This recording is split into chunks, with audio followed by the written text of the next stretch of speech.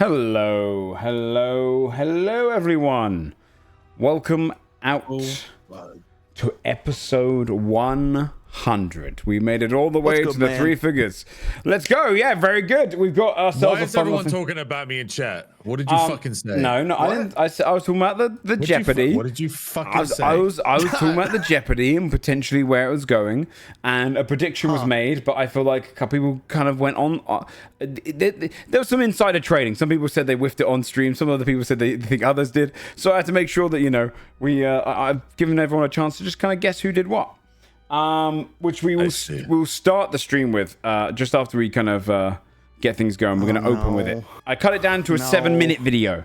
Oh my goodness. The full cuts are all going to be on Patreon, but this is a humiliation ritual, just so everyone knows. Yeah. Like, we're forced to be here. I hate watching anything that I'm in. Like, at all. And it's so good though. This whole thing is so good. And again, like I said, it doesn't really matter, right? Like, it's just.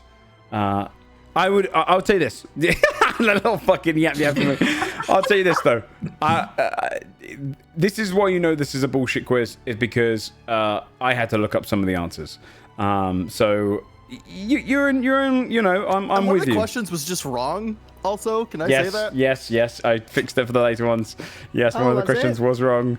I guess don't say it, but we'll find out after. Well, I get the wrong version right for some fucking reason. So Tomato and Shayne got the wrong version, but you both got the answer correct. Technically,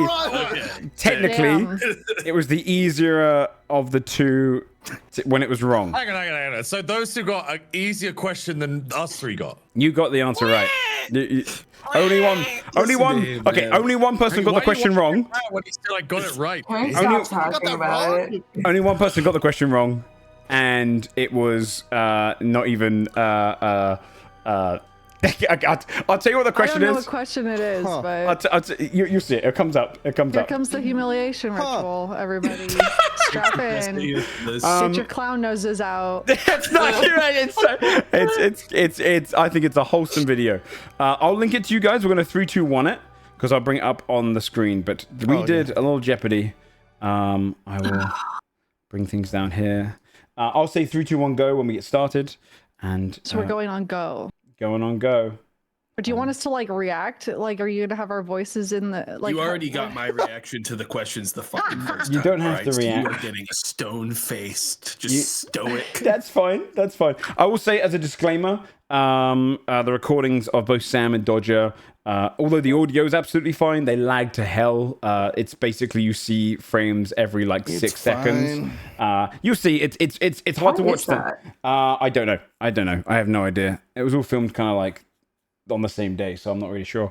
But something kicked in, and I didn't see it until afterwards. So, all right, I'll do 3, 2, 1, and go. Okay. Okay. All right. 3, 2, 1, go. Welcome out to SunForge Jeopardy. Well, for our 100th episode special, we decided to get all of the group to do a Jeopardy based in the SunForge world. The way this game show works is essentially you'll be given a clue and you have to answer the question. Nobody looks happy for to be here right example, no, if it we're said, not. this is the world in which Godforge and SunForge takes place on, you would say, what is Veil? Let's take you through the categories. NPC, if you can get these, includes any NPCs that they've come across from episode 1 all the way up to episode 100 that could be enemies or otherwise. Friends is people that have joined the camp or even guest stars along the way. Last We Left Off covers anything in the lore that happens from episode 1 up until episode 100. It's a kind of magic items. We'll go over any magical items they've got, all including magical effects of big lore moments during the campaign. Appetite. And the final category will change its name depending on who is taking the quiz. In this one, for example, it's V. In one of them, Carlisle, Tack, etc. I'm gonna throw up. That one is specified to each of the individual players based on who they pick prior. Now, players will have a chance to double up one of the questions to get double points. And on top of that, if you want to see the full thing, it's all going to be uploaded to Patreon. But for now, let's just take a look at how they did. After escaping the Dreadfort, Zaxxas Vindalis took on his glamorous pseudonym while hiding amongst the fray. Girl. The title. The Bastard of Beauty. Who is the Bastard of Beauty? Who is the Bastard of Beauty? Who is the Bastard of Beauty? I don't know who Zaxxas Vindalis is. You give me a physical description of this bitch. Devastating. Glamorous. Oh, the Bastard of Beauty? Who is the Bastard of Beauty? Who's Zaxxas? I'm passing this one. I don't know Dude, this. can I just say, A I full thought to my dreadful prisoner, score, you this mad fucking sway, bioengineering Bastion. alchemist was given a second chance by the What party do and you killed mean? after guys, after. I need his name. I don't know his name. Hey, this quiz makes me realize I should get like medicated. I need an attention span, brother. War Crimes McGee. Who is War Crimes McGee?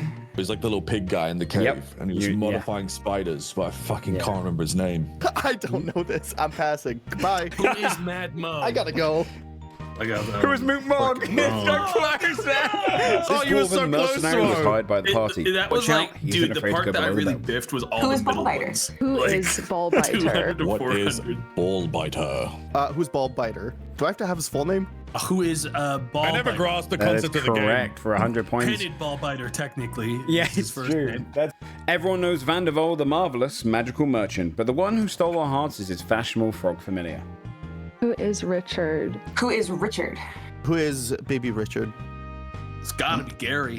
Yeah, Gary? here we go. It's gotta be Gary.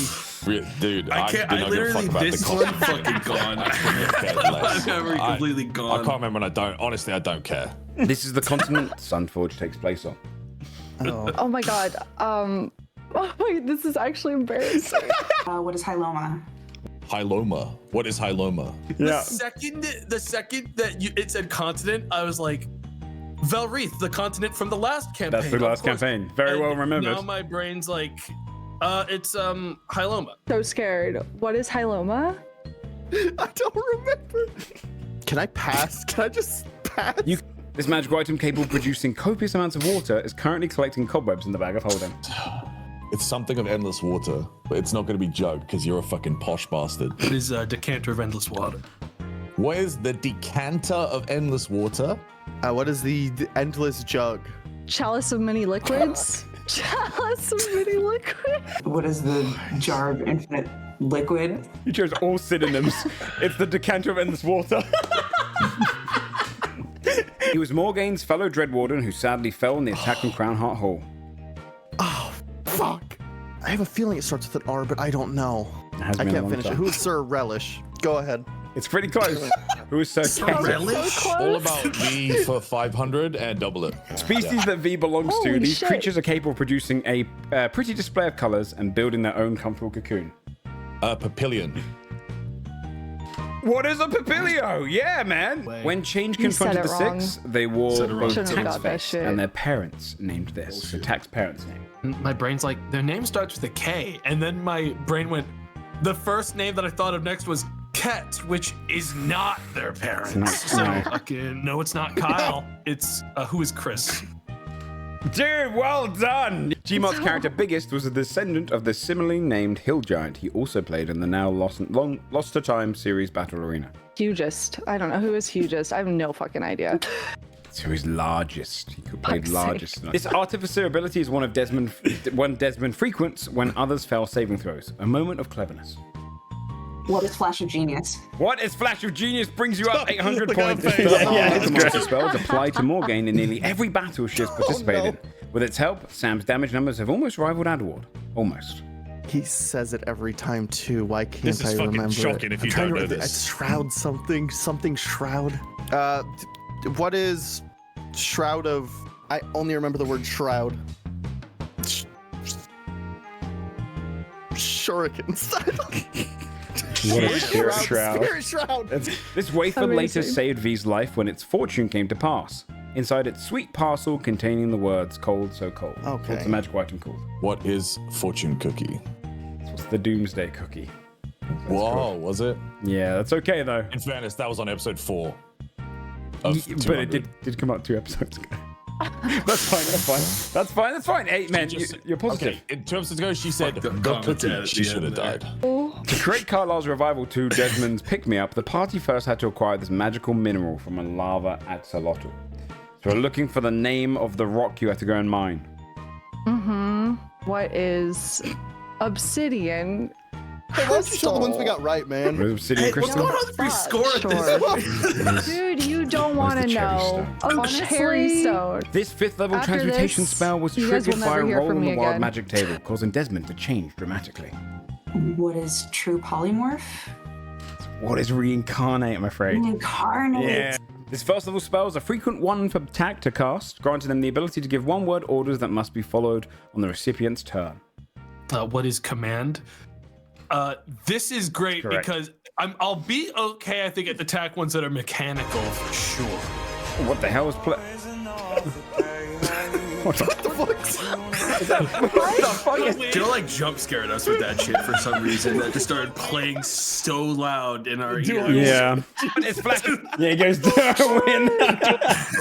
Oh my god. Yes, that was the piece together little Jeopardy. Thank you guys for doing it. That was for your little level, your 100th episode special. Yes, I definitely cut out all the ones. The thing is, it's not funny to see the ones where you all get them right. I got a few of them in there, but you guys are just, when you get them right, you're cool we about just it. want to laugh at the failures, Yeah, everyone. yeah. It's a circus to you. It's just It's a lot of pretty circus. Yeah, there was. I mean, there's a lot of luck to it, right? Because when to double down and whatnot. But yeah, I you don't think I guys. got a single Morgane one right. Yeah, it's true. That's you. No, I got justice right. You got justice. You did get justice, which is a 400 pointer. In the end, For some reason. the winning score was. You don't have to go here. I'll just say the winning score. Yeah, Everyone don't say else's anyone scores were else's, pretty close, please. genuinely pretty close. Like That's the rest so of you, false. you're genuinely. Your scores are all fairly close by. Should we just say our scores? Because Joe, for some reason, isn't going to say them. Well, because you guys just said you didn't want to hear them. I didn't He's want trying to. to save my embarrassment, everyone. Just everyone calm the fuck down, Sam. Bree, what was your score? I got Negative everything right 900. about V, by the way. Negative 900 was my fucking you owe me an score. Oh, is that apology. because you wagered like a bunch at the end trying to like I did at the double end, but it and doesn't then- even matter. Wait, I can was you in the wager negative. more than once? No. I was in the negative. Okay, I was gonna No, say. it does matter. Listen, I just What want to got say, you in the negatives though? I have the missing worst them. memory ever. I have no takes so I can remember shit. Every time you miss I one, No, have you lose the ADHD points if and you a don't get it. horrible memory. To be like, fair, so bad. this is how close it was. If Bree's double up at the end went through, she would have come third by pretty close to the second place. It's that tight. It's only one. No, you would have. You would have got plus 700. This is the reason this is so silly. Is because 4 of you were within a couple of questions. One of you was Yeah, I the wonder true who. teacher's pet. You should have blurred out those scores, man. Who's the nerd, man? Who's the teacher's pet? We already know, but you can Who say do it. you think? I'm gonna be honest, guys. The fact that I got such a high score is actually kind of fucking whack because I went into that genuinely not being able to recollect names of half of the characters. I don't know what happened. I did get thrown a lot of mechanical But that questions. must be to false. fair. So. 'Cause I you- couldn't remember the name of the like any question. Like Tack had one for like Lady Zonia. Couldn't fucking remember their name. Like shit like that was just gone. If it was a character that I didn't like specifically interact with for plot. But then Joe threw a bunch of like mechanical shit at me, like, well, decanter of endless water and all that shit. My Yeah. brain was just like, I don't know. Yeah. I'm cooked. I can't remember my own birthday, guys. It was Dude, it was a strange same. one. Whenever I do these Jeopardies, I usually end rather in minus 1,000, or the most I've ever got is plus 1,000. To mine, I ended on 5,400. So it was a obscene. is It insane. didn't make sense. It didn't make any sense. I couldn't remember Yeah, Richard's name. congratulations. Crazy. It's true. He felt Richard's I don't name. know. There were ones that I was hanging on that I was like, oh, that's fucking terrible. That's really bad. High-Low I almost didn't get. Like, I genuinely was sitting I on that didn't. for... Yeah, that one Joe, freaked like, me out cut for around, some like, reason. fucking 15 minutes of me basically drooling on Mike, trying to remember... Yeah, I did cut out. There was a lot of breathing room across the board, which I took out, which to clean up. But I mean, there's a lot on there that you guys all did get right, which were pretty impressive. Can I say that the second that I was done with mine, Joe laughed and was like, "Do you want to know Sam's score? It's going to piss you off." Immediately. They were cute because they're within 100 points. Sam got 200. Dodger had 100. They were within You got 100. 100. Yeah, just literally. Second place? Yeah, you got second place. Which the edit didn't Good really make it look that way.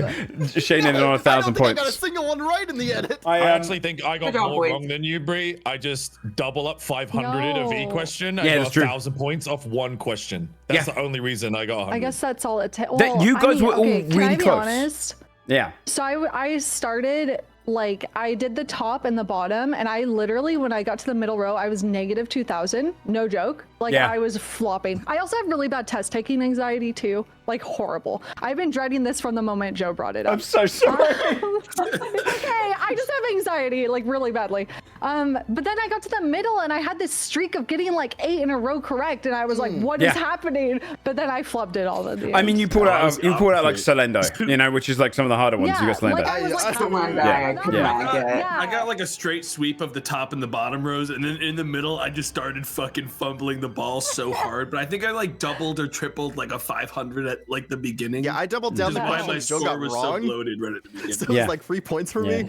It was the question asking who largest was. Like he wrote down largest, and I was like, "Isn't that his name?" Do you know what it was? It's so my God, not that's to funny. throw Swip and Fraves, my mod, under the bus. He wrote a bunch of the questions, and when I read that one, I was like, "Oh, that seems right to me," because his name was biggest or largest, so it was the opposite way around. So I cleaned that up for the last 3 people, I think. But then, I mean, Dodger and Sam got it. Which is fair. So it didn't kind of change anything in the end. But yeah, some of the ones, if you see the full edits on the Patreon, I'll link it all to you guys as well.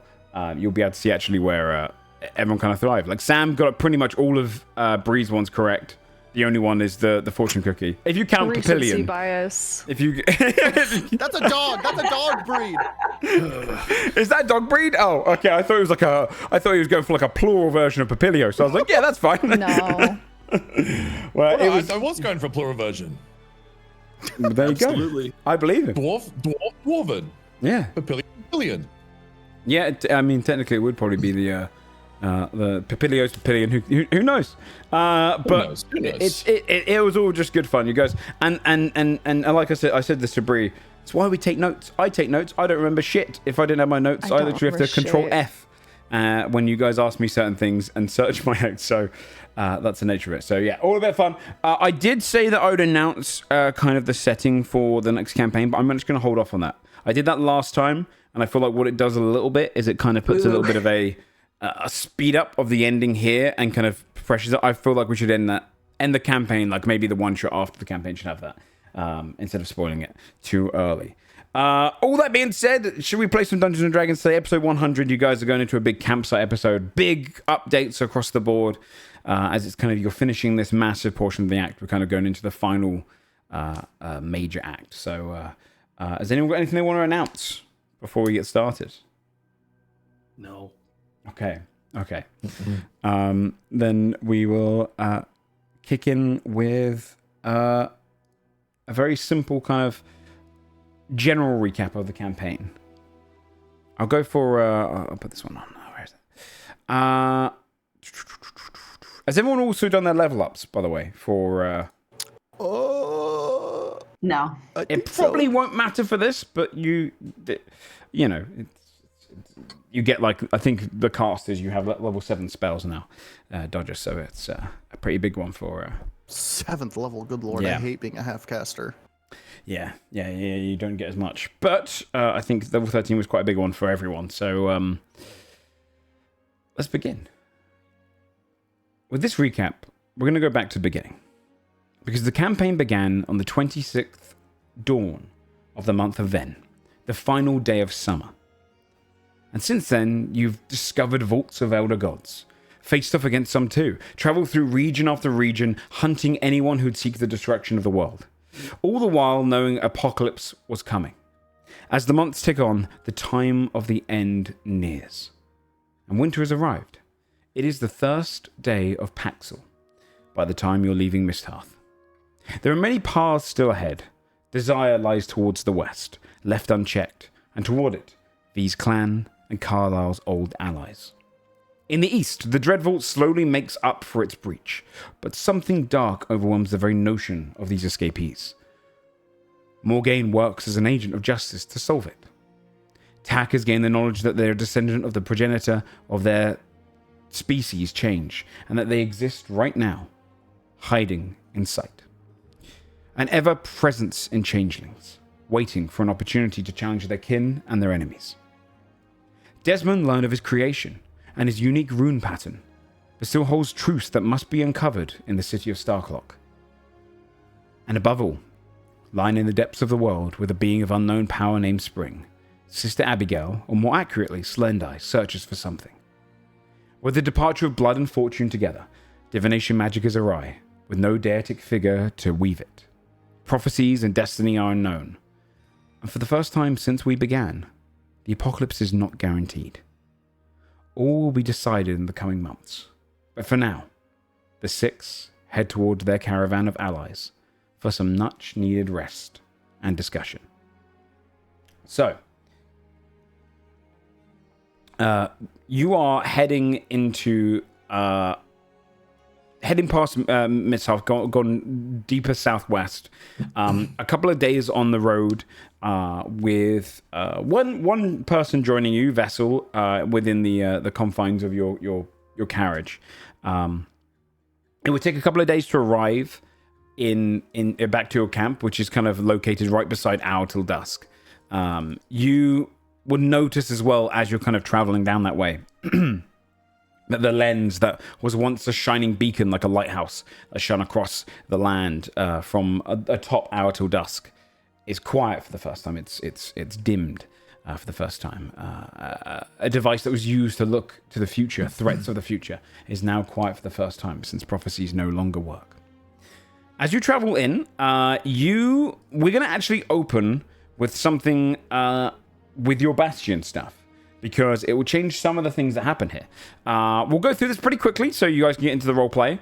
But your Bastions, if you remember last time, have been simplified. It now just gives you an effect on your level up. What you get to do here now is you get to get all the benefits from each of your Bastion stuff. And because you hit level 13, there are now 1, 2, 3... Where are they? 1, 2, 3, 4, 5, 6 new options to take on as a new Bastion building, which will give new benefits. And because they're level 13, they're a fair bit stronger, or they come with some pretty big ones. So I would say what we should do is we'll go through all of your Bastion stuff, and then we'll look at the new ones to add in, because you get some fun little things there. Who would like to go first on the Bastion, or do you want to all roll for it? I'll say this, there is... we will do Desmond before V, just because you made a quest last time, Desmond, which they went on, and if it really fluffed it, a couple of the mercenaries might be gone. So we should do your one before the mercenaries, just in case you're like, hey, we got some room to hire new ones. But you can, if you want to roll for it, we can roll for it. Where everyone goes, we'll just swap... Yeah. I have no preference of order. Okay. Unless someone wants to go first, you can just pick. I can go. Doesn't matter. Yeah, fine by me. So you have some things. Also, a bunch of them are going to be upgraded because you're level 13 now. Your decorative garden brings in 500 gold per level up. Because you're level 13 now, you gain 1,500 gold from it. The flowers bloom greater. So each level now you get 1,500 gold, so 1,500 for just returning home every level. So add 1,500 gold back to your balance. And then you still have the ability, which is choose a number of creatures up to your proficiency bonus, and they have advantage against fighting effects for the next 8 hours. That's when you're rest at the decorative garden. So there's a lot of benefits you get for resting here. We'll go over those if you ever do go out of here and go straight into a battle. Your workshop, you gain... I don't know if you can... I remember the issue of last time, and I've only just remembered it now. You gain usually 1 free common or uncommon item from the implements table. At 13, you're going to get 2. But I've got a feeling you're not going to be able to open this damn link. And I think that happened last time, and I wrote down for myself, fix the link, and I didn't know what the hell that meant. Please work. Let's see, can you open that I up? got a $60. I guess I'll Oh my drop God, some. okay. For the low price of $60. Let me see here. So I will screenshot it. Or if you would like, if you just want a little bit of randomization, we can just roll for it if you like. Just see what you get I'm from it. fine with rolling. Yeah? I wasn't here, so we could say that Yeah, that's what they made for you. Yeah. chose something to make. That works great. Question. Would you like 2 uncommon, 1 common, 1 a bit of both, or are you, which do you want to go for? Because it's common or uncommon. Uncommon are usually better, but common might have something funny in there. Just depends what you want. Funny, come on. I do like the funny, but funny. it's randomized. It might not be funny. That's true. Shane. That's true. It could just be shit. It is absolutely up to you. You can do one of each. You can do two and uncommon. I'll do one common, one uncommon, please. Go for it. Hit me with a D100. Okay. And if you could write these down as well, because then I'll search them up for you afterwards. I'll see what they do. A 52. A 52. You get, in the common one, a potion of climbing. When you drink this potion, you gain a climb speed equal to your speed for 1 hour, and during this time you have advantage on strength athletics checks to climb. This potion is separated into brown, silver, and grey layers, resembling bands of stone, etc., etc. So a potion of climbing. Okay. And then hit me up with another one. 9. Okay, so I'm trying these down at the same time. A 9 on the uncommon table. We'll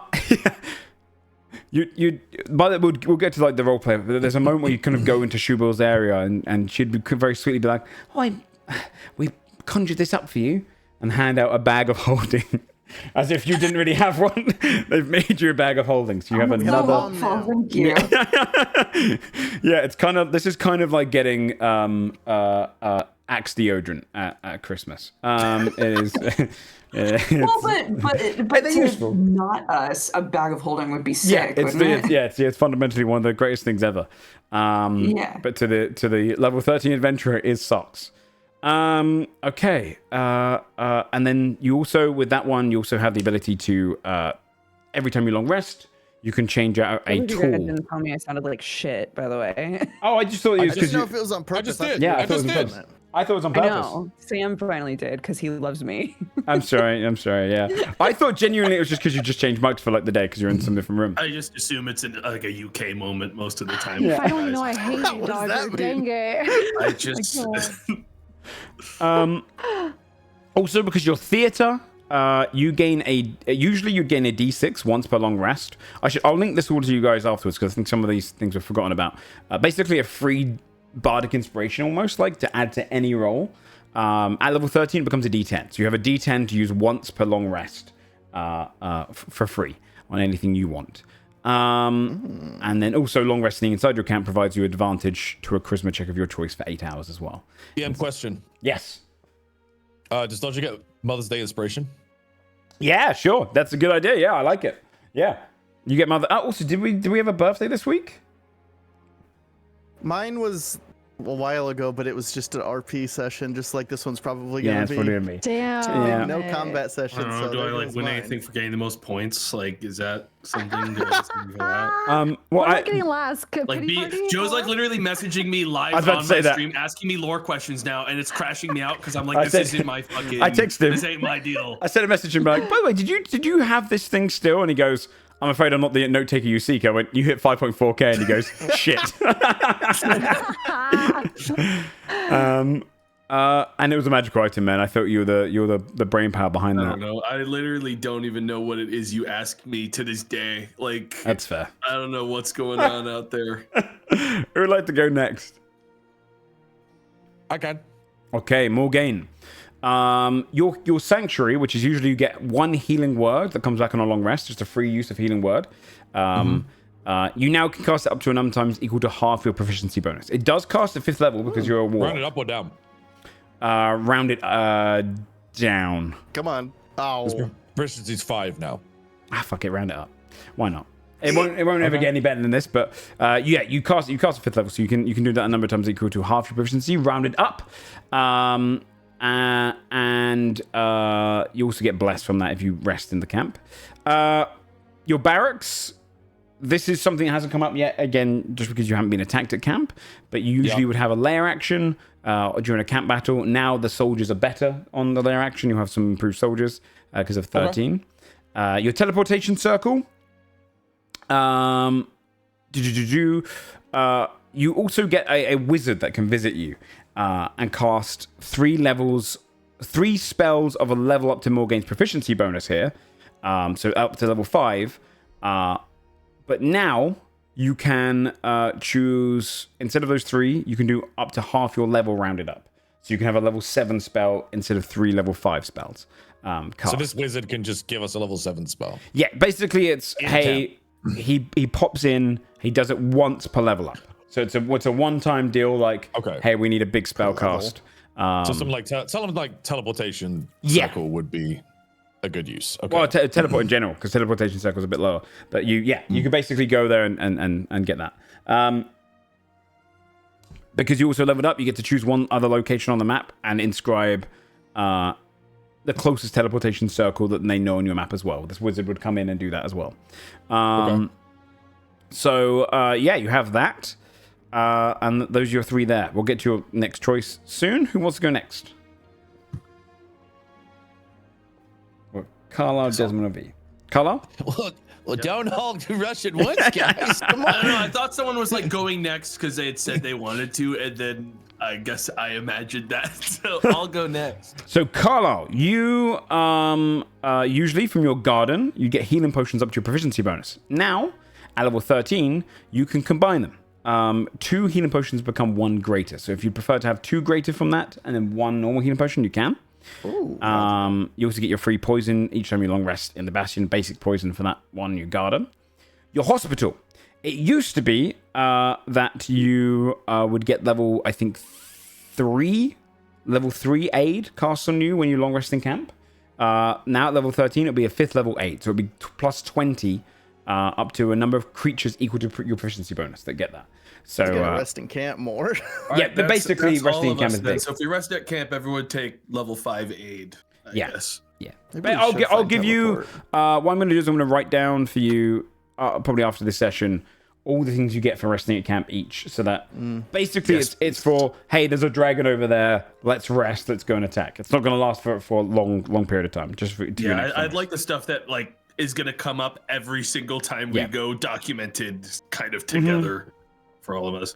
And then your greenhouse, similar to your garden, because it was just basically an upgraded garden, you usually would get greater healing potions up to proficiency bonus.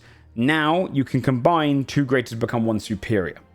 So you get that as well. And then that also gives you a better poison, which I'll post afterwards. Okay, so could I take the 2 greater that I just got and turn that immediately into a 1 No, superior? just because the garden is specifically doing that as part of it. So you're getting basically you're gonna have 1 healing potion, 2 greater, and then 1 greater and 2. You're gonna have overall 1 healing potion, 3 greater, and 1 superior if you do the combination. Okay, I'm gonna do that. Okay, So brilliant. I'm gonna document that now. Brilliant. All right, we'll do Desmond next because everything leads into V's mercenary camp as well. Desmond, your smithy. That gives you can now get 2 items of common or uncommon from the armaments table. Do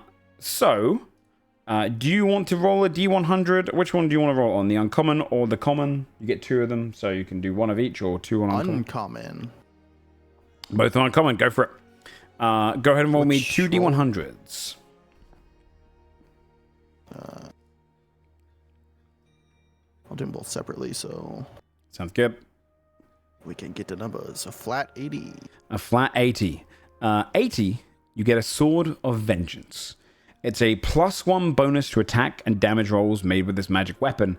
However, it is a cursed weapon, possessed by a vengeful spirit. Becoming attuned to it extends the curse to you. As long as you remain cursed, you're unwilling to part with the weapon.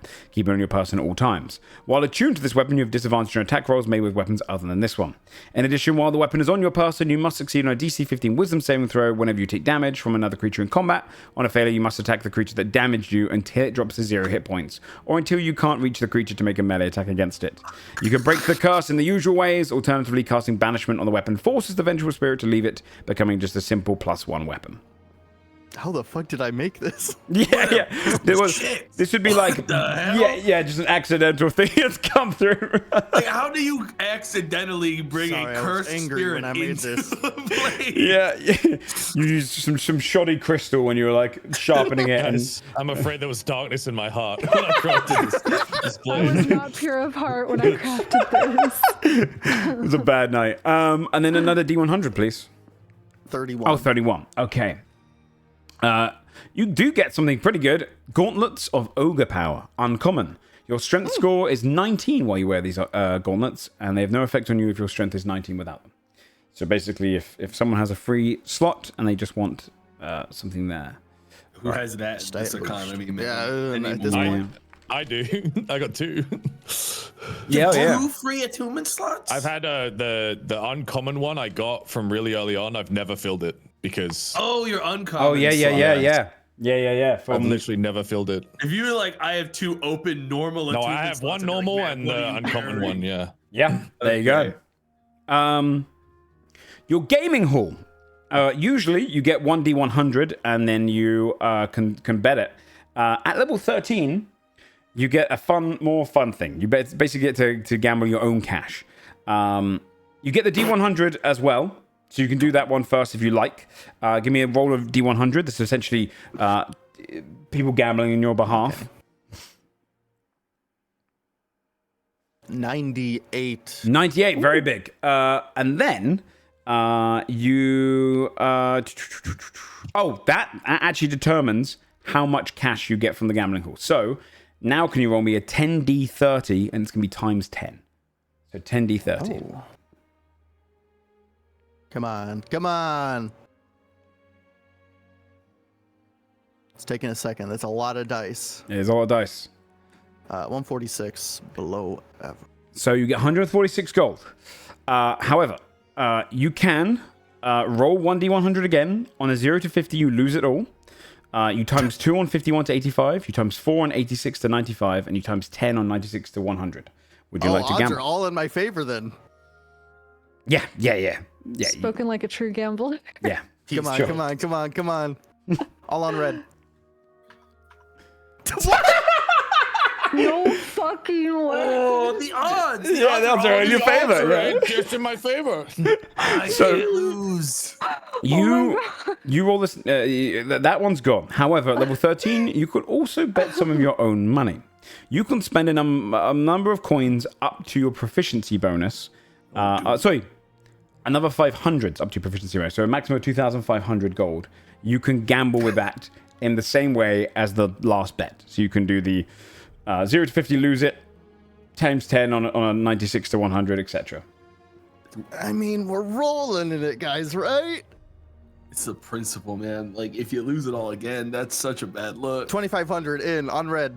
2,500 in on red. Roll the D100. 35. 35, it's gone. It's all fucking 2,500 gone down the drain of the gaming hall. It's harder than I thought. I'll go black next time. The gaming hall is there for that, but you do have now your bounty board. I didn't write it down successfully, and I was struggling to find it, but I'm pretty sure I remember portions, so correct me if I'm wrong on this. You chose the Long Road Bandits. You usually get an easy, medium, or hard mission to send the mercenaries out on. I believe you chose the easy one to begin with because it gives you 1,000 gold, and then you get 1d6,000 on a victory. So you get just test the waters. Yeah, test the waters. So, and if I remember right, did you send out all 4 of your mercenaries at the time? I don't know, Tomato, did I? What the fuck are you I'm going to say this. right now, you get to Dude, decide you're the now. guy now, dude. Holy shit, you guys gotta get off my fucking case. You get to to fly. You get to decide now if you, in case you didn't, because I couldn't find the actual exact moment. But essentially, the more you Our send, mercenaries are guards. Oh my god. Or are they different? which scenarios? Our mercenaries are guards. No, these are like they Bullbiter, our guards? Dallin, Calama, Connell. Those are the 4 If that they're are not in our there. guards, I would have sent them all. Okay, yeah. If they are our guards, I would No. have left Your some. guards are separate. They work for like Morgan. They're kind then of I would've general. sent all Yeah. of them. Okay, so the way this works is Bullbiter, Dallin, Calama the mage, and Connell all go on a mission together. They head into these bandits area. They're trying to locate a robbed rich merchant's kind of supplies. The first DC that will come up is a sneak DC. Who would sneak? Bullbiter, Dallin, Calama, Connell. I can tell you, Bullbiter has a plus... Let me find him. Bullbiter. To sneak, surely nothing. Right? Yeah, he probably... It goes off their dexterity. Cannot sneak. I think it should be impossible for him to sneak at this point. He literally screams like all the time. I think he probably is bad at this. There's balls in his mouth, to be fair. So Connell has a +4 to dex with no sneak. Dallin has a +5 to stealth. Henid has a +1, and then the mage has a +1. Talon's our archer, right? Yes. So I figure they'd be the stealth. Okay. You're gonna have them roll up. Okay. Yeah. They are gonna do their stealth check now.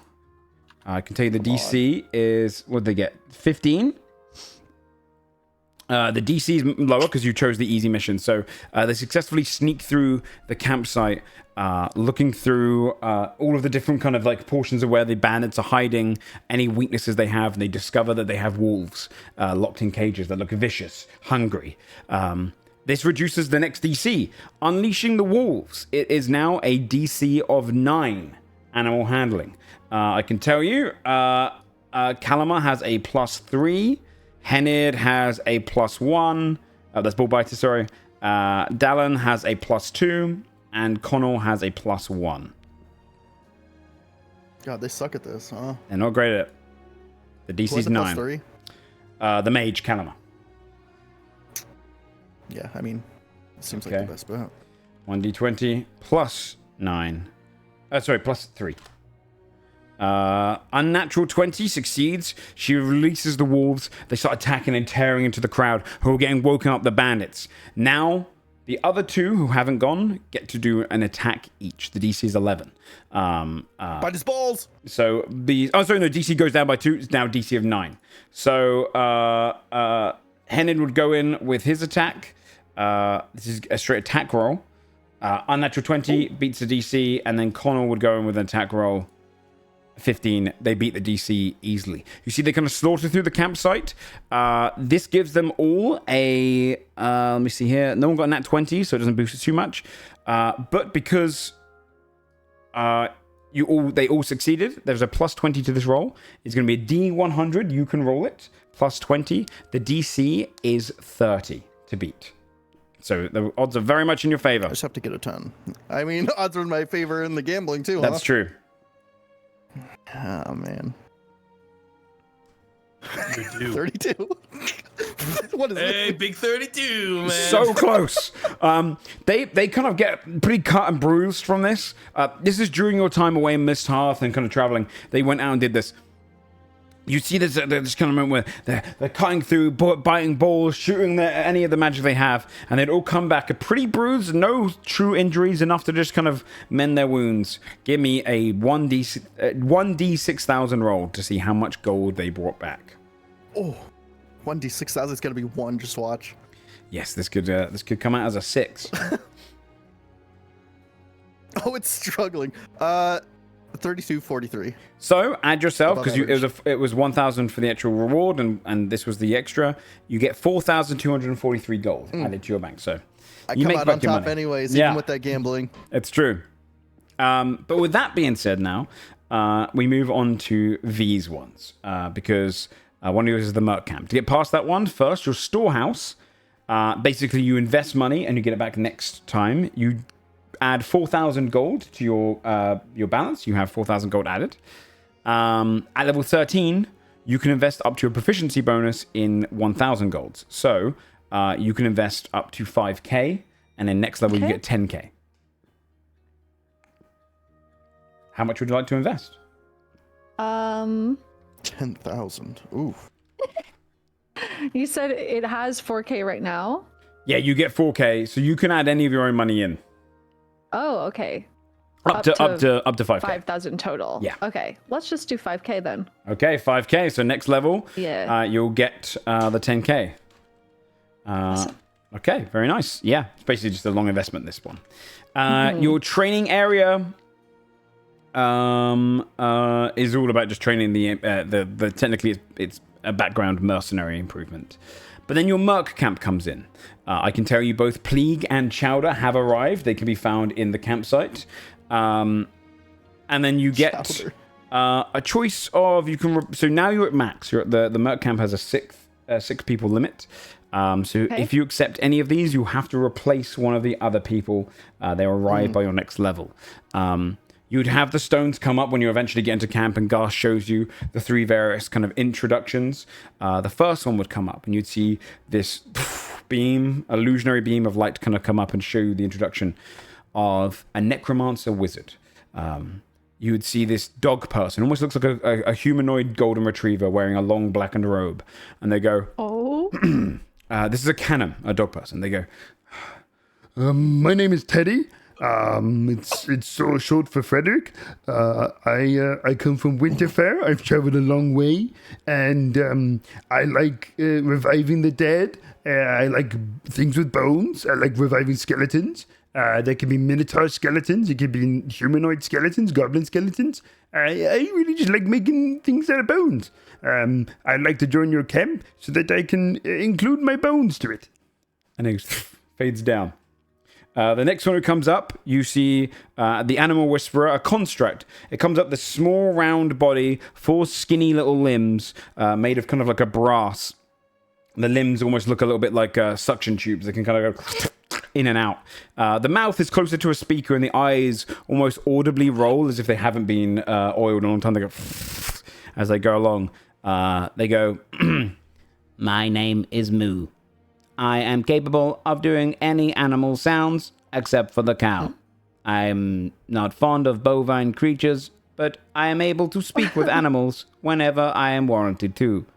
I am looking for a new master. Mine was eaten by a bear. I would like to join your camp and offer my services. You see, they fade down. That's Moo. And then the final one comes up, and you see this large gemborn. They're basically rock people, but you can see they've kind of got rubies all through their body. But they're kind of wearing these like fine, almost pauldrons and kind of like a tabard almost coming across their shoulder like a cloak. And this kind of almost like chainmail built into the armor itself. Almost like it's embedded into his rockery. He goes, My name is Sir Redwall. I am a knight. I was knighted by Sir Vicaric of House Gloria. I am known as the walking tank, as I have won most of my battles by exhausting my opponents. I win them by them taking hits against me and then finishing them off. I'd like to join you to explore what it is to be a knight. Comes down. So, if you were to invite any of these 3 to your camp, they would have to replace any of the mercenaries you've got. So you've got Necromancer Wizard, an Animal Whisperer, and a Walking Tank as your choices for mercenaries. That old man, I bet, goes hard. Yeah, the last one, the tank. I bet his stats are insane. Dude, he reminds me of Homer Simpson when he becomes a boxer. That's what he sounds What a like. pull. Just takes punches and then pushes him over. Yeah. I mean, who would we want to replace? Can you remind me of our full lineup here? I can indeed. So Pleague and Chowder have just joined. Pleague is the Kuatoa fishman who believes in the great starfish. Chowder is the badass pond-dwelling otter person. You've got Dallin, who is your archer. Connell Rump, who is We're trying to force into retirement. Yeah. Last time you were trying to convince him. Colin just came back from one successful mission. That could be the big heist. It's true. Yeah, that one last job just happened. You have Bullbiter, who you know. Kalamar is the mage that has another mage living inside them. The sorcerer that has another spirit inside them. And Connell is the kind of veteran fighter halfling who's been in a dozen wars.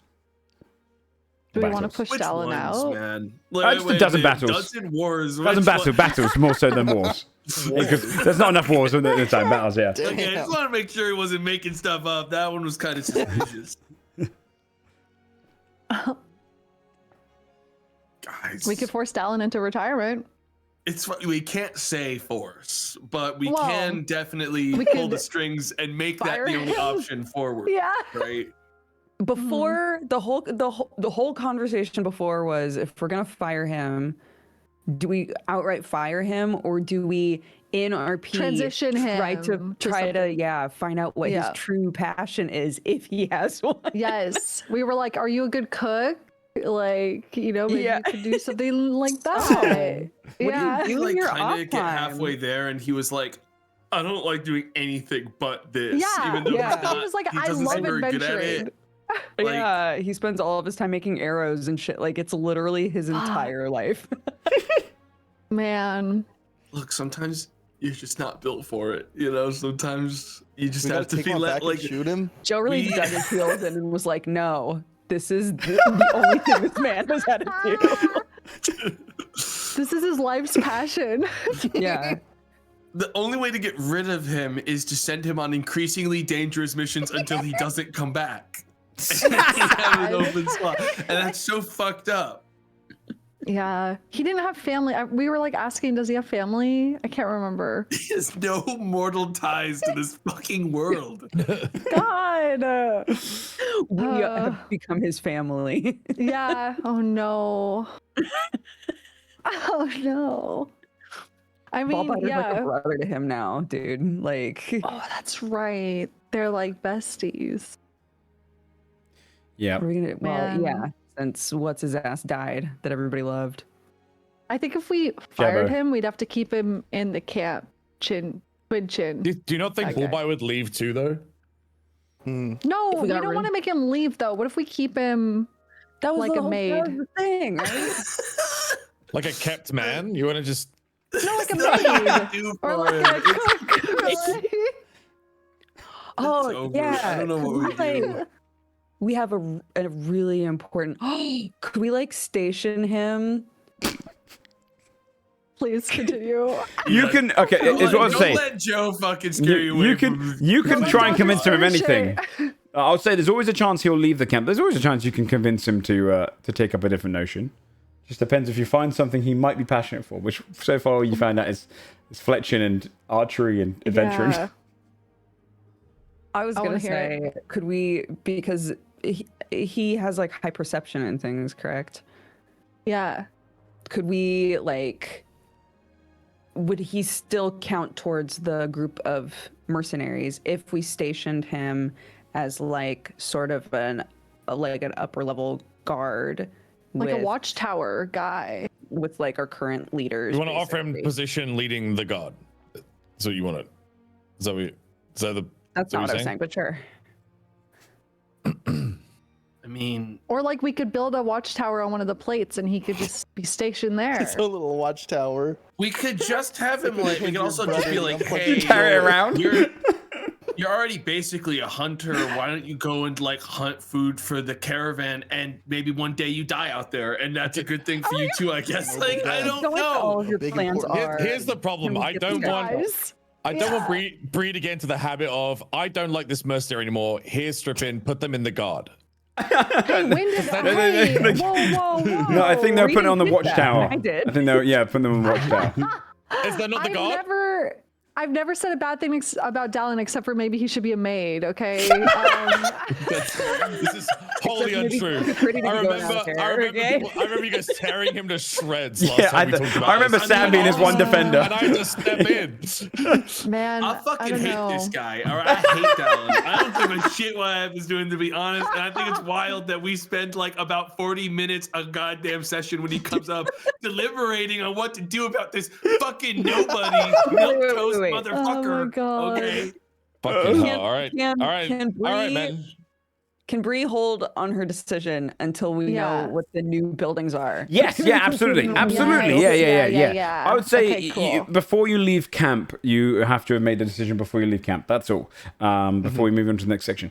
So you can each build one building. So the choices you have, these are all much stronger for the most part. So an archive is the first choice of buildings. This is kind of a large library-like building. You gain access to bookworms. They're a small collection of floating astral creatures that love to read. They only exist in the foundations of the archive, but they can do the following. Once per long rest, you can summon them as a free action to identify an item or magical effect. If the item is cursed, they can find out the curse. Or come on. Alternatively, yeah, this is more so in the situation where Desmond's not around. Once per long rest, you can summon them to do an intelligence-based ability check instead of you. And they have a plus 10 to the roll. So once a long rest, you can basically just have like a little nerd squad come in. You also get, once per level, you can choose a number of scrolls up to your proficiency bonus from the wizard spell list. The spells must be of a level you can cast, and you can cast them with your own modifier. If you're not a spellcaster, you can cast them by rolling Arcana and beating 10 plus the spell level DC. So if it's a third level spell, it'll be 13. The cost is, for proficiency bonus, you can get 5 level 3 spells, because it's 1 proficiency bonus for... 10 level 3 spell scrolls, because it's two scrolls per proficiency bonus. For level 4 or 5 spells, and spells of level 4 cast at level 5. And on the previous one, I should say, any spell under level 3 will cast at level 3. 1 proficiency bonus per scroll.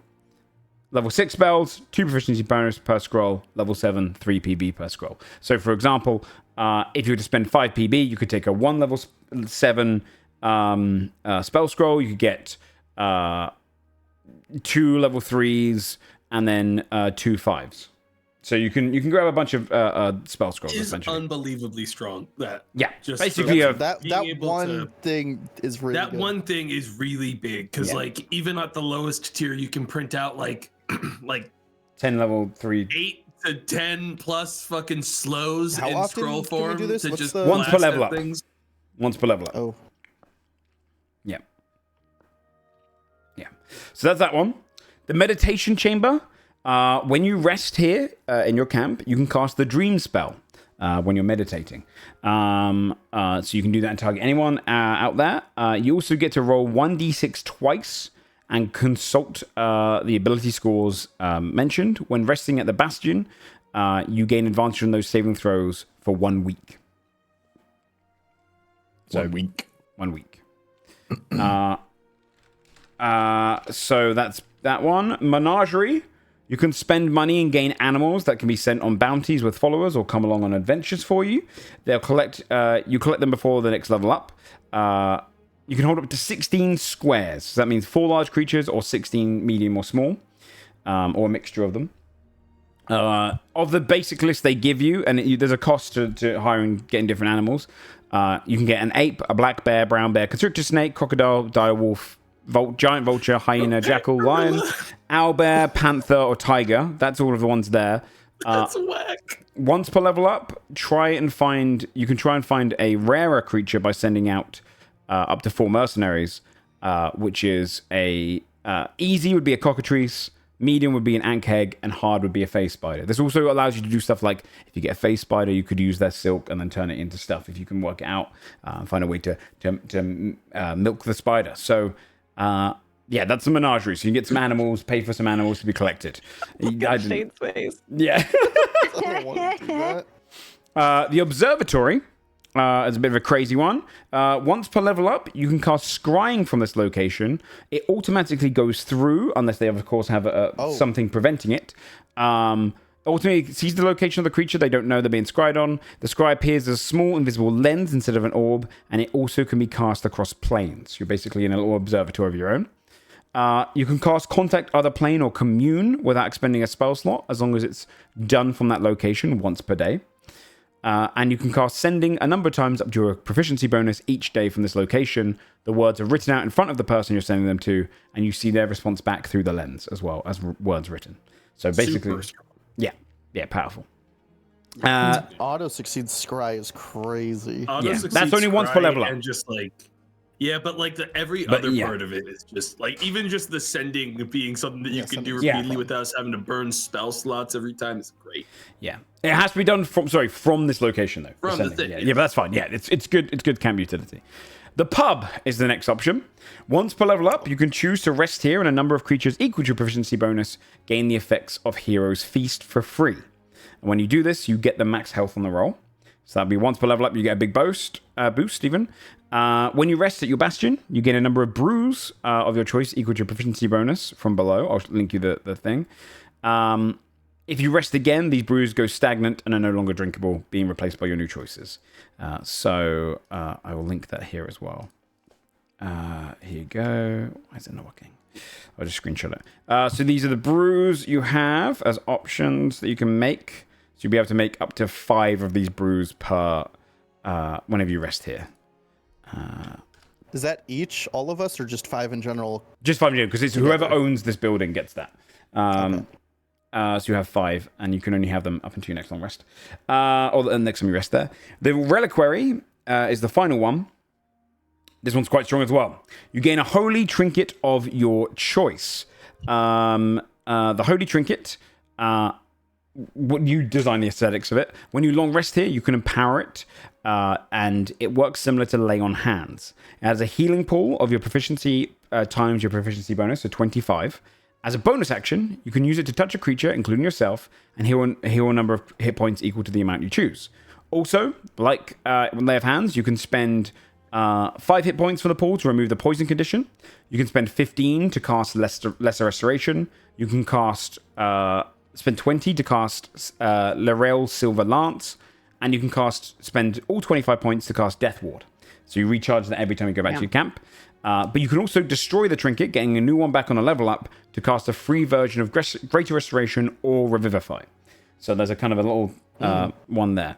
Okay. And then while long resting inside your camp, during the time you're long resting, the camp falls under the effects of Hallow. Choose the creature type and the extra effect. So basically you're protected from a certain creature type when everyone's asleep. So those are your choices. So you've got the Reliquary, the Pub, the Observatory, the Menagerie, the Meditation Chamber, and the Archive to choose between.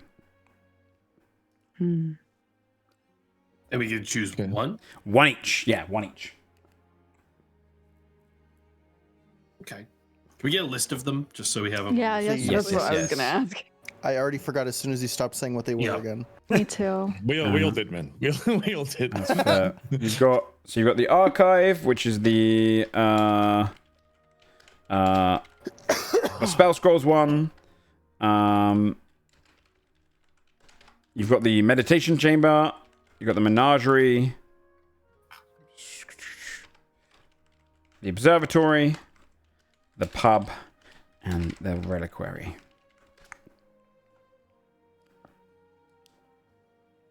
So again, just to go through them, Archive is the one which you have the bookworms and then also the spell scrolls. Meditation Chamber gives you the ability to cast Dream and then also gives you the advantage for a week on 2 saving throws that are randomly rolled. Menagerie lets you get special animals and whatnot that you can help to bolster your followers or get some materials from, or even just bring along with you as well on your journeys. Observatory is the one which allows you to do scrying, sending, etc. The Pub is the one which gives you the Hero's Feast and then also the brews.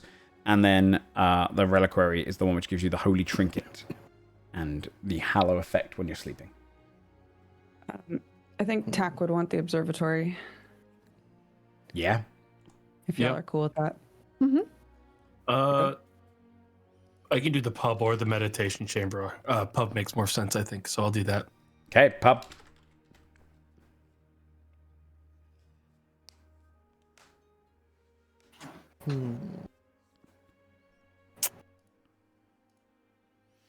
So we've got the Menagerie, the Archive, the Meditation Chamber, and the Reliquary left. What was the Meditation Chamber again? You get... Sorry, I scrolled away from it. You can cast the Dream spell when resting there, which is the one where you can target someone in their sleep and whatnot. And then you can also roll 1d6 twice when you rest at your Bastion, and you gain advantage on those saving throws until 1 week has passed. Okay. Is anyone leaning towards anything? I think Desmond's going to take the Archive. Desmond takes the Archive. I don't know what V would take, honestly. My animals. If you want animal. Maybe. I don't know. I'm worried about that animal one. Like, I think that's going to be a lot more burden on us than we think. I don't know how I feel about us leaving and then being like, maybe we should get a bear. Like, that doesn't feel so bad. Crazy. I'd say the Holy Symbol one suits me more if you want to take the meditation one. Yeah, I feel like that makes more sense for her to take over anything else. All right. And then we have Morgaine takes the Reliquary. Okay. Well, all of that kind of mechanical stuff out the way with, you would be arriving back into your camp. I've linked. Obviously, this is a chance for all of you guys to get to role-play together as well, of course, if there's anything you want to do around the camp. But I've linked you a series of all of the alphabetical names of the characters. I will also pin that for you guys. There are a few more characters who are not listed there, which doesn't really make sense to give you. But I will say there's kind of a few new characters in the camp as well. But in case you wanted to step in with anyone. People we haven't met? Yes and no. Some newcomers and whatnot, but when you go around the camp, it'll be kind of explained. So whenever you kind of pass by, I'll describe it. But yes, you would be able to return back to camp for the first time in a long while. You would see that the camp, immediately when you're starting kind of coming into sight, when you're just kind of out in the woodlands and in the outskirts, and you come across Alto Dust standing against its mountain fortress, and you see the camp kind of located fairly close to the city, just out of the way enough to be its own kind of entity, you would notice that it is thriving. There are people coming from the city to and fro, like it is almost like it's the local circus. People who are coming here to trade goods, sell goods, and your camp has gained a bunch of followers. It's basically turning into a kind of a small moving town. Out on the road, you can just see kind of ahead of you as you're kind of passing down. You see Sir Trippy, the Harangan Knight, is practicing swords with Jack Tavington, the rat man from Songrest that he took on as a squire. You get again, and you can see they're kind of clashing in front, and they see your carriage come in, and he goes, hold! And you see Jack swings in, and he catches his hand, goes, kind of trips someone to the ground, and goes, good try, but you have to be quicker than that. And they kind of wait for you to come over, and you see the carriage kind of pull in with you guys arriving back at the town. You see Sir Trippy just kind of holsters his sword. Jack does the same with his little kind of smaller short sword, which he holds almost in two hands. And you'd see as they kind of both step up and fold their arms and kind of wait for you to arrive. You guys are in the carriage. What would you like to do? I'll pull the carriage close enough to reasonably get out here. Yeah. You see a kind of a smile comes across Jack's face first, and then Sir Trippy kind of nods his head. Welcome back, Six. No one's gonna know who I am. Oh, wait. How are we gonna handle this one? You gave much thought about this? I mean, I just tell them what happened, I guess. Yeah, I mean, they're probably gonna believe it. Well, you all I'll go and start catching up with folks. Carlisle's like having pulled into like the area is definitely seeing the repercussions of our actions with our till dusk and kind of a little nervous being back here that we are going to get in a little bit of trouble. Yeah. If anyone connects us to that. Yeah. When you like kind of pull up, you see Sir Trippy goes, how did it go? Did you all make it back? Oh yeah, it went really well actually. I think we actually have a couple. We actually have a extra person in the carriage with us, and he looks towards Desmond. Look at Desmond here. Kind of looks confused, and Jack goes, "Oh, it's a suit of armor." Yeah. Yeah, I was to protect me, but I don't think I need it anymore. I think my skin's gotten hard enough, you know? Yeah, I suppose you're not paler under that thing. You never took it off. Jack here has been doing pretty well as a squire. Things have actually improved quite a lot around here too. We've brought in a lot more commerce. The guards nearly doubled. We have shops selling constantly from here. Vandervold's shop has tripled in size. And, well, we have a caravan leader. We elected in someone. Oh. Farman. Who? The cartographer, Farman. He, makes sense. Yeah, we came together. He's actually waiting for you. He was hoping to catch you first when you came back. He has a cartography stool set up inside his tent. But I'm sure he could use speaking to you. But he looks back towards the camp, which you can see is kind of thriving quite loud in the distance.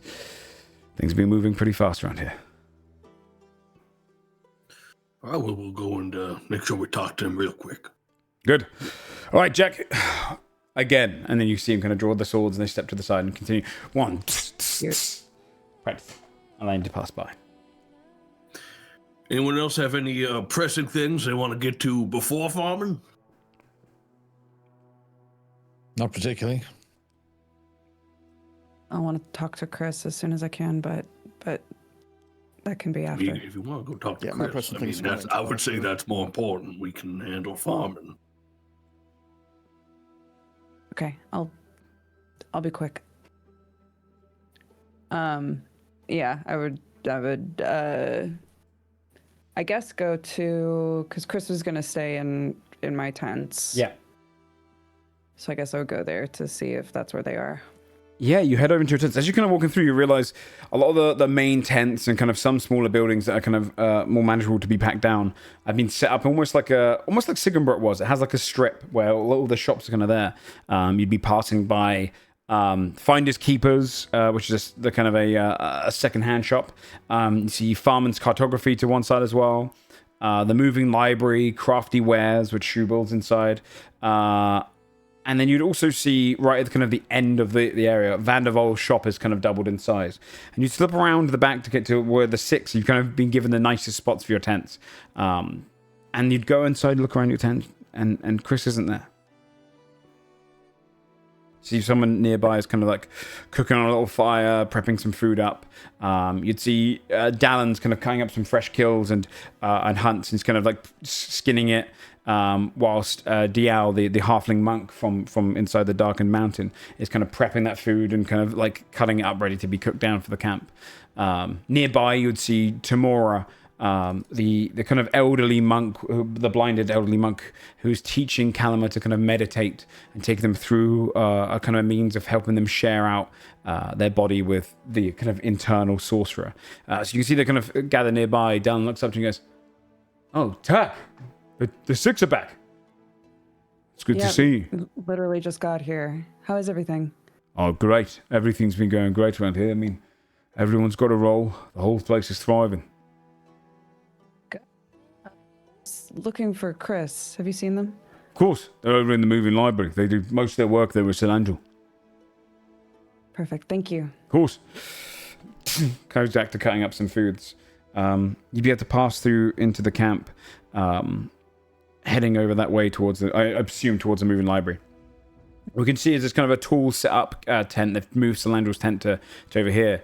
And inside, when you pass through, you can see there are almost shelves being put out with various books, notes, scrolls, all sorts come in. And you see a little sign that says "Trade for Trade." Behind a desk at the front, you can see Cilandro is kind of writing up some stuff and counting. And then Chris is kind of on a ladder, putting some books onto a makeshift shelf over to the side. Doesn't usually come in. Cilandro kind of looks up, smiles when he sees you and goes, Chris. Like, hold on. What? I told you not to distract me when I'm on. They kind of just point. And immediately just kind of slides down the ladder, walks straight towards you and pulls you and hugs you, and kind of you feel like the embrace squeezing the air out of your lungs for a minute, and let's go and look at you. Hi. When did you get back? Just now. Well, how did it go? Is everyone okay? I think it went about as well as it could have. It was messy, but seems like you've settled in very well. Yes. I mean, this has been pretty lucrative. It was Cilandro's idea. I helped conjure it together, but the idea is that people come in, they trade their own books, anything they've written down, and we trade anything we have back and forth, and as the town travels, we'll be able to share literature across the entire land. Smart. That's perfect for you. I do most of my work here. I was doing some work with Showbill, but it's a little more intense, so I thought it'd be easier here. It's calming. I have good company. Just kind of eyes moment for Cilandro, who kind of looks down a bit sheepishly and then continues Insight writing. check? You can do an insight check.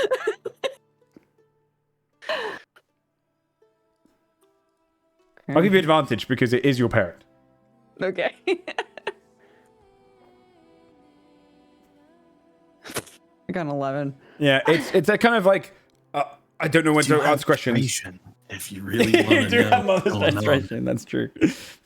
You kind of get this moment of like looking between, but then Chris immediately kind of distracts you with, "So everyone is fine." We are all fine.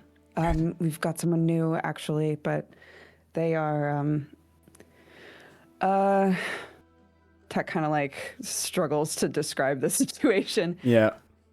They're going to need a lot of time, I think. But Okay. the people here are very kind, so I'm sure it'll be okay. Understandable. There are a few people in Camp Winura as well. One of the Dust Watchers has come waiting for Carlisle. We also have an unusual fellow who's just past the eating area. They spend most of the time alone. They've only been here for a few days now, but they keep hooded. They claim to have known you. They have not caused any trouble. They are waiting for you. Us as a group. They seem to know the Six well, I said. They said they traveled with you for a little while. They give me a little bit of the creeps, but they haven't really wanted for much. They don't eat. They don't ask for anything. They provide for themselves. Okay, And thank you for telling me that. there's something a little bit more creepy. There's a camp just on the outskirts of our own. They keep to themselves as well. We provide some food for them, but they don't really join in activities. I believe that they're waiting for Sir Morgaine. They're from the Dreadvault. We try not to really interact with them much. They're a stiff lot. Yes, I can imagine. All right, a lot happened while we were gone, clearly. Yeah.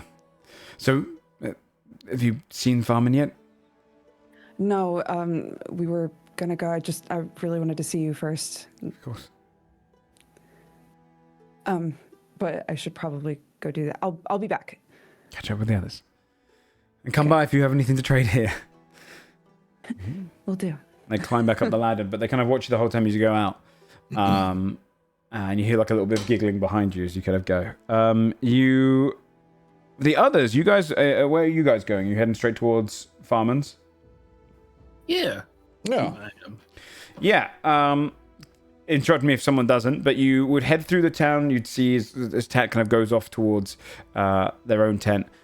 You'd go into Farman's cartography. You can see his tent shop's been set up with a series of maps on their kind of own little makeshift stools as well, and kind of like little containers holding them down. Some of them are only like half drawn, but you can see he's sat on his chair behind a small kind of desk. He's only kind of taken like a humble small one for himself, and he's kind of carving up with the compass and drawing and measuring as you come in. And you see he's kind of like lots of different detailed maps. And a series of commissions, it looks like, from the kind of ones which half, and she goes, "Oh!" Kind of gets shocked when he sees you, scrapes across the entirety of his map, and goes, "Oh, damn it. Come on in, come on in." Climbs to his chair. "You're back." Good. Yeah. Hey, congratulations on your new position. Of course. You see over to the side, the halfling Connell is also stood there, kind of arms folded at his front, just smiles and kind of nods his head over to all of you. Yes, I mean, they insist on me having a guard, but I don't think I need one, but, you know, such is the way of I don't really know what I am. Caravan leader? Mayor? It was Tak's parents' idea, actually, Chris's idea to hold the election in the first place. I didn't even put myself forward for it, but everyone seemed to vote. I don't really know how to feel about it yet, but I'll do my best. As long as you're doing your best, I mean, we need someone to take the reins around here, because evidently we are not as present. Or very decisive, I would say, in a lot of things, so... Yes. I do have a couple of things I wanted to run past you, and I'm happy to do the position. I've realized that I wanted to see more of the world, and what easier way to do it than surrounded by good company in a town that travels across it. The first, of course, is I need another name for the council. I'm building a small council for us to come up with matters together democratically. I've got Tamora on there, Chris, Gast, but I don't know who should be the fourth. I was thinking one of you, potentially, or if you could name someone else that could probably represent you, I'd be easier. Whilst you're not here, of course. Carl kind of looks at the others. Any ideas? Could I show up around now? Yeah, you can come in now. Tent opens up. Hi, sorry. It's good to see you. What did I miss? Well, I'm the leader now, and it was your parent who put it all together. Chris has been fundamental in putting this whole place together, actually. Wonderful. Yeah, they're putting together a council to help organize stuff around here, and they're looking for one more name or more suggestion of someone to put on it. And I also Who's it that's on it already? Tamora, Chris, and Gast. I also have one more thing to request of you. It doesn't feel right coming from me, and I mean, you've already proven to be so good at it. I'd like to name the town. And you want to name it? No, yes. I think that's great because we hate naming things. I thought it would be better if it came from all of you. I mean, you are the ones that all of this is thanks to you. And I mean, at first I was sat down for a long time trying to. I'd heard about this place, Sigurbrod. We don't have a good track record for naming things. We are some of the worst at it. Well, it's not how good the name is. It's about how easy it is to remember, and who doesn't remember the 6. I think it's only right if you all do it. Something homely, something that would be fun to travel to, somewhere, something we can refer to it as. I tried to, I heard about this place called Sigurbrod. Awful place, I heard, but the whole concept of it, I tried to put hope within home, but it didn't really work, or hope within reach, and I was trying a lot of those, but I couldn't really get one nailed down, or, love within sight, which I didn't think it was a bit cheesy. But if you can come up with something, just even a name, like home. I mean, home might already be taken, but I think it's right if it comes from all of you. We're going to need some time to workshop that. Yes, of course. And once Desmond arrives, tell them that Adelaide and Duke would be excited to see them. They're over working at Vandervols at the moment, so we're pretty well stationed here. Yeah, well, let them know. That's a great impression. Yeah. All right. Well, that is. It is Desmond. Desmond. Just had a face. Nice to meet you. We also have a Desmond here ourselves. We got jumped by an evil djinn and cast a big spell. Desmond died. All sorts of wild magics. We killed him because he was gonna reincarnate. I don't know much about this evil Jim fellow, but is it something you're okay with? Are you? You're right. We should name the town. Yes, my thoughts exactly. In Desmond's honor. Desmond, you can't act like you're dead. I just think it would be a lot of fun for a little on the bit. story now before we go another step. I only have like a little bit to do this before everyone catches on. It feels kind of quintessentially Desmond to tell everyone something different. Fantastic. Well, I leave all the naming into your hands. If you can find out the last councilman. Of course, you're all part of the council anytime you're here. We wouldn't make decisions without you. But you tend to spend a lot of time away. So just during those moments where we might pull our heads together. It's smart. It makes sense. Yes, Chris's ideal again. Honestly. Well, what about Vanderbilt? I don't think it's a good name for the town, but we can workshop it. As the 4th member of the council. Right. Insight. He hates Vanderbilt, doesn't he? Insight check. 31. They hate him. Yeah, you can see there's an element of like he sees him as kind of a bit of a prick, but he's like Vanderbilt is very busy. He has a very prime focus on his shop, which is, I mean, admittedly, has brought a lot of extra commerce in here. It was thanks to that shop in the first place that I think all of our shops thrived, but I suppose a mercantile look would be, if it is your suggestion, sure.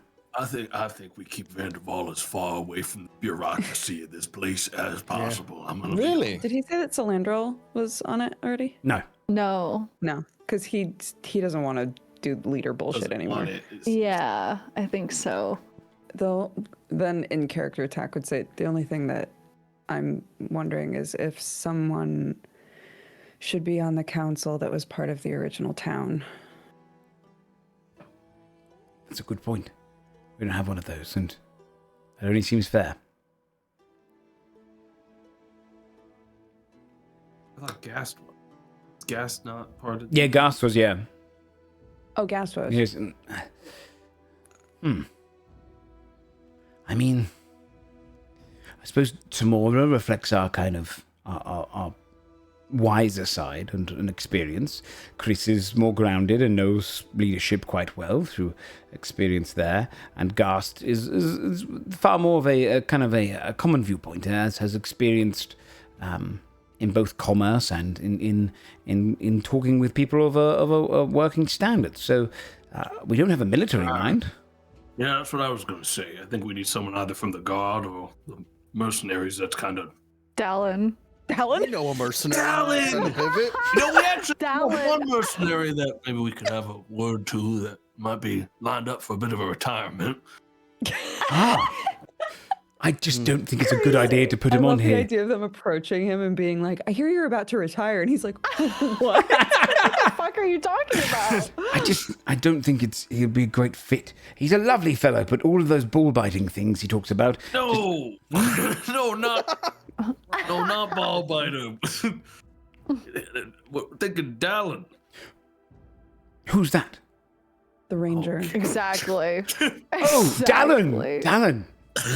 Well, his name was Derek. Oh my god. We gotta Joe's making the characters not remember this guy. Guys, you gotta get rid of him. That's fucked up. That's fucked Fuck, up. man. Bob was a busy guy. Everyone loved fucking Jabo Twinchin. He said about 2 words all campaign and killed himself. Like, Dallas been here the whole time. This is crazy. That's the beginning, man. Oh my god. Your value Holy isn't shit. in how memorable you are, guys. Okay. True. So true. Sorry, so many people passed by. Yes, fantastic. Someone who's been out there on the field, experienced it. That's a good idea. Would you like me to do the introduction or you? We should probably talk to them. I think it'd Yes. be better. If you had to come from you. And think of the name in the meanwhile. And if you'd like to commission any maps, well, actually, no. I'm 8 behind. And I imagine we're leaving this place soon, so I need to get to work. And he kind of walks back to around his table and starts like rubbing out and kind of cleaning up where he's made the mistake. All right, well, maybe we talk to, unless people have things they really urgently want to get through, maybe we go talk to Dallin now. Get that over with. Really got to come up with a name? I don't want to do it. I thought I'd just let one of you do it. Are we outside now? Have we left? Yeah, you can say you've left, yeah. Okay. Tackle, before everybody starts walking, we'll be like, so Chris told me a couple of things. Number one, there is someone who is not eating or drinking or asking for anything, but has been waiting for us in a big black cloak. I'm assuming it's the Mind Flayer. Also, there is an entire camp of Dread Warden next to us who are wanting to speak to Morgaine. Oh, are you in trouble? I looks over at Morgaine. Not that I know of. Are we at that point Although- where we need like licenses for these things we're casting? It's possible my comrade's body, Sir Kithik, arrived at the vault. It's, well, embarrassing to say, but before you met me, I pretty much required an escort. I see. And although I'm not the strongest knight, I was deemed quite valuable. Well, you're plenty strong now. That's for sure. Well, it's to be determined. Are you gonna want anyone to come with you to talk to those folks, or is everything gonna be okay? Sure. Okay, we can sort that out then. Okay. There's also someone here to speak with you, Carlisle. I'm not sure who they are, but sorry, I know that's not extremely helpful. I feel like I'm in trouble for something. I don't know who'd want to talk to me. Above board, what group were they from? I can't remember. The Dust Watchers. They're the kind of Witcher types that live within the mountain. The Outer Dusk are the ones which hired you to look into this stolen idol. Right. It's one of the Dust Watchers. Oh, great. Carlisle looks at the lighthouse. Now I definitely think I'm in trouble or something. Yeah. I mean, Prophecy, bye-bye. oh. All right. Well, I'll have a word with them. Okay. Where does everyone go to next? You can mark up, by the way, if the list I gave you, if you want to, if someone copies and pastes it, you can just mark off names. If anyone's that you've already met with, you got the kind of update. If there's anyone specifically.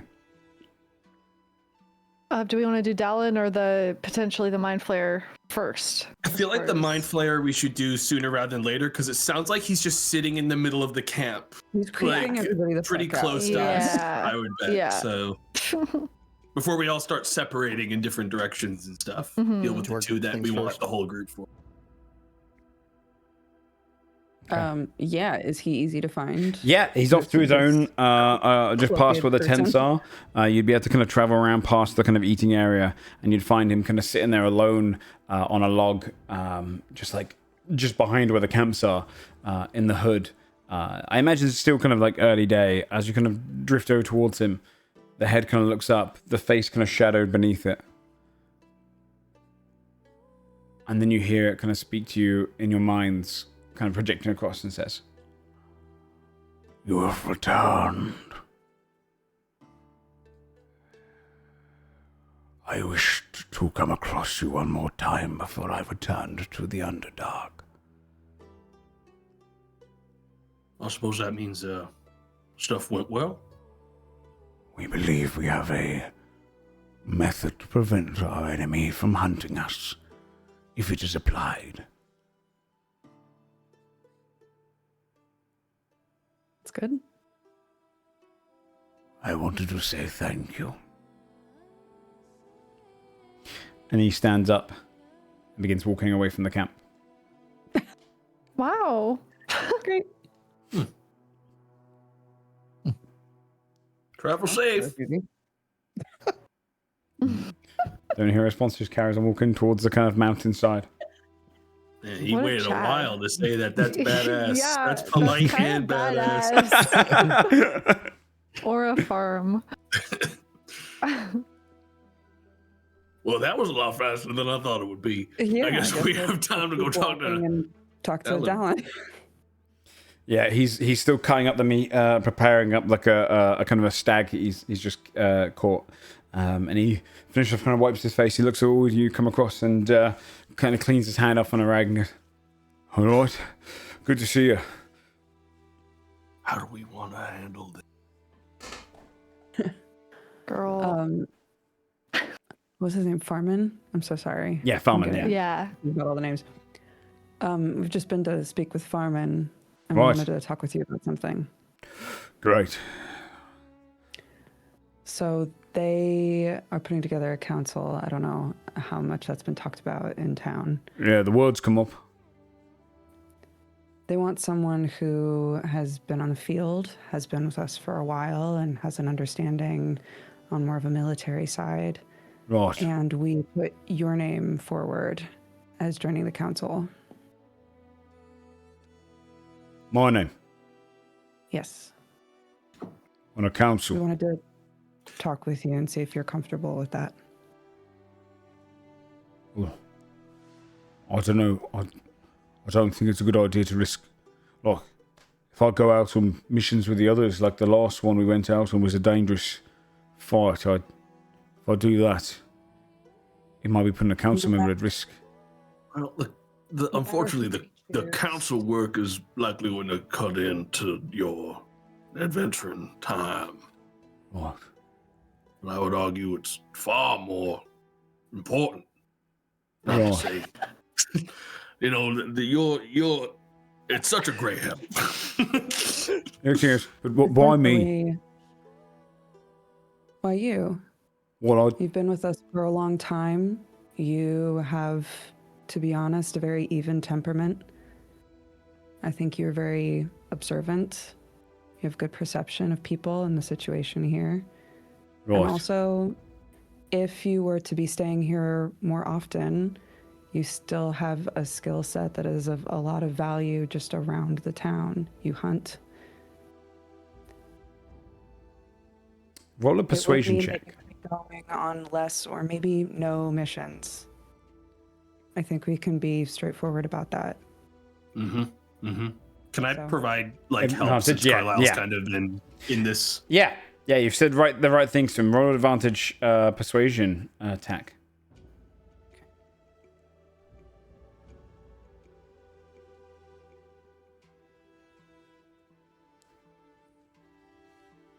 I'm waiting for the no. Okay, we're good. Suppose I've been around for a while, and I do observe people. So, all right, I suppose I can try it out for a bit. I mean, the team's really going to miss me, I think. You can still spend time together. They're around a decent amount, aren't they? Yeah. They might just, look at me a bit different if I'm part of the council, But that's all right. I suppose if it helps the camp out. Sure. Is that a lot? Thank Okay. you. Count me in.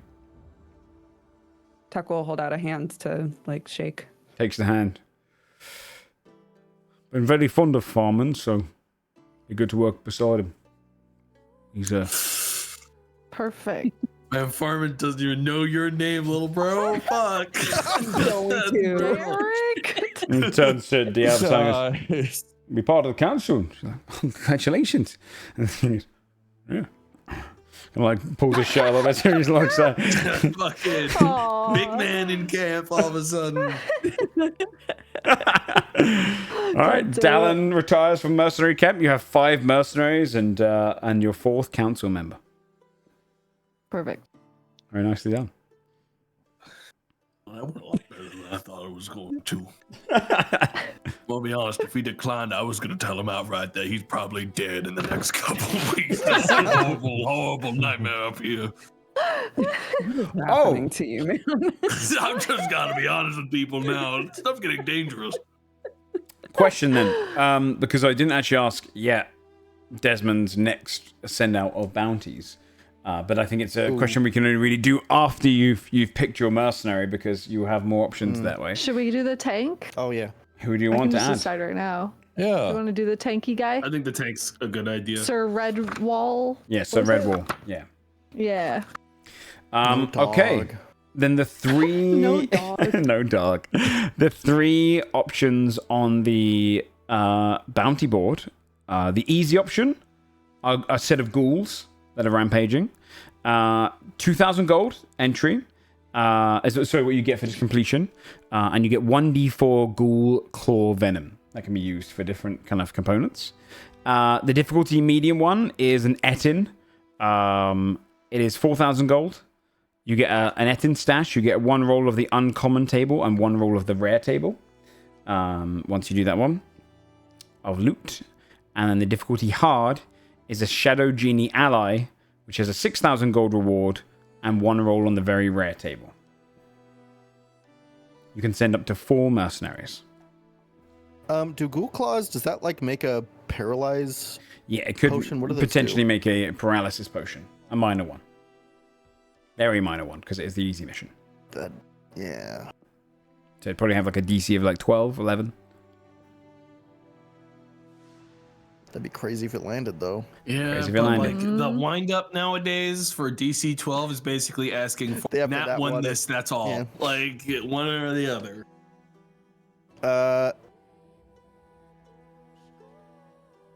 Send them on the medium.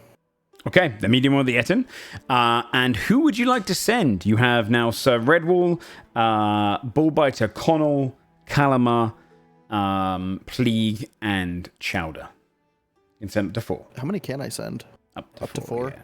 4. It keeps on saying So we Pleeg need and the Chowder, tank. and I'm like, those feel like made up names. Like I feel like they're Cartoon not. characters. I do not know Yeah. them. You know? You can send less if you like, but there's no real need. Like names are that was made only up. if you had the menagerie and you wanted to split them up. So Yeah. So first of all, tank, red wall. okay, red wall. I should probably send the wizard so they have some sort of Okay, Calamar. arcana. The other two. Who's the stealthiest of the rest? Well, we just fired him. Yeah, you don't have a stealth person. Oh no, no, Yeah. sorry, you do. Chowder. Chowder is stealthy. He was the stealth assassin. Okay, well, we'll send Chowder. Okay.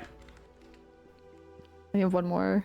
Yeah. And then, hey, let's send the other new guy. Let's Pleeg. see what they're good at. Plague? Yeah, Okay. yeah. Pleeg, Chowder, Calamar, and Red Wall. Come back and say, or don't come back, man. Like, I don't know. Yeah, you can send all of those 4 on this mission for the rampaging Etin. So that would all go in the background. So where would you like to go next, gang?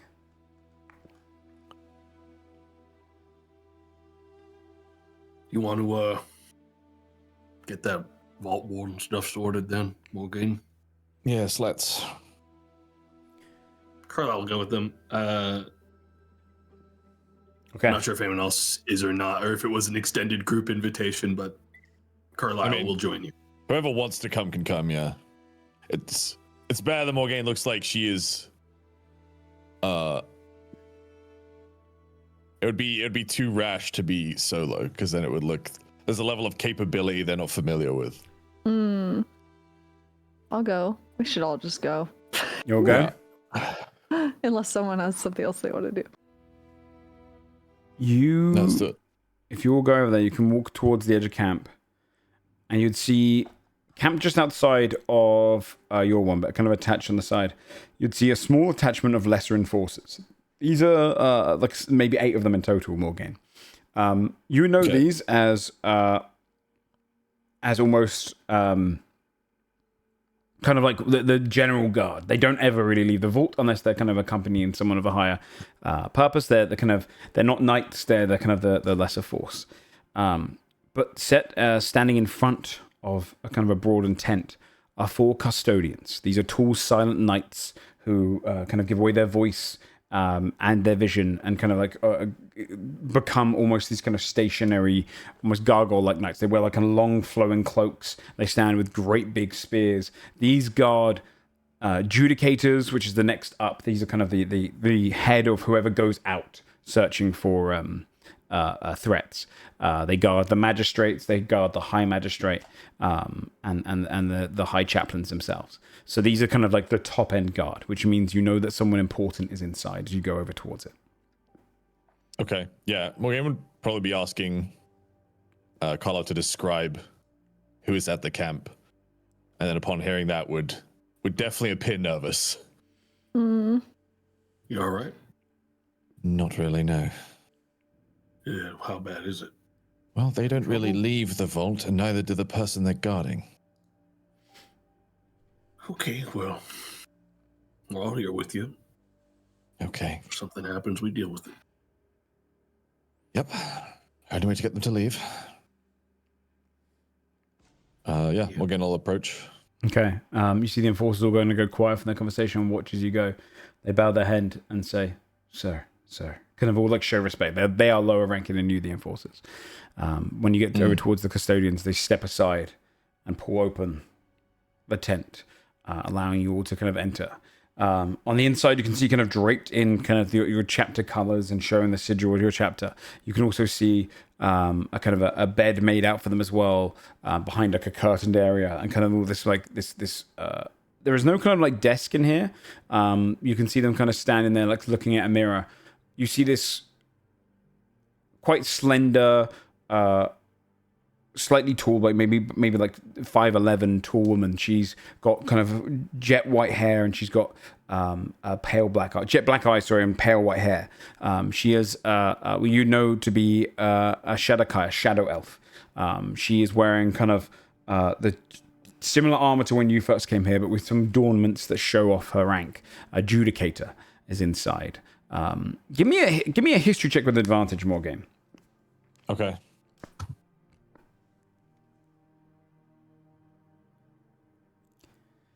By that is an 8. That's an 8.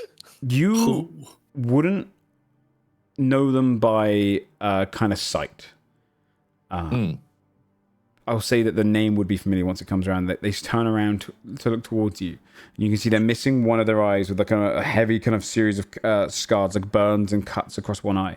When they turn towards you, and they've got this kind of almost like eye patch in place, covering up one of the jet black eyes, and they kind of turn towards you and go, "Ah, greetings, sir, and who have you brought in with you?" These are my escorts in lieu of Sir Kithik's demise. Indeed. Trusted companions. Trusted companions. Is that why a Dread Warden is wandering the land alone? Well, yes. Come in. She kind of looks across the group as they kind of enter. You might not be familiar with me, but I'm Judicator Vindala. You know this name. This name is one of prowess. She is a... I don't need to make you roll for it. She's a former knight who used to go out hunting for people. Half the inmates are practically because of her. She is the one that they send when they go after big targets. I think Morgaine would kneel upon hearing the name. Yeah. She is, she's the real deal. She was raised to a Judicator, and she's one of the few Judicators that consistently goes out. She was offered Magistrate and turned it down. She is very much a hunter. She looks at you and goes, So Ketik died. We've investigated the night in which it happened. We have deemed that you are not to blame. However, it is peculiar that you did not return. We've also heard of a Dread Warden travelling with another adventuring party, which I can see is this one. What we've heard around the camp here, you refer to yourselves as the Six. Have you forsaken your vows and your oaths? No, I would never. Are you responsible for hunting down half of the list that was provided to Sir Ketik? I am. Did you take the list from him? I did. Willingly? Did he provide it to you? He did. What a persuasion check. Okay.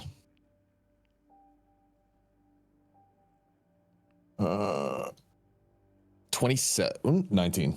19. Good enough for me. You've been hunting this list in an unorthodox way. Care to explain why? Initially, I sought to avenge Sir Kithik, and these companions offered aid. And as we pursued, we encountered many others on the list, which has led me here.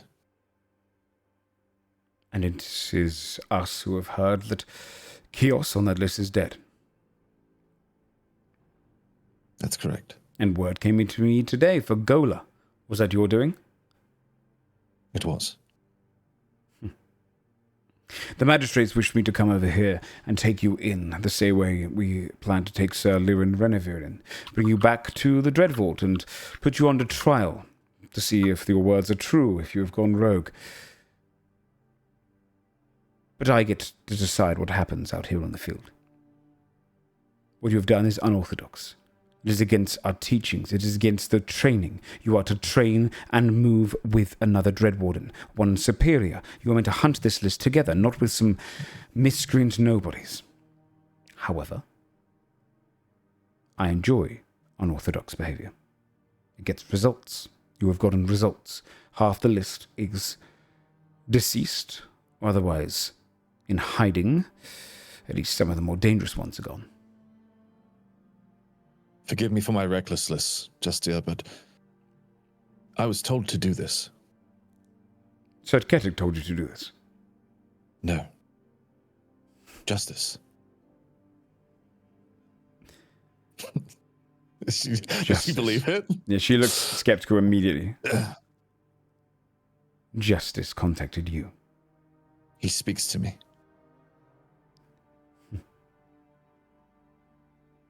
And here I was beginning to like you. Have you always been mad, Sir Morgaine? Or is it something that has recently come on? Why would justice speak to you? They speak only directly to the High Chaplain and High Magistrate. To just stay quiet. And look at the floor. What a persuasion check. Okay. Persuading by just abstaining. Yeah, they're kind of like taking into account like the possibilities. 16. You see, they're still skeptical about it. Or at least they believe that you believe it. Regardless of your strange motives, and you can of course tell the magistrates that when you do return. It is not the sole reason that I'm here. We are going to join your encampment. We've heard that you are potentially moving northwest. That is, if you do move northwest. If not, we will move there ourselves. We are hunting for Sir Larian Renevere. He is one of the escapees. An important one to bring in.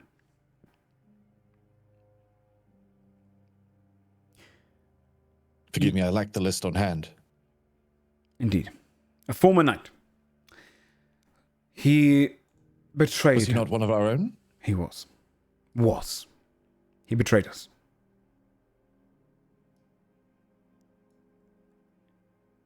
He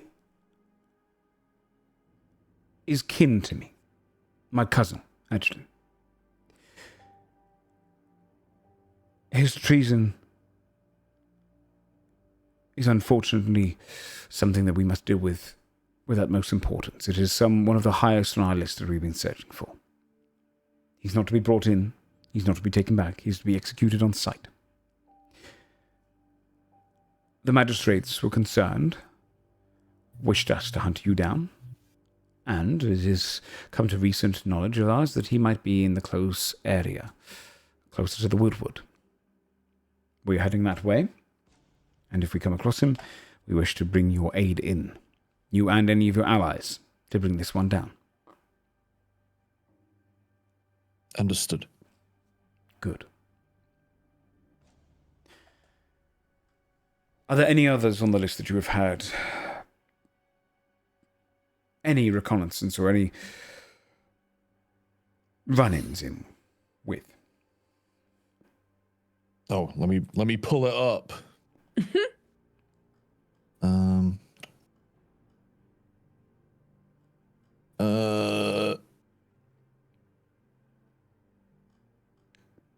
Is it all the ones crossed out? Are they the ones they're the dead killed? ones.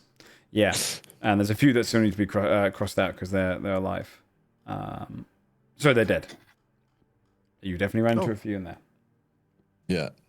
Yeah, she would like reel off the names like Thorgar, Dane Ricewood, Brava Drawn, Tukvar, Mootmog, Ronduk. Ripbozo. You see, she's not ahead. Club. Yes, this is where it gets interesting. Goreclaw. Yeah, she would just reel off everyone except Klob and except the God, who was the one we like forgave?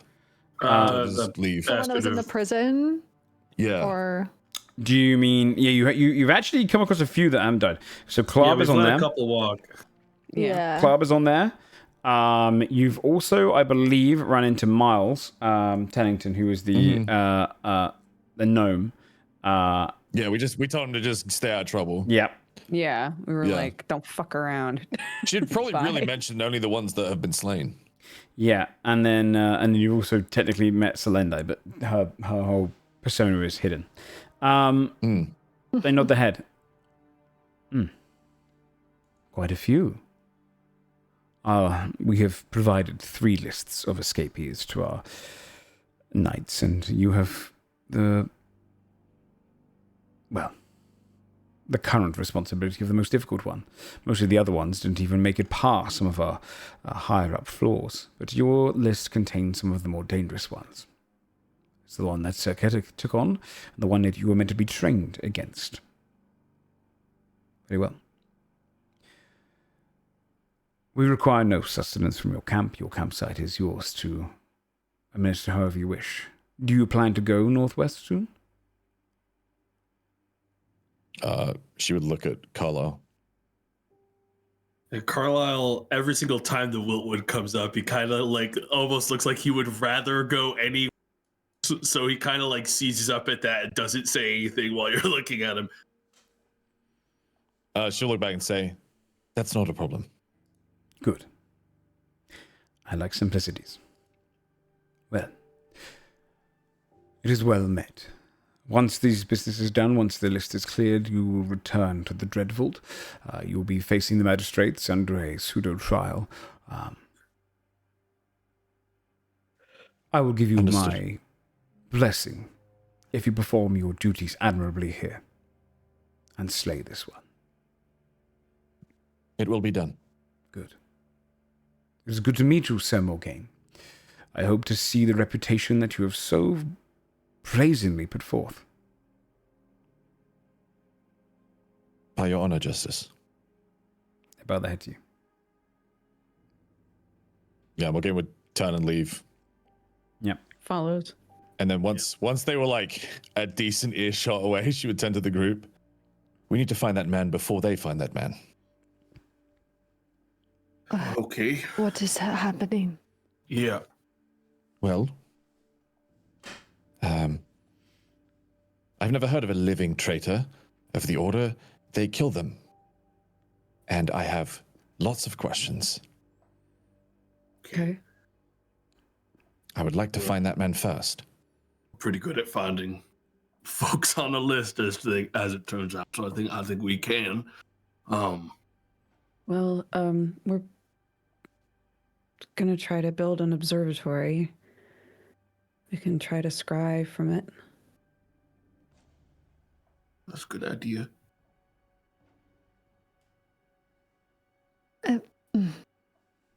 Why do they not let you travel alone within your organization?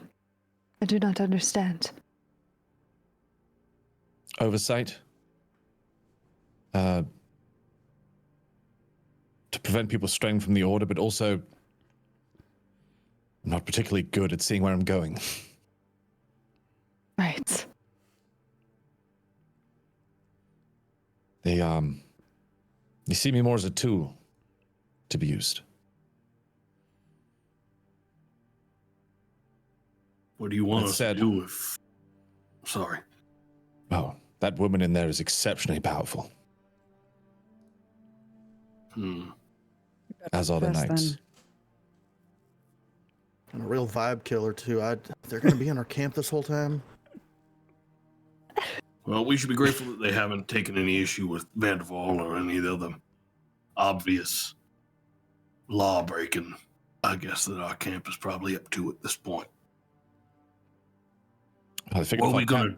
if our camp moves in that direction, at least we can catch up with everything we need to before we shoot ahead.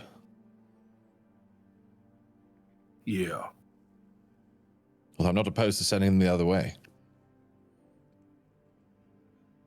I don't feel great about bringing anyone in this camp closer to the Wiltwood. I'm gonna be honest. On top of that, what are we going to, if we do find this guy and we do say it is with them, we don't find them beforehand, we kill them, what's the plan? Are you all going with them, or are we trying to find another option here?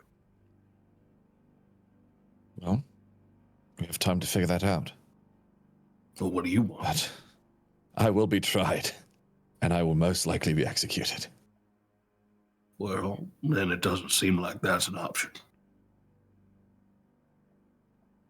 She didn't seem Figure it too out. happy that I'm speaking with our patron. Do you think that she believed you? She didn't seem to. Likely not. But if she doesn't believe me, she believes I am mad.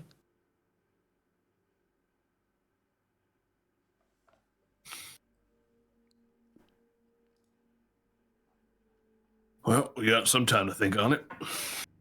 Yes, let's put this from our minds for now.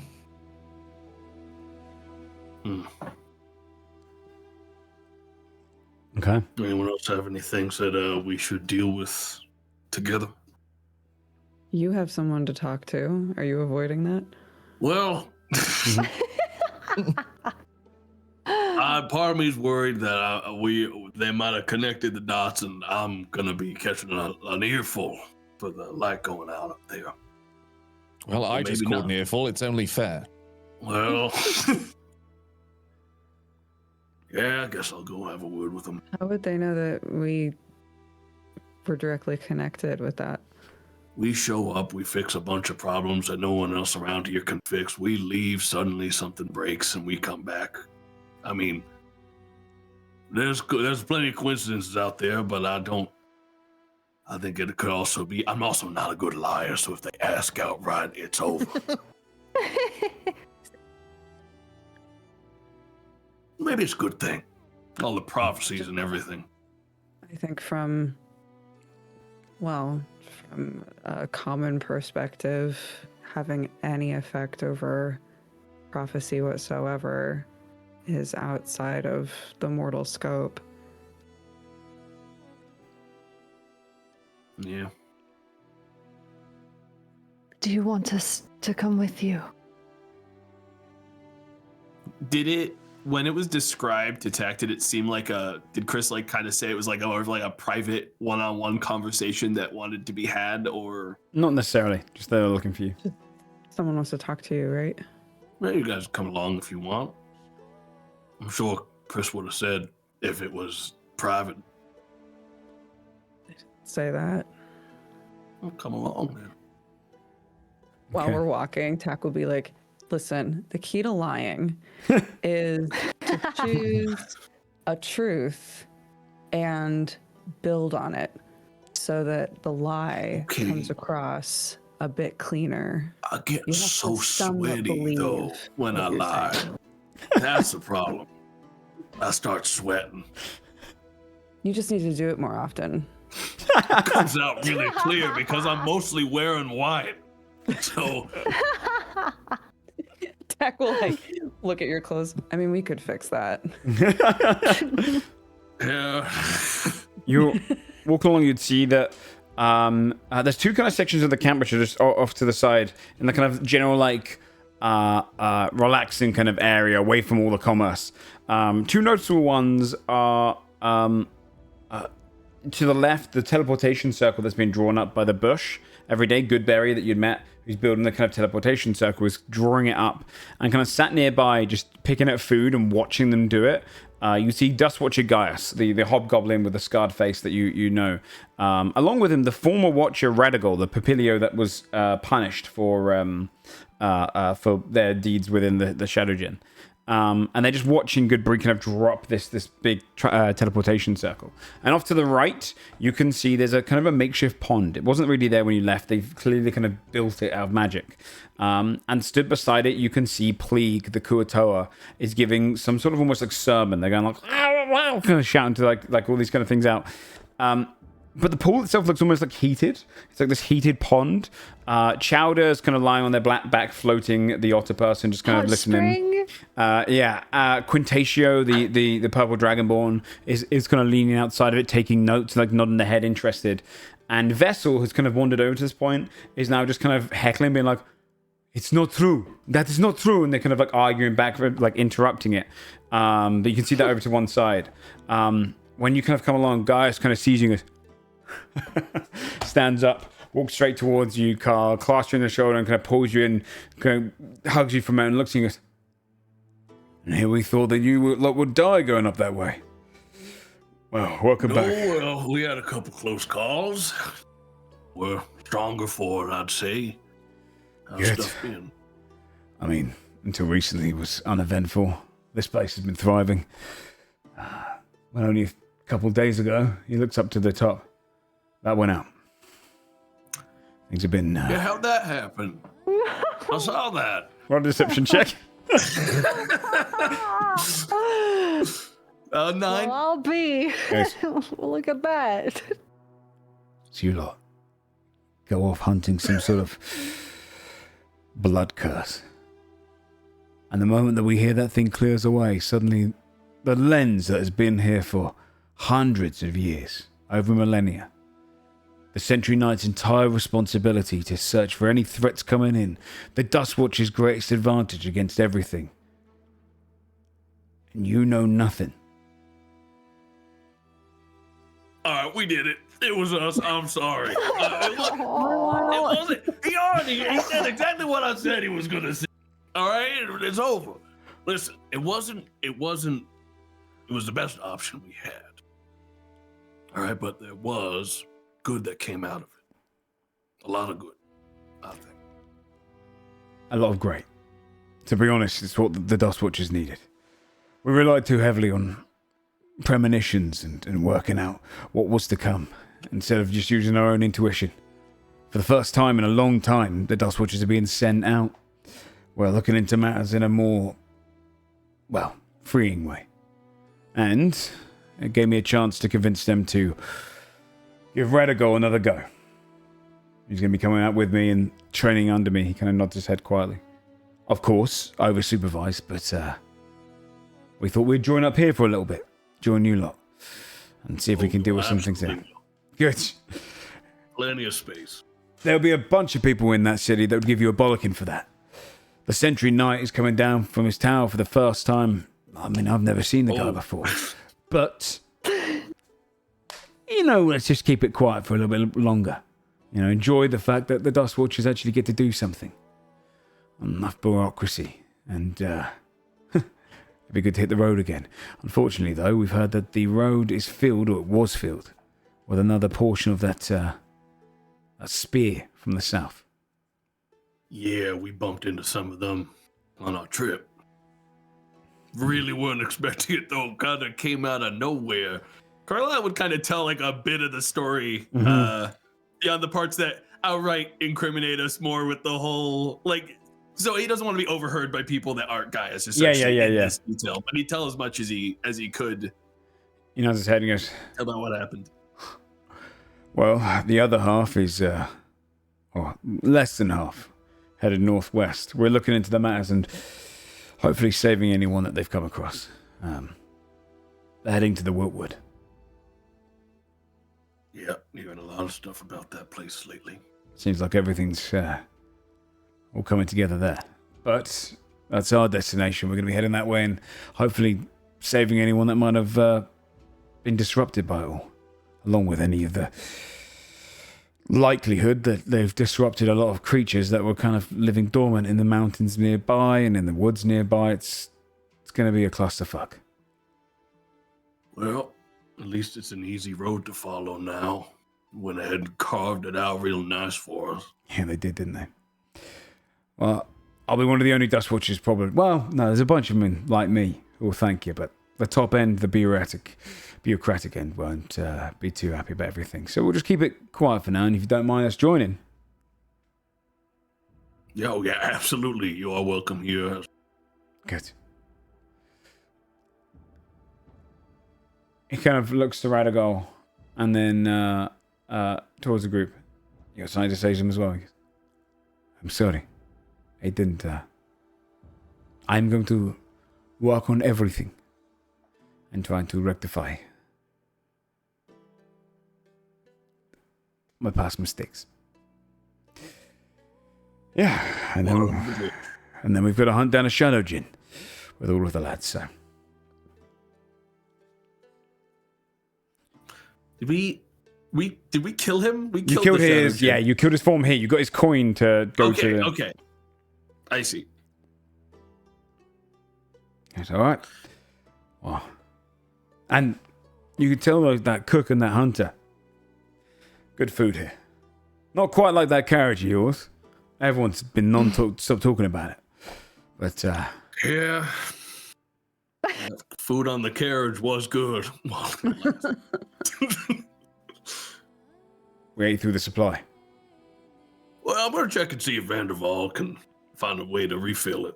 Maybe we can get some more of that on the menu. Great. I'll keep that on the down low as well. Don't want all the dust watchers coming out here.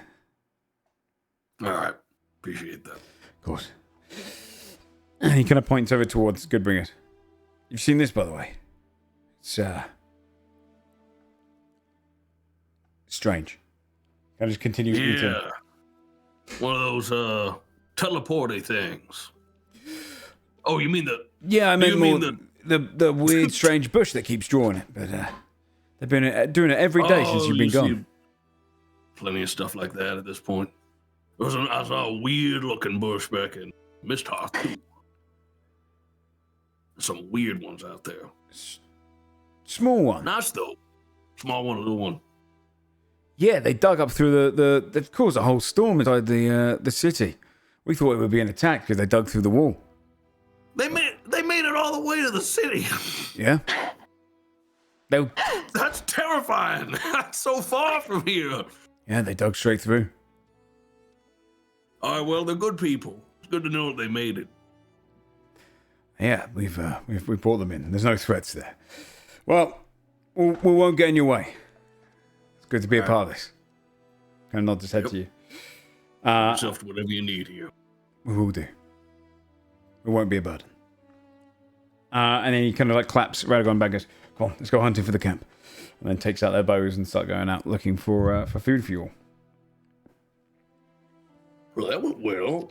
That was fun. Cracked immediately. Carlisle says It's okay, we'll work on it. I'm getting a little too old, I think, to keep working on that. Okay, where'd you go What next? do now? I gotta head to Vanderval's for something. Oh, I guess we all kind of want to head. We have a lot of things to offload. Yeah, he's gonna be happy to see us with all this money we have.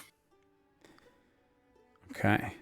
Are you heading through the town all the way to the spell counter? Mm-hmm. Okay, let me find its music. Saying hi to people as we go. Yeah, nodding past people, kind of like welcoming you back.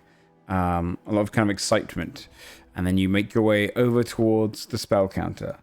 The moment you arrive there, you can already take in the amount of success. On the outside, Bullbiter and Duke are both bouncers working, kind of people kind of lining up to get in. There's a queue.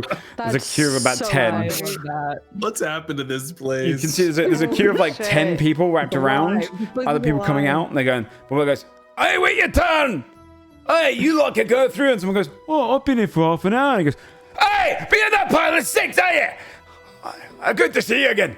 And Duke goes, Good to see you, Bullbiter. "Welcome back. Any word from Desmond? Is he over found somewhere? Is he okay?" Waits for Desmond to say something. Hey, can I talk to you inside real quick? Yeah, of course. And you hear this. A crow starts flying, coming down and like circling in the sky above you. It's Carl, you'd be able to see this for free because you're passive perception, but you see they're carrying a box, and this crow kind of lowers down. You hear Bullbiter go, "Give me the slingshot and knock out the sky!" And Luke goes, "Well, hold on, it's just a bird." And you see it kind of holds this kind of box that goes, descends down, and then drops a box right. It's like almost like a present wrapped up in front of you, and it has a note on the top. It's probably a good like 2 foot by 2 foot box, and it goes, boom, hits the ground, and then the bird goes, and flies off in a different direction. That been happening a lot here? Bullbiter goes, "No! First time! That thing's been flying around here though, looking for you." Looking for like, who did it drop in front of? Right in front of you, Color.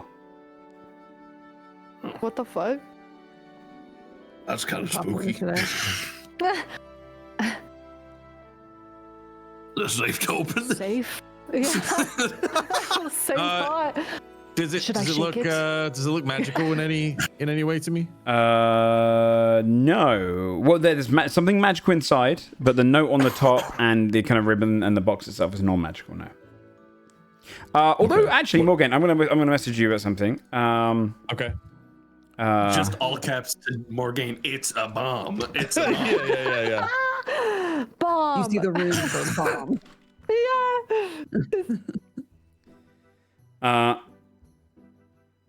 Yeah, you would see just the note on top, and then the box and the ribbons, and then there's something magical inside. Well, there's probably no harm in reading the note. Joe, did you typo? Yeah. That's weird. There's a typo on the note. Oh, yeah. Sorry, there you go. Oh, okay. Yeah. Okay. Yeah, if you read the note, it says this. If you want to read it out loud. We lost much from our time at the tournament, but we value the time we spent with the Six. You have given us much to learn from. Though the body of Finster is gone, his spirit gave us closure. He left these for you. P.S. You forgot this. The label says, to the second best rogue.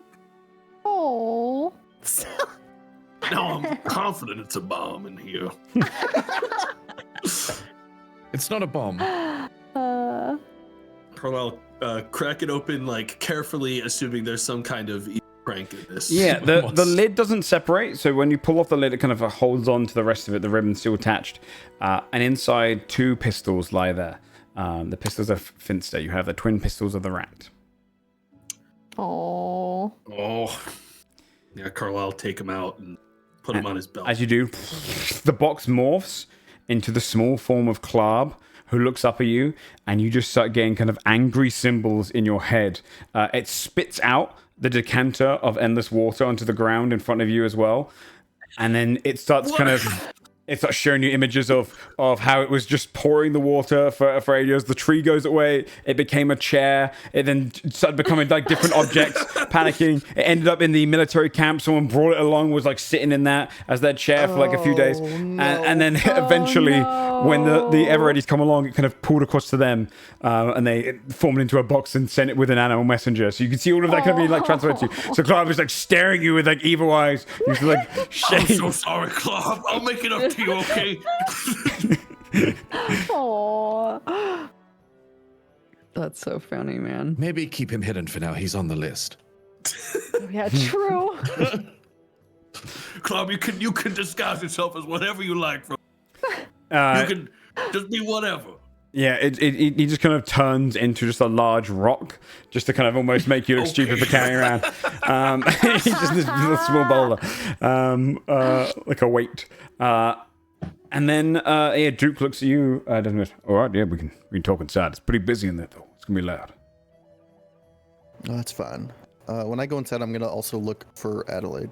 Okay, yeah. Stepping into the spell counter, you can see the size is doubled on the inside. You can see they've kind of renovated. Many customers are coming through. There's all these kind of slot machines to the side with their kind of like spending gold coins, and you see they get small kind of like very little kind of basic common items and start trading back. A lot of people take those items, walk straight over to the exchanger, and then sell it for like the half price. Only take the coins back to try and win more stuff and end up kind of losing. It's almost turning into like a mini casino and arcade, more closer to an arcade. And you can see kind of when you go in there, Vandervol is over at the back selling to customers in his full genie form, kind of like helping out people popping between locations. You can see he's got these almost like vases that have kind of almost been drawn and designed to look like Vandervol's shop, the spell counter. And he pops in each one of them, like appearing next to different customers selling. You can hear him be like, "Ah, yes, my friend, you're looking at that one fine. It would look great on you." Next to them, "Oh, I do like that. A cloak to go with it, perchance. I've got one in the back." And kind of appearing to all these people. You'd see to one corner Alistair, who I haven't brought up in ages and I forgot existed for a little while, of the Explorers Guild, the kind of Minotaur guy who collects the deck of many things. He's kind of got a little stool which is like, "Ask me about the decks," and like he's like searching for them. "Got any information on the decks of many things? Come here and trade." A couple people are talking to him about it. You see Jelixir is kind of fixing up a new section, a new stall for the store, and then also like repairing a couple of the broken down slot machines. And then over towards like the left, you don't see Richard on any pedestal anywhere, but you do see a little kind of like booth to the left where Richard is waiting on like a little pillar. And they've kind of got like a pulled down backdrop. and you can see my that God. people go along and they pay for little kind of illusion clothing items to go on him. And then as they go next to him and stand next to him, Adelaide speed draws them, and then they come over and they pay for the drawing, and then they keep like they the whole line, like a lot of them are just going through there, and then Richard just kind of like changes. So they go through wizards, ninjas, all sorts of outfits. But you can see the whole of the spell counter is thriving. Damn. Wow. I'll approach Adelaide. As you go along, you can see. Excuse me, miss. You see she's kind of drawing up this person who's kind of stood next to a wizard version of Richard, and they're kind of dressed as a little wizard themselves, and they're like, and she goes, "One moment, I'm almost done here." Oh, sorry, I thought you were someone else. Where was I? Almost done. Who might that be? You sound a little like my a friend of mine, Desmond. Desmond? The hero? I mean, he is the best hero there is. He's one of the 6, you know. If he comes back in time, if you stick around these parts, you might not even be able to run into him. But he leads the whole team, you know. He's kind of their the mastermind behind the whole thing. So.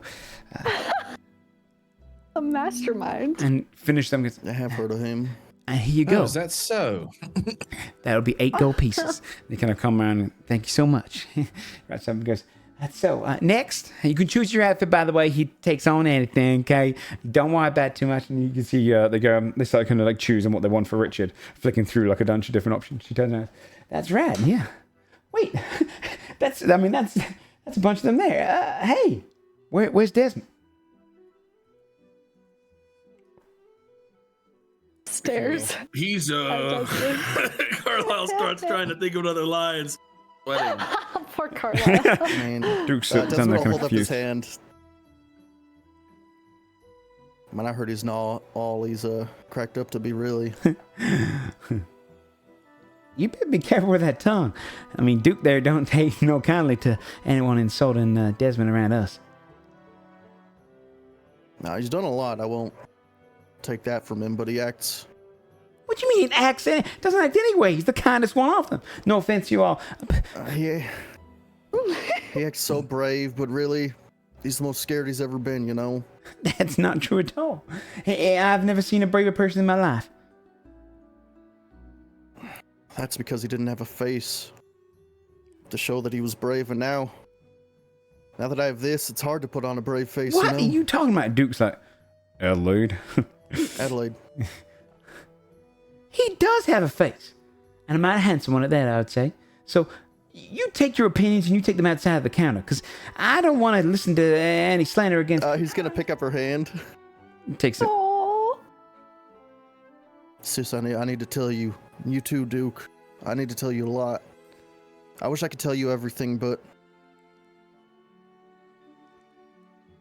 Desmond? This is me now. What? But she's going to leave her hand up to your face like feels... I mean, you're warm. Just squeeze you a bit. And fleshy.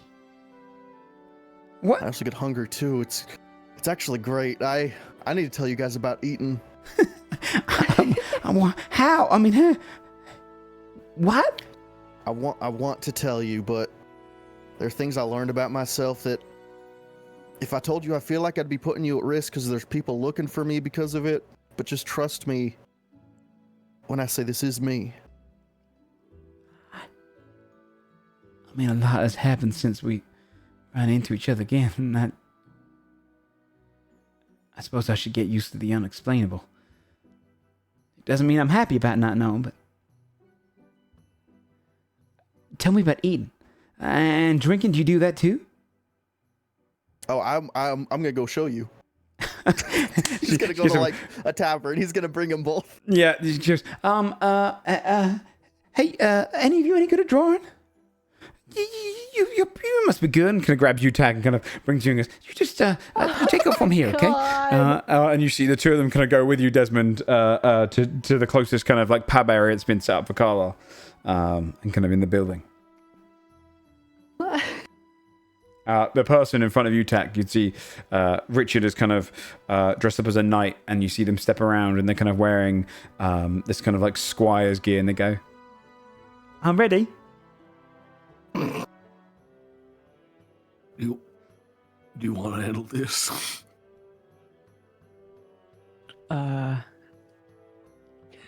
Wait, do they think that I'm gonna draw the picture? Oh yeah, Adelaide moved you in place. Adelaide put you on the spot. I can sub in if you want. Do you draw?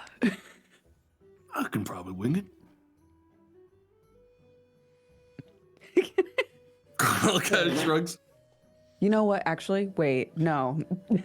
Tack will rip a piece of paper off and hand it to Carlisle and be like, "You're gonna get 2 pictures. Lucky you." Oh. Aww. Okay.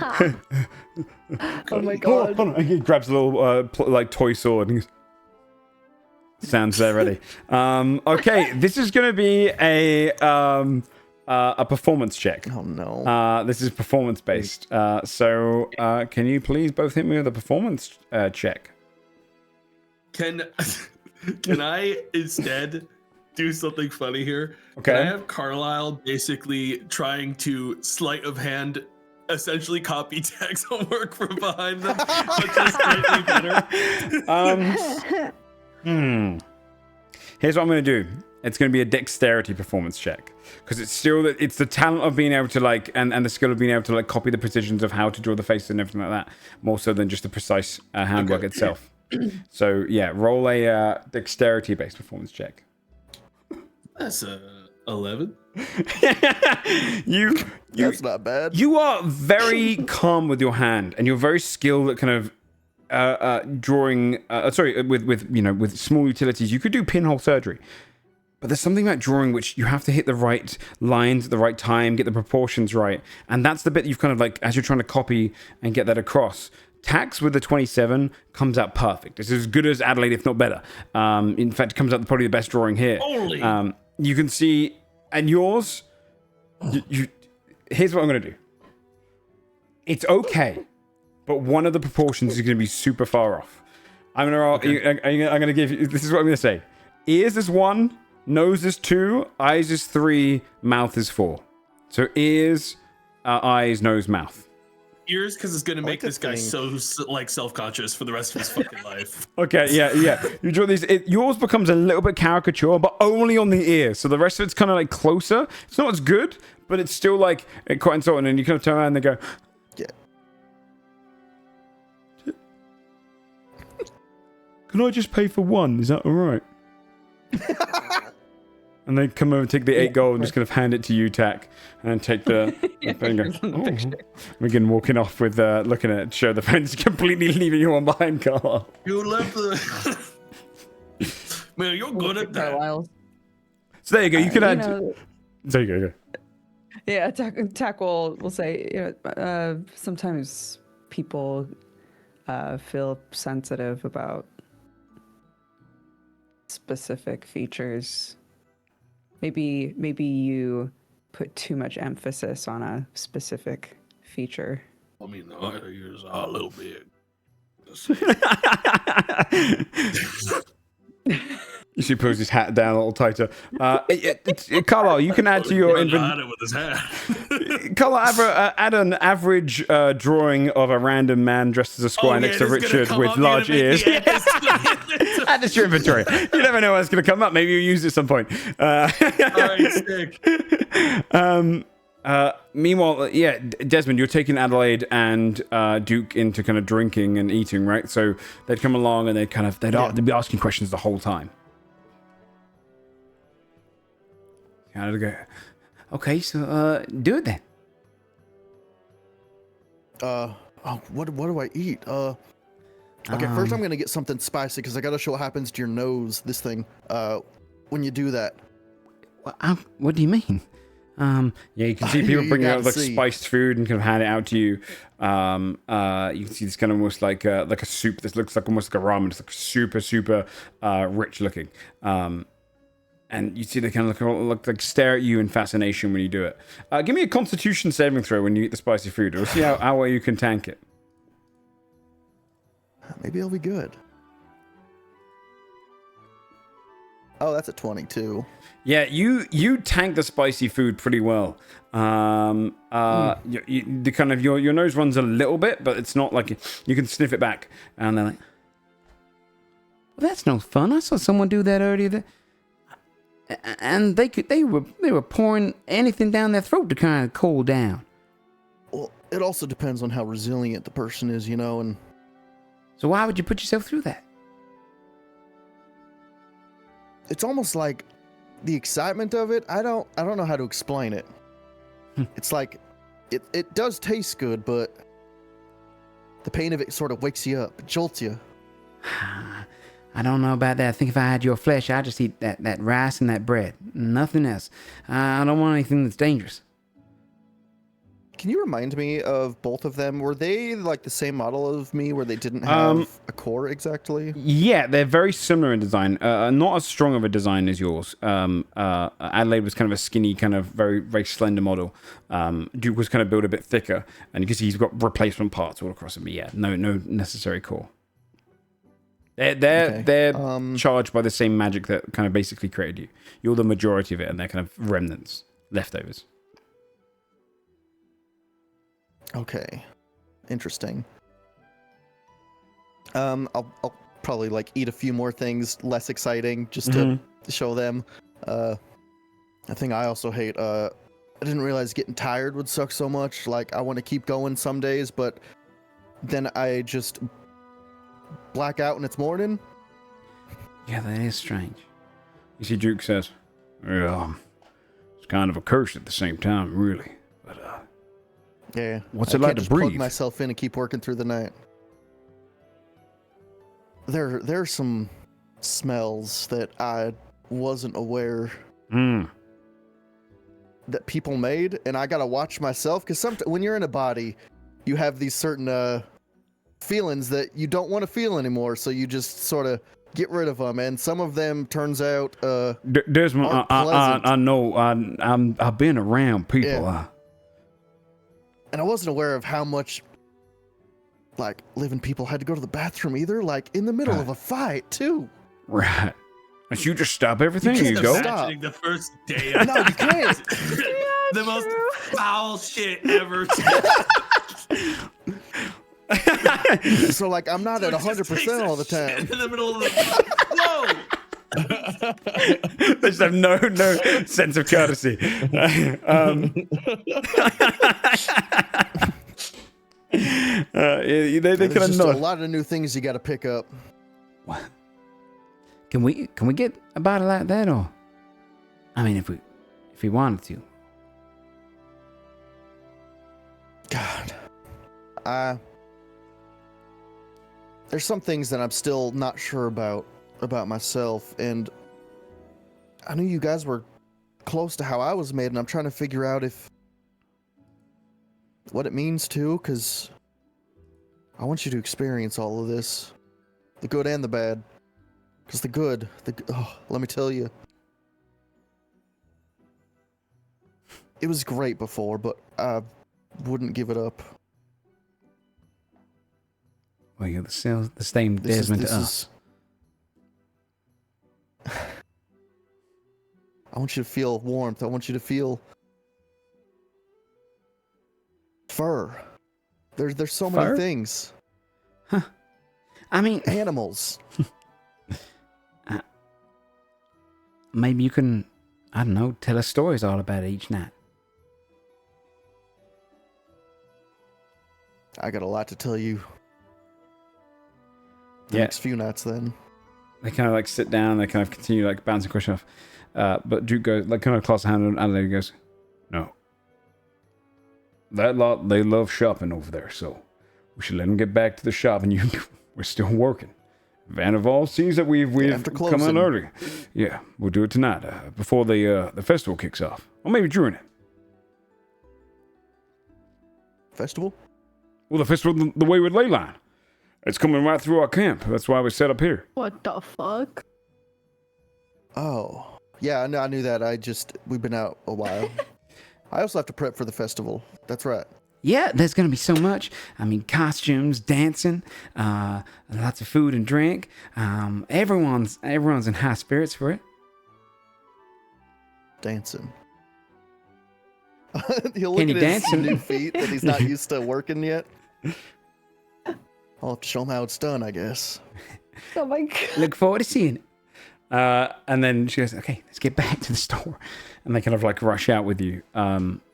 Get straight back to their positions. You can see people who are kind of waiting for her. She comes back and goes, okay, all right, who's next? All right, a little monk. And then they kind of come around and dress up for it. And then Duke gets back to his position, leaving you in the spell counter. Vandervold finally sees you and kind of appears in front and goes, my friends. Okay. Now look at you, you soaring sons of bitches. We have got ourselves quite an establishment here, and you are going to be quite happy with what I've got in stock. We're going to take that as a 5-minute break here. Go refill your drinks, use the loo, all that good stuff, and we'll come back with a new and improved version of the 3 pedestals, so you guys can sell and shop to your heart's delight. Nice. All right. So much stuff. to You get do have a rid lot. of. Think about that during the Boy, break, oh boy. because you got to sell some stuff down. And we'll be back in 5. Yep.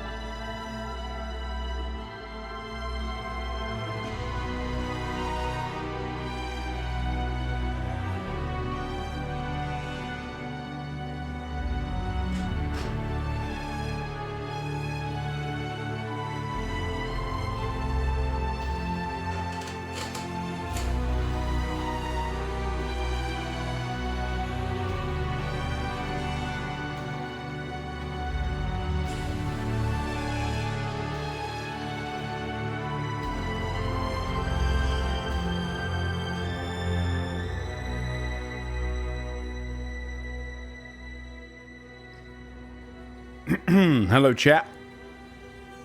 Just waiting for the others to get back.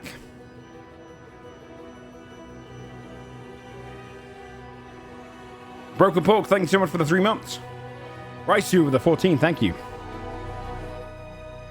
Uneducated Brit for the 50, thank you.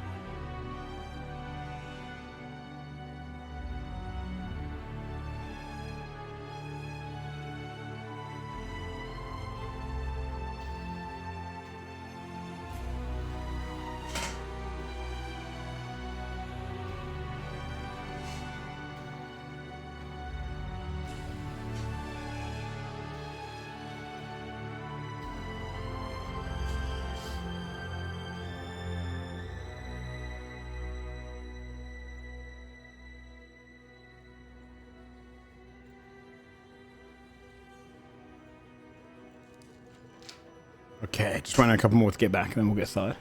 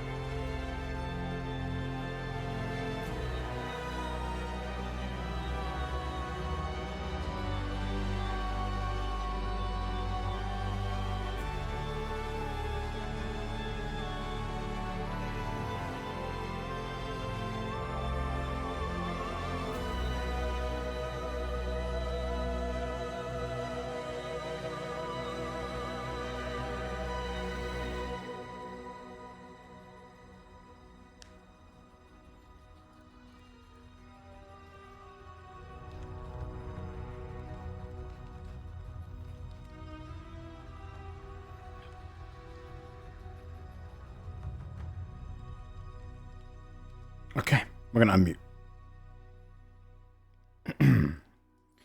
Hello, everyone. Welcome back. You would see this moment with Vandervol appearing before you, kind of speaking to you, and he kind of leans over. You can see his kind of glorious blue form take hold. You can see his kind of darkened beard, and his hair kind of flows around the back. And he kind of like floats from a vase in the center. And he goes, "How can I help you? Welcome back home." Stuff's looking like it's pretty busy around here now. Oh, is it? I hadn't noticed. All right, come on. Of course I noticed. I did it. And on top of that, I'm very good at it. This whole place has been thriving. I'm thinking of franchising once it gets better. Okay. Well, we were told that you had some real nice new stuff in stock. So that's right. All right, so I made a deal with some We've of the... got plenty of stuff for you as well, I might add. Oh, good. I mean, we've got the machines there. If I'm not super interested in it, you can pass it on in. It gets all regurgitated into the system. So, personally, I think you should just go through that means, because I don't really look at stuff anymore. I'm kind of beyond it. Anything that you don't need, just toss it in there, get half the coin's worth back, spend it in store. Yeah, that works for me. All right. So, you wondered what I've got in stock. Well, I've made some deals and I've traded away some things, and essentially, my 3 pedestals have now become 5. That's right. And we've got 5 pedestals worth of stuff. Along with that, there's a larger selection now. A greater selection. I've made deals with banks and those working across the hour till dusk and further. So, now, there's a lot more chance involved. And that I like. Essentially, it's the same basic system. Do you remember how it works, or should I take you back through it? I'll take you back through it. So, he points over to you and goes, "The pedestals of perchance. 5 of them. There's a little circular gem below. You get to pull on that gem. It spins around. You see the quality of the item that you're grabbing. And then you do it again and see if it comes out discounted or not. You have 5 chances across the board. And, I mean, you guys have got the discount already applied, so don't worry about that. And that's essentially it. So, all right, well, I mean, I say we get started then. All right. Should we each get one? We should all get one, yeah. All get one. I like that. And remember, as well, you do also, because you are my favorite customers, get to re-roll 1. I'll say 2. 2 of any of the rolls. Just making it up. Yep, making it up as we go along. All right. 5, right? What's that you say? Above board, 2 rerolls out of 5 rolls. Is that what it is? No, I'll tell you what. He's going to give you 1 reroll each, but it has to be spent on rather the quality or No, that makes it way too easy. Yeah, we're going to say 2 rerolls across the board. Because it's technically the items, 2 rerolls across the board.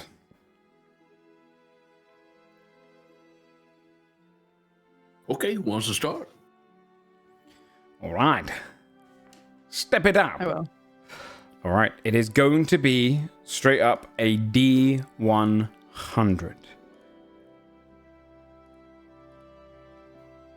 46. 46 puts you in the category of rare item. You see, let me find the rare table, 2 secs. Then you give me another D100. This is now rolling which of the rare items? Is it all of the Griffins? Again? Yes, please, yeah. All of the Griffin saddlebag. You'll all be able to roll 3 times. 18. 18. Okay.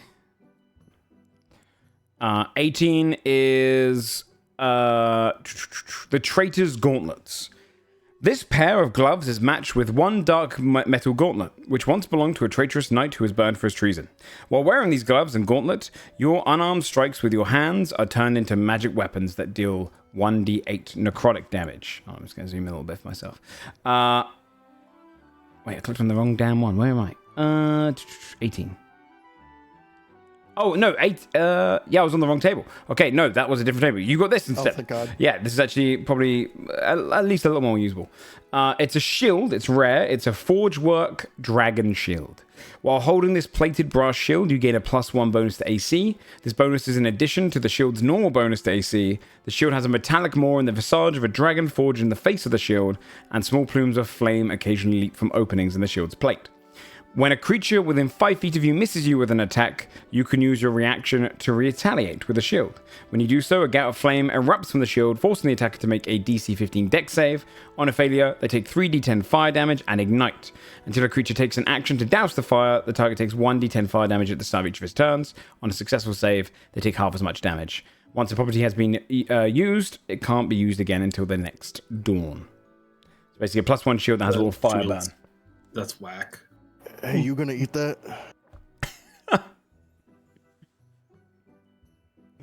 It kind of looks across you and goes, and now, roll for the prize. Oh, that's right.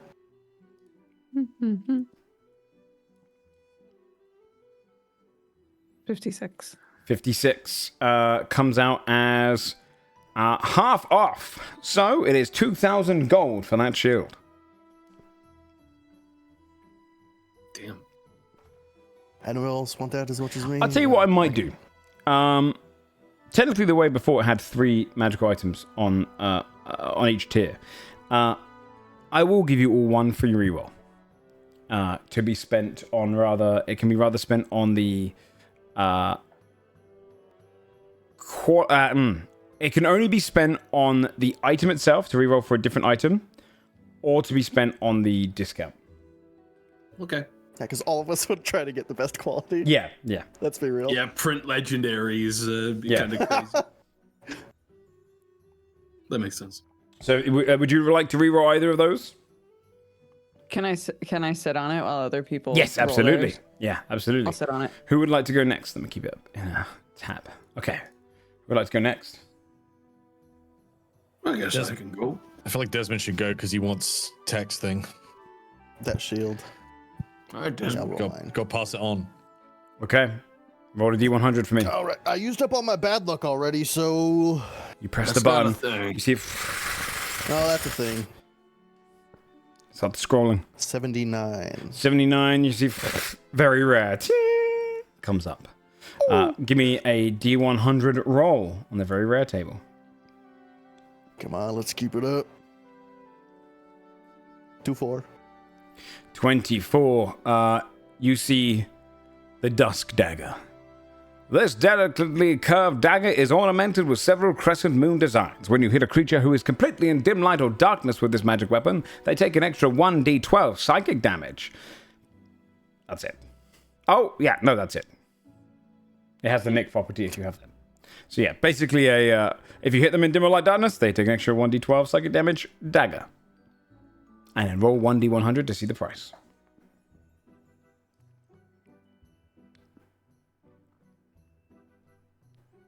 55.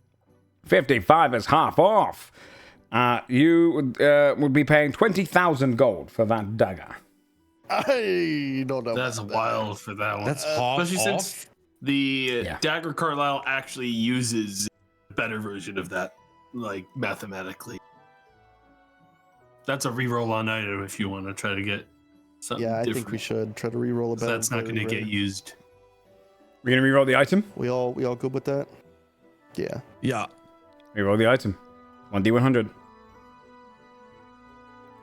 Oh, what's the second lever back here? Yeah. It's, oh, for my favorite customers, you get to push it again.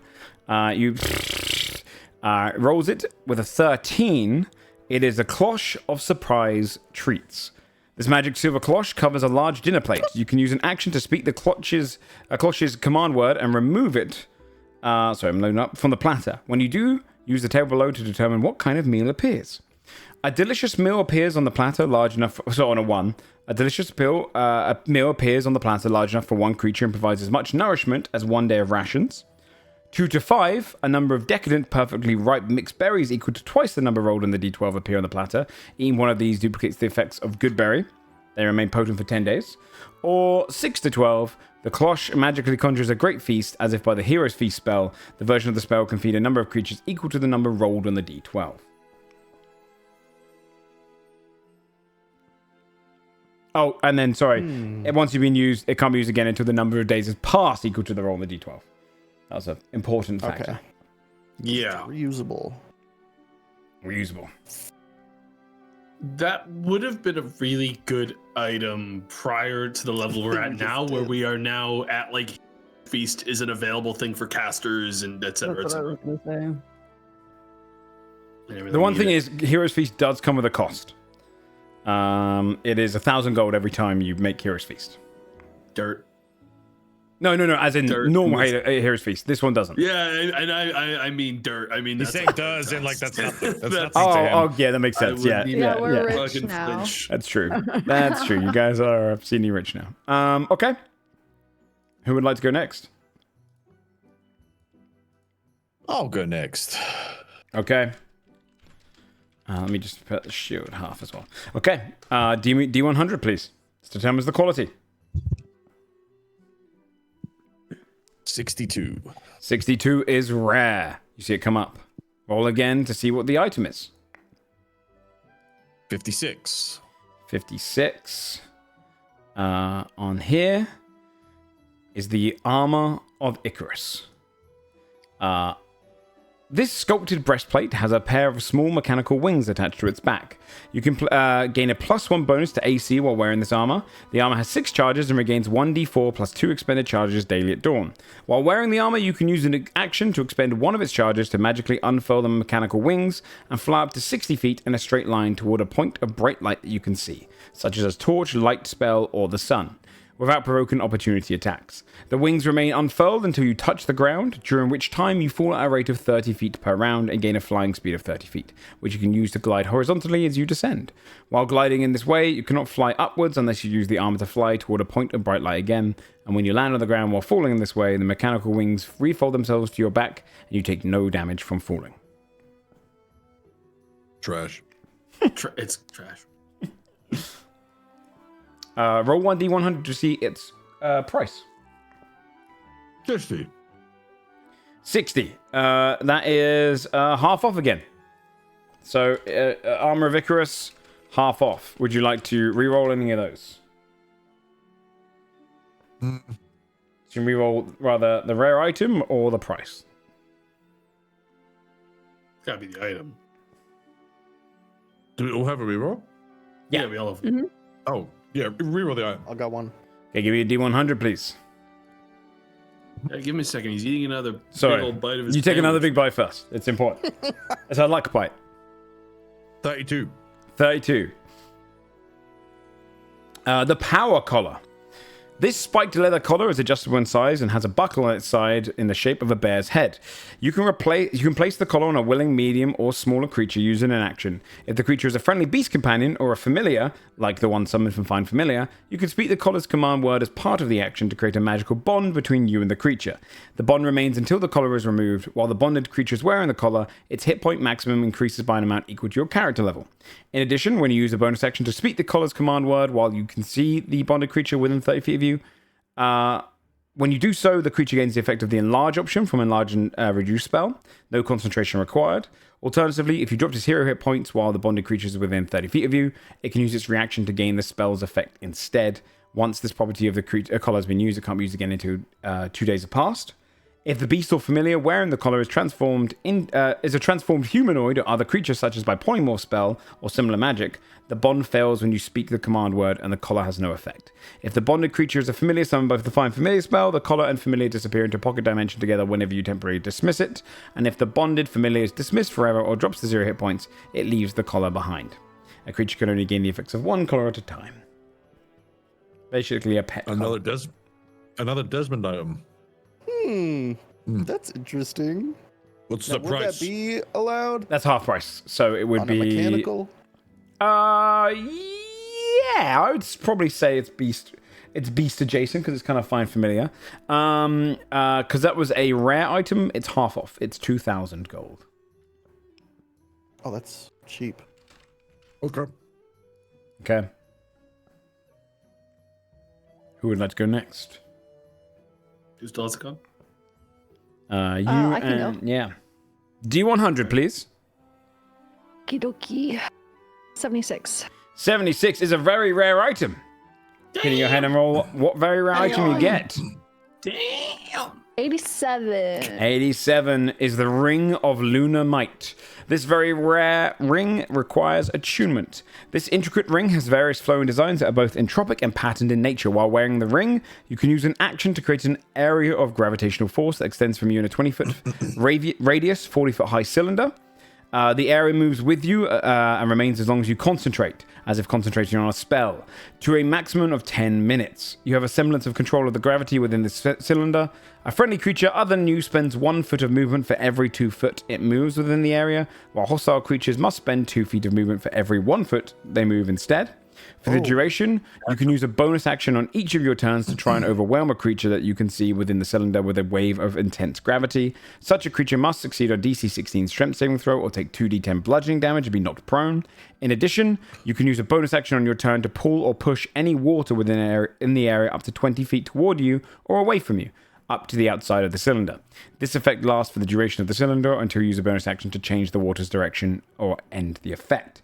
Once the ring has been used to create an area of gravitational force, it cannot be used again until the next dusk. Alternatively, you can use an action to speak the ring's command word to cast the reverse gravity spell DC 16 from it, and once it's been used that way, it loses this property. So a zone of gravity. And then roll a D100 to see the price. Can you imagine picking someone up, like picking someone up in the air and then 44. flattening them? Yeah. 44 is its normal price, which is 28,000 gold. Oh, brother. Brother. You guys Does have a anyone 30% want that discount. ring? Yeah. I can re-roll for the price. I don't need it. Wouldn't have use on me. It's cool, but our attunement slots are very. That's the rough part. Yeah. Should I re-roll the item then, if we're not caring about the price? If we want to see more. Yeah, we could see another very rare item, I suppose. Yeah, I think that we get more mileage with how much money we have of seeing than lowering the price at this point because we can't afford the difference right now. 62. 62. No, this is new. This is roll that before? no, Okay, because they were on the rare table. Yeah. Gloves of Mimicry. Very rare. Requires attunement by a bard. These brightly colored gloves extend a peculiar psychic magic to your hands and fingers. While wearing the gloves, you can use an action to cast the Mage Hand spell from them. In addition, you can use an action to cast the Arcane Hand spell from the gloves with a DC of 16, spell attack of +8.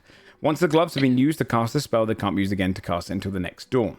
They have 5 charges for the following properties. They regain 1d4 plus 1 expended charges daily at dawn. Applaud! When a creature other than you that can see and hear you rolls a Bardic Inspiration die, you can use your reaction to expend one of the glove's charges to clap your hands together and add your Charisma modifier to the total of the roll. You can choose to use this reaction after the creature rolls the die, but before the GM determines whether it's a success or failure. We're buying this just for that alone. Jesus. Barrier. When you hit by an attack, you can use a reaction to expend one of the glove's charges and hold your hands out in front of you, as if you're pressed against an invisible barrier. You gain a +5 bonus to AC for that attack, potentially causing that specific attack to miss you. Pinch. By holding your thumb and forefinger less than an inch apart, you can use an action to expend one of the glove's charges to visually pinch a creature within 60 feet of you that you can see. The creature must make a DC 16 intelligence saving throw. They take 3d4 psychic damage and 3d4 force damage on a failed save, half as much on a success. If the creature was concentrating on a spell, they have a disadvantage on the saving throw to maintain concentration. And then Taunt. You can use an action to remove one of the gloves and expend one of their charges to visually slap a creature that you can see within 30 feet of it.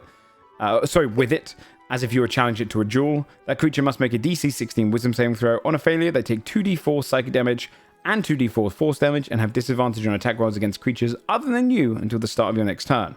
On a successful save, the creature takes half as much damage and doesn't suffer those rolls. Immediately after the effect, you replace the glove on your hand. Damn. Yeah, it's a good one. Mm-hmm. What's the price I on want rolls? that. So that'd be 28,000. Yeah. That's so expensive, though. Yeah. That's Like, what else do you spend that much money We can on? afford Buy an it. item, you know? That's so worth it. Well, there's one last item to be rolled. So, Carla, would you like to do your D100? Yeah, Go on now. 59. 59 is a rare item. Give me a D100 to see what item you get. 67. 67 is a Dwarven Booze Hound's Backpack. It's an attunement item. This large silver tank is nearly 3 feet tall and produces its own magical ale. It has several knobs along it and a tapered hose attached to the bottom. It holds 8 gallons of ale and completely refills at dawn. When you attune to this tank for the first time, it immediately fills with magical ale. The tank is supported with several leather straps, allowing it to be easily carried. Regardless of how much ale is inside the tank, it always weighs 10 pounds. You can dispense the magical ale as you would a normal keg, with the exception that the alcohol affects the creature twice as much as normal due to its magical nature. Alternatively, you can spend 10 minutes focusing on the tank and adjusting its various knobs to produce up to 4 special elixirs, expending 1 gallon of ale for each elixir you make. If you are a dwarf or proficient with brewer supplies, blah blah blah blah, each elixir contains 1 ounce of concentrated liquid.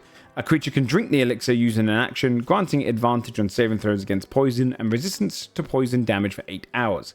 There's another little bit for a dwarf about temporary hit points, but who cares because you're not dwarves. While carrying the tank, you can use an action to point its hose at a target you can see within 30 feet of you, provided you have a free hand. When you do, the tank expels 1 gallon of ale in a powerful blast. If it's an object that isn't being worn or carried, or no more than 300 pounds, it's either knocked over or pushed up to 15 feet away from you. If the target is a creature, make a ranged spell attack against it, using an attack bonus of +7. On a hit, they take 1d8 bludgeon damage, push 5 feet away from you, and must succeed on a DC 15 con save, or be poisoned until the start of your next turn. It's a weird one. Yeah. Carlisle doesn't even he's midway through finding out what it does. He's the lever first. You cut a bit, but I imagine you're re-rolling, so do D100 immediately. Yeah, 25. 25 on the rare table is a kinetic bowstring. Rare item, this magic bowstring can be used to string a non-magical bow or crossbow, turning any attack made with it into a magical one. Kinetic bowstring magically amplifies some of the stored kinetic force that it releases when it fires an arrow or bolt. The first range attack you make on each of your turns using a weapon surrounded by this item has twice its normal range, and on a hit, the attack deals 1 extra die of its damage. And then roll 1d100 to see the price. What, are they just giving this one away? Did you roll 100? I rolled 100 on price. This is free. I don't even know if I want it. It comes out. You see the moment you do it, it pops up and goes free. You see all lights just start flashing in the entire place. People are kind of turn around and you see the kind of the items that glows. But it goes, we have a free item! Fuck. Well done, my friend. You have got yourself a kinetic bowstring. What was that? Vanderval is describing it. Carlisle has picked it up and immediately put it in the recycle bin so we can get it. That's what I was gonna say. Yeah, the money back. You basically just get still 2,000 gold off him. You'd gain 2,000 gold as it goes and just kind of scraps into the gold. And he goes, Amazing. I just don't need it. All right. Well, you have yourselves Tack, would you like to reroll anything? You got the shield, or its price is half off. You want the Desmond's shield? right, pouting. Desmond? I have Shield Master, so its benefits are even more for me. Okay. Is there any? Magic I've charges been that- looking. I've been hounding for an upgraded shield. Okay. How much was it above board? Half, so 20K, 2,000 I gold. think, right? No, Oh, the 1,000. shield was rare. Rares. That's easy. Yeah, I the most can it can pay become is that. 4K, but you could get lucky and get free. So that's... It's not If you worth rerolled. it. I think 2,000 is so cheap that it's better just to take it as is. Okay. Yeah. All right, you buying the shield, so you put forth the 2,000 gold for the shield. Yeah. And you get yourself the Forge Work Dragon Shield. I'll get that linked in. Hands to Desmond. Oh, thank you so much. All right, so I've broken even now. Fine. Anything more? I'd really like those gloves. Yes, buy those gloves for sure. We can even. Yeah. I'm willing to pitch in to help. That's going to benefit all of us. So I think all we of should. us. Yeah, My for charisma sure. Modifier to We bardic should put rolls. it That's to- crazy. To bardic inspiration can- is crazy. Yeah, that's crazy. Toss in 6K. It's a charge-based Yeah, one yeah. though, remember? So you do have 5 charges. You can Yeah, only do it it's 5 still times. fun. But that's still... I'll put 6K towards it. I can put 5K towards it too. How much did we get? I will as well. What was the huge haul? I know Sam wrote down It's so much. all of our cuts. It was a lot. You probably have enough to buy it on your own. Is like how much Yeah. money It it was, is. it was almost 20,000. It was 19. We got 19,800 gold each Yeah. Yeah. from that last excursion. So I don't. So I subtract don't think you need that much from us. 11K. Subtract 17K we've contributed so far from the price. Okay, I'll put in the rest. Okay. And you buy yourselves the gloves of mimicry. He goes, "Oh, a fabulous choice, my friends. I'm happy to wrap that one up for you." And he kind of clicks his finger. You see it appears. You get those as well. And of course, I mean, you have to get that power color, even if you don't use it in battle. Very, very, very useful outside of battle, if you know what I mean. What the Okay. fuck? I was gonna. What? the fuck? Come on, don't think it's just magic items that have been used on the battlefield. Come on, and then also the cloaks. That's lovely. Have a lovely meal every now and then. Treat yourselves. Well, I actually want to talk to you about like lovely meals that we've been having. I need you to All come right. on a wagon at some point. Take a look at a tank underneath the hood of. I think there's some kind of magic juice. I don't know. You're smarter about these things than me, but it's I almost am. out. And I All want to see if right. we can get a refill. Okay. I can have a Also buy look the at collar. that. You'll buy Not the for that. collar. It's for my dog. Oh, sure. Mum's the word, eh? Oh my god! Oh my god, dude. All right. So Was that also 2,000? How much was that? that one was 2,000. 2,000. Yeah. Also, was that attunement or not? No, Collar? no. Goes on the pet. You just put it on the pet. So good. Great. Even just the health boost from that is insane for my pet. Thank God. All right. And the cloche? No. Oh, No, it's fading. It's fading, and I it's don't want it. gone. All right. Well, great times here. Thanks for shopping in my lovely store. Is there anything else I could get for you? Any updates to your spell components? We've got all sorts coming in. Wait, so does he just not sell items like? No, in he does it all straightforward gambling ways? now. Like the magic items, he only Damn. gambas. Yeah, he totally That's sold funny out. as fuck. Actually Yeah. pisses me Money. off. A Actually pisses fucking me off. another like good developer just turned into a fucking microtransaction. Gotcha. SMH. Fucking so Yeah. tragic to This see. is what the people want. Yeah. You can of course go on my slot machines there and get common things if you like. Oh. Ugh. How much does it cost to do the slot machines? Puts a Just hand on his curious. shoulder. Yeah. It is let me check. 50 gold every time you do it. It's nothing. Yeah, we got cheaper ones if you just want fancy, very like here's a bit of candy that is slightly flavored differently. It shocks your mouth, all that kind of stuff. But if you want common items, it's 50 gold a spin. Do you have ruby dust? Of course, I've got ruby dust. I got all the dust there is. I'm loaded now. And he kind of goes to the side and pulls down a little chamber and draws out with his hand. He goes, "How much do you need?" I need 3,000 golds worth. Ho, that's my entire stock. And he pulls out the 3,000 gold coin, weaves it together, and then kind of forms it into a small little bag, puts on the side. That'd be 3,000 gold. If we're talking about stocks, No, dust. no discount?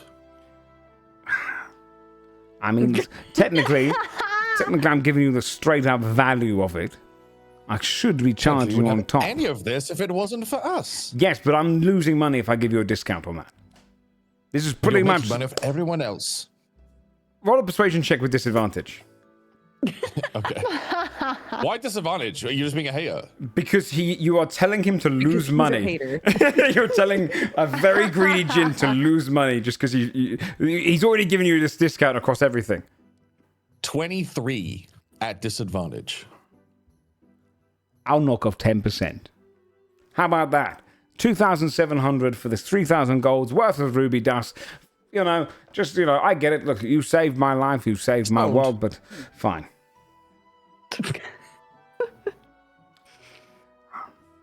You got diamond dust? I do have a little bit of stock. I've got about 1,000 golds worth. Take it. For the 1,000 10% gold. off. Oh, come on! You're gonna give Morgan help, but not me after all the things I've done to help. Do you know what diamond dust is? When Diamond, right? Yes. When the dragon that made this world, or put life into it, died, its blood fed into the world, into the astral plane. It drifted across the entire thing. And gods, deities, beings of great power have sorted out. That's why you bargain for souls. Do you think they give a discount? I'm just saying this is a deitic, powerful component. Oh, this is primo shit. This is the top notch. I'll give you 5% off. All right. All right. So 950 gold for my 1,000 gold worth of diamond. He takes it. Plus he goes, I just want you to know I could have sold that for 10 times the amount. Someone loses someone close to them, they come in panicking to me. So, it's good business, diamond dust. That's Not to be fucked up. insensitive. Well, it was just about the most insensitive way you could have put that. Well, you lot probably have caused more widows and widowers across the entirety of the land. So, I thought we were on equal ground in terms of morality. You're mass killers.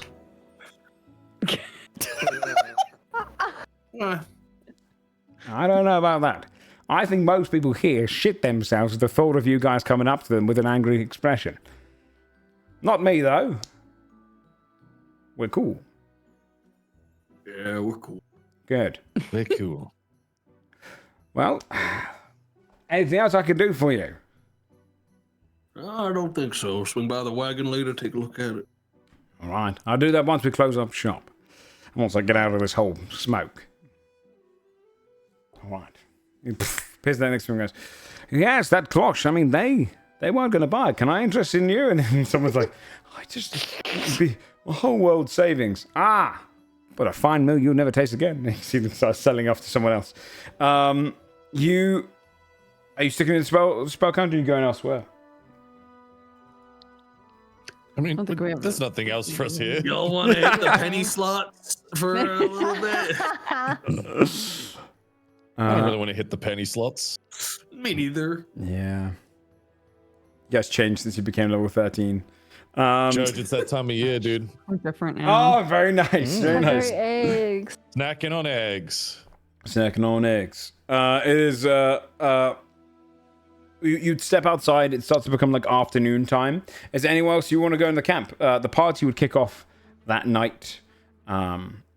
So you can, if there's nowhere else you want to go, you can wait until that, or you can go visit anyone else around the camp. There's anyone else that you wanted to see? I mean, we're pretty tired. We're pretty weary from traveling. Mm-hmm. It's been a while since we've been back. I think we'll chill. Okay. If they want to speak to us, they can approach us. Yeah. How about they do some of the fucking work? All right. God damn. We'll take a moment then to have you guys. You be able to go and find your own kind of quiet spot where all your tents and your campsites are set up. Get away from everyone else. Have a chance to kind of talk between yourselves.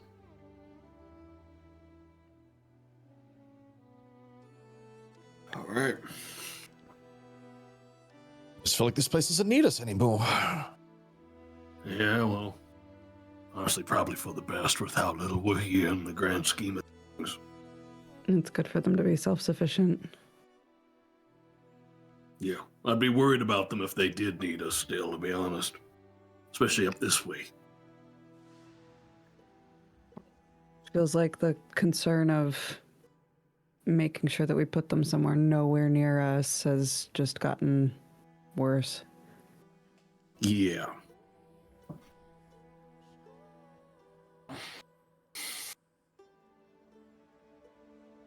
We should probably talk about what we're doing next. I was going to say the same. This place you seem so apprehensive of, Color. Yeah, well, Wiltwood. Tell us about it. Well, it is probably kind of like seizes up for it. It's just really scary up that way. Yeah. It's Figured. not very friendly. Think about the worst place that we've been to. Worse than that. Definitely worse than the Shadowfell. I would say. A spider cave? Worse than the Spider Cave, absolutely. Oh, yeah. There's a reason people go missing up there, and there's a reason a lot of bad things happen up there, but you can't really put your finger on why. I wouldn't, honestly, if it was just my call, I wouldn't bring any of you near that place. How long were you there? How long were you there before?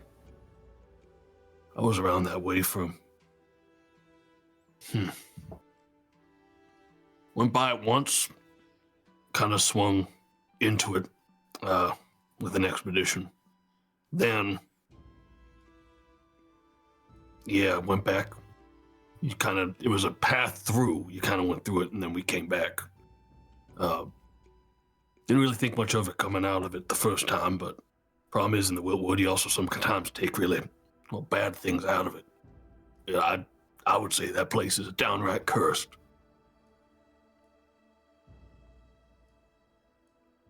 I don't know.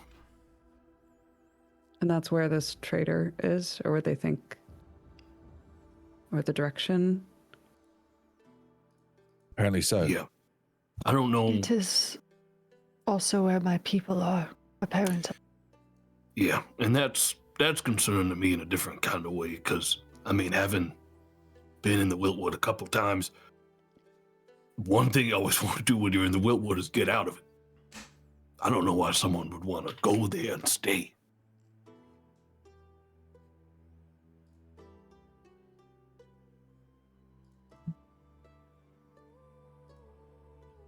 Well, I'm not particularly prolific at scrying, but I've been told that this observatory can amplify it. Should make it really effective if we want to double check and make sure that that's the direction we want to go. If you're saying that we need to be really cautious about it, then part of that caution, I guess, is making sure we even need to be there. Yeah.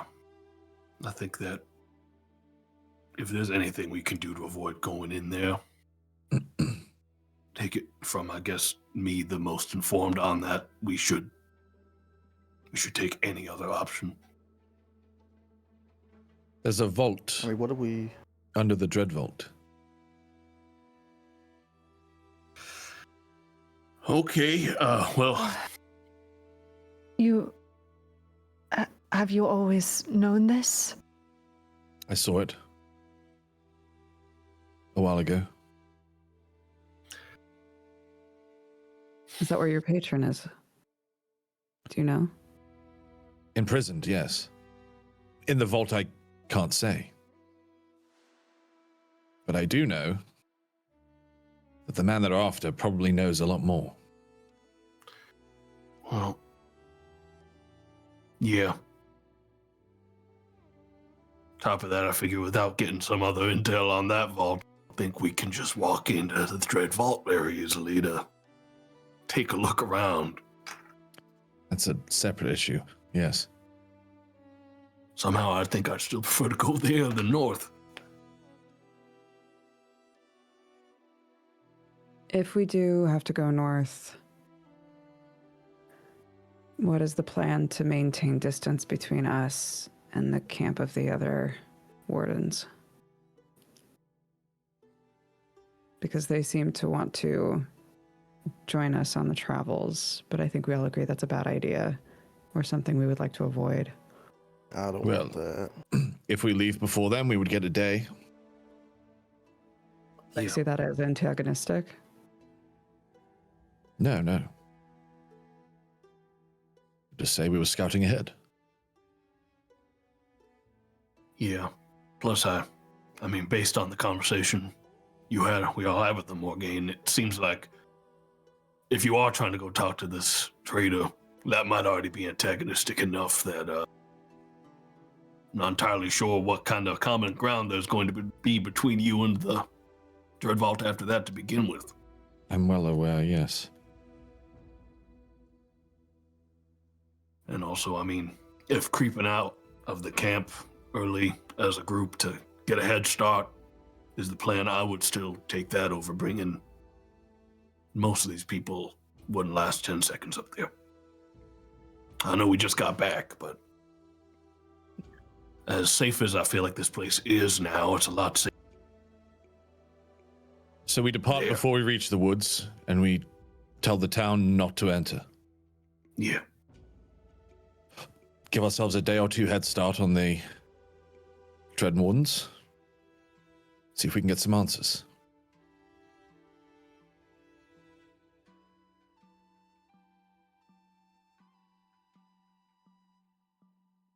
What about you, V?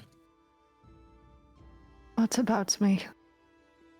Do you want to see your people? Yeah. They don't sound awful great.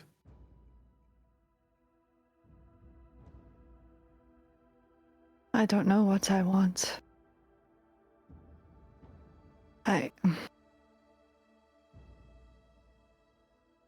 If they intend to do this to somebody else, then they should be stopped, yes.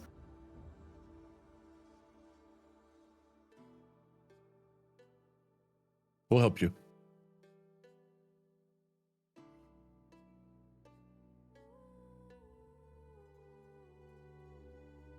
And you're all sure about this? Going north then.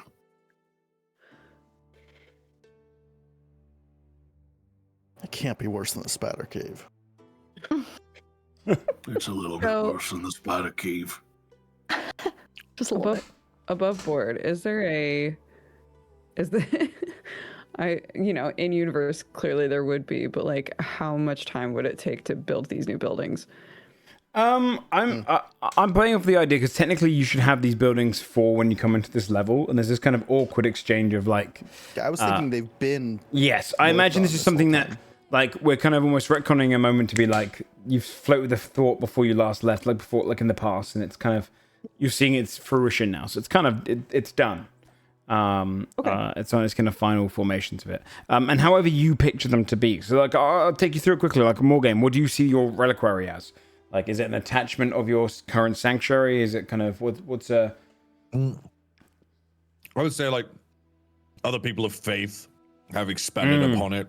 Yeah. Was most incorporate other faiths too. Yeah. Just kind of a religious spot. Yeah, that makes sense. Bigger Okay. and busier. Yeah. And what about your pub, Carla? I think it's kind of like the attached mess hall to a hospital. Normally be there. Yeah. Oh, like a canteen. Yeah. It's this kind of cool. like comforted canteen area. Cool, nice. And then the archive for Desmond. What about it? What do you imagine it looks like in kind of your own theme? Very. It is very mechanical still. Mm-hmm. Think like Mechanome looking almost library. It has like lifts instead of ladders to get books out of it. And yeah. And is it built like adjacent to where your tent area is, and you where your yeah, okay. How about the meditation chamber for UV? Because it doesn't have to be anything crazy. Yeah, well, she's feeling really weird about her relationship with her god. So probably just a dark room Nothing else. She might add stuff later, but she's in a weird place right now. So Yeah. Sensory deprivation. Yeah. pretty much. And then finally, Nothing. Dodger, what about the observatory? I think maybe it would have been almost an expansion on whatever the plants have been growing in. Yeah. So it'd almost kind of turn it into like a greenhouse and then go up higher. So it's all like Encased together. Yeah. And then the lens can go through there. Yeah. So like there's something that you can probably have just run by a party. I mean, for those that like can actually design needed building, and people around the camp would have helped work on it. They want to contribute to help you. But obviously for ones like V's one, it's just something that you've designed yourself. So yeah, these buildings are technically here. Okay, then I think Tack would to Morgaine ask what do we know about this person? I know nothing. Only that he was formerly of my order and is a supposed traitor. I think he's on. I think he's on here, isn't he? Yeah, he's on the list. Oh, perfect. Yeah. She would produce the list and hand it over. He'll be down just above Selenda in the floor 8 he was left on. 7 to 8. Sir Liren Renevere. Describe for him. Oh, it's Sir Liren Renevere? Yeah. Yeah. It would say half-elf Shadakai, white eyes with shades of grey. His hair is a mop of dark red and black. Looks far older than he is after his stay. And he was born and raised in Azarian's Gambit. Do you want to come with me to scry for him? Work? I am worried about the scry, if I'm being honest. He knows he's on the run and being hunted, right? I don't There are think he very knows. simple and I cheap don't ways think he'll to know if prevent we're the scrying scry. for him. Well, there are ways to prevent it. The first thing, if I was being looked for, like, by Dread Wardens, the first thing I would look for is an amulet that would stop all divination from finding me. Pretty easy to find, too.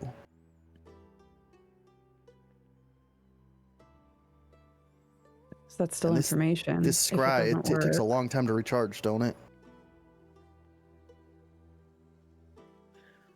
Not currently looking for anyone else, and it sounds like we're kind of on a timer. We're not the only ones that are trying to find him, and in fact, we want to find him first. Doesn't hurt to try. Do we have reason to believe that there would be a way for him to know that we're scrying for him? Not us, but I figure he would expect someone to try to find him. Well, we could think about it like this. If he does find out that someone's scrying, at the very least, maybe it puts him on a bit of an alert and it makes him harder to find. That might make it harder for us to find it, but it might also mean that it's harder for the other Dread Wardens to catch him. Gives us more time. I think it's worth doing.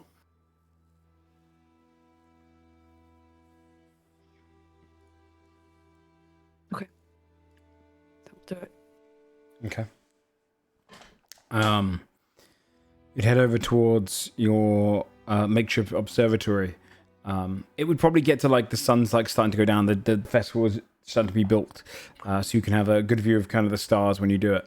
And you'd be able to do the scry effect, say his name, and see where it might lead.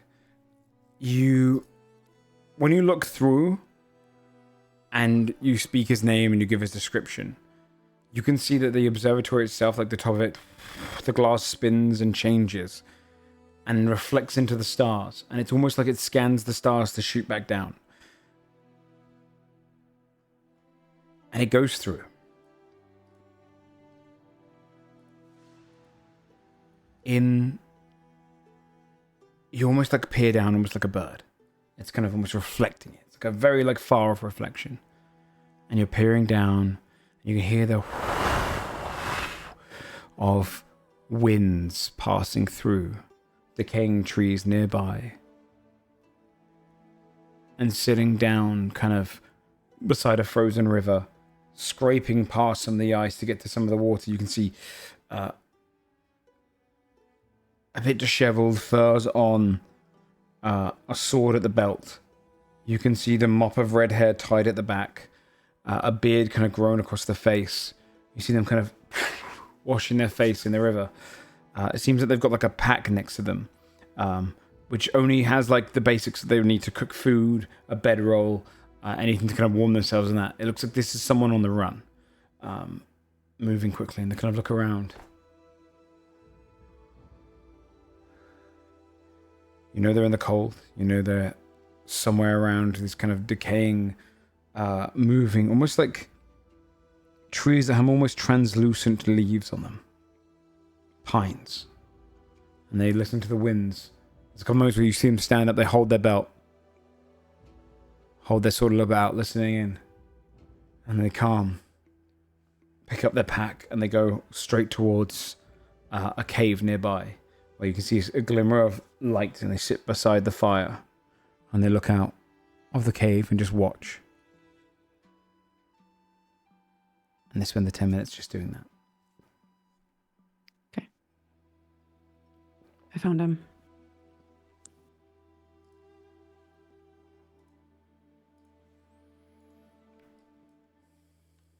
Okay. Yeah, we'll go back and tell everybody then. Okay. Yeah. Telling the group. Wow.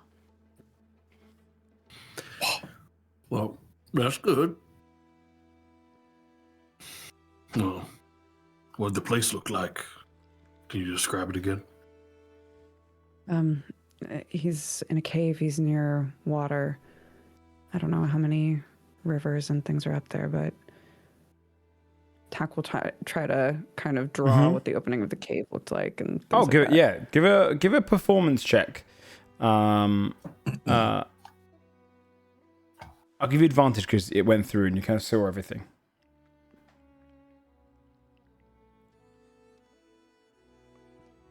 33. 33. It's a near perfect accurate drawing of it. You draw the kind of nearby caves and the mountains there. You can see them almost sharp. Everything like the jagged rocks of this hills and mountains building up was sharp.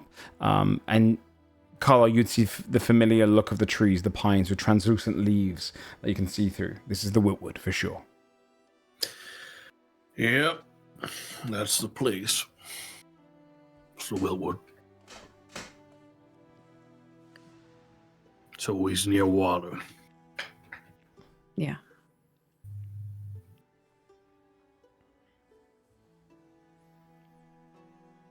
I know you don't want us to go there, but anything that you can tell us to mentally or physically prepare for what it's like in there. Yeah. First thing, anything that you find in there, don't touch. Don't take anything with you. Hear anything that isn't us, don't trust it. Don't listen to it. I wouldn't trust anyone that we run into that we don't know the place, regardless of what they say. Stick together. That means all of us. I don't want anyone splitting up in that place, even in smaller groups. If anyone starts acting weird, tell the rest of the group. And you restrain that person. I mean, off it all.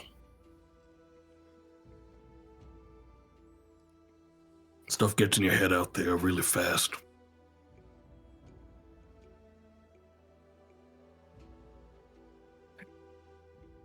And, I mean, it makes sense that you'd be by a river. It's one of the safer ways to travel through the place. I wouldn't go directly into the woods out there. Stick to the water.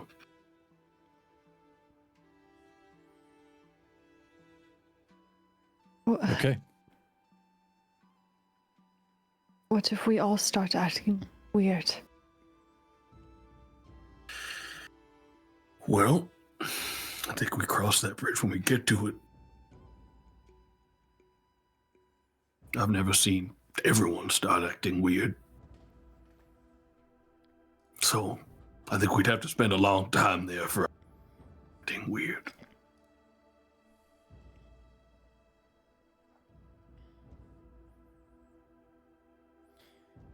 You would all kind of be like sat around. You can hear the kind of rustling and people kind of pulling out the drinks and kegs. You can see all of the festival stuff is being set up as the night's kind of going on.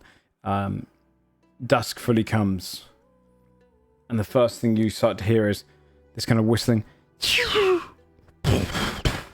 as fireworks are kind of thing like shot into the sky, and you hear people cheers and music plays throughout the camp.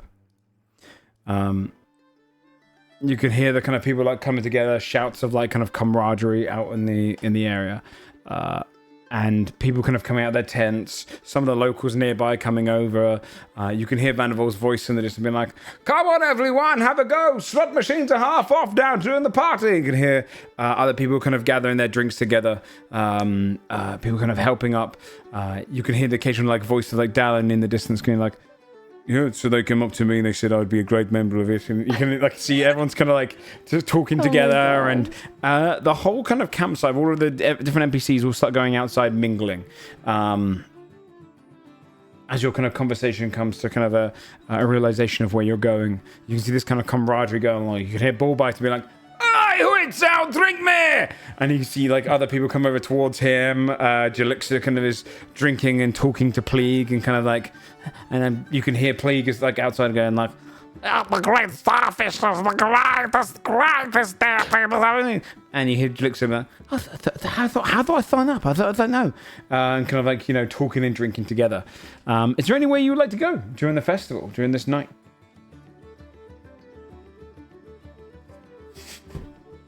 Or would you like to skip it entirely? As you stay inside. Carlisle's personally skipping. Okay. He'd stay it tonight, I think. Mm-hmm. Find a quiet place. Yeah. You also get to it and have some fun. Might be one of the last chances we get for a little while, so. What about the others? Could be my last drink before imprisonment. Oh, God. Morgane will get on the ale. Okay. Yeah, you go probably with the guard that she trains. Yeah. You can go over towards the guy that you train. A few of the other kind of soldiers kind of come around. They're joining you for a drink, asking you kind of general questions about like, so vampires, huh? You know, they're kind of like bouncing questions off of you at the same time. Oh my God. There's kind of an element of like discussing their own kind of deeds and whatnot. What about what's V, Tack, and Desmond doing? V would go visit Carlisle at his tent. Mm-hmm. But we can hold that off if we want to, for even next week if we don't have time. That's okay. No, you can do. We can come back to that after. Where's Desmond and Tack going? I'm going to the dance. Okay. Yeah. Damn. We'll come to the dance soon. Fucking get out there, man. Tack. Absolutely. I think Tack is kind of falling back on an old sort of like comfort of just walking through like a huge group of people, like has a different face, is just sort of observing everybody having a nice time and like just enjoying being in it and part of it, you know, not like necessarily interacting with anyone specifically. You'd be walking through just groups of people. You can see even like Goodbury is kind of like over there as well. Holtz, you'd walk past Holtz the goblin and he goes, "Yeah, so I'd like you to meet my new girlfriend." And he's kind of speaking to a group of the others. He goes, "Her name's Miss Trouble." And you'd see the Lamaxian slug lady that's from the city. It's kind of goes, "Yeah, I will be sticking around for a while. Hit the road with my new. And like squeezes, she goes, yeah, so, and then you see like you'd pass by Chris and kind of Salandra having like a little drink together, and they cheers, drinking some wine. Wait, yes. Yeah. Oh my god, Lightning yes. drop, please. You as you kind of put you eavesdrop in. Yeah, for sure. Give me give me a perception check. Okay. Give you advantage if you're not as yourself, you can get advantage. I'm not as myself, though.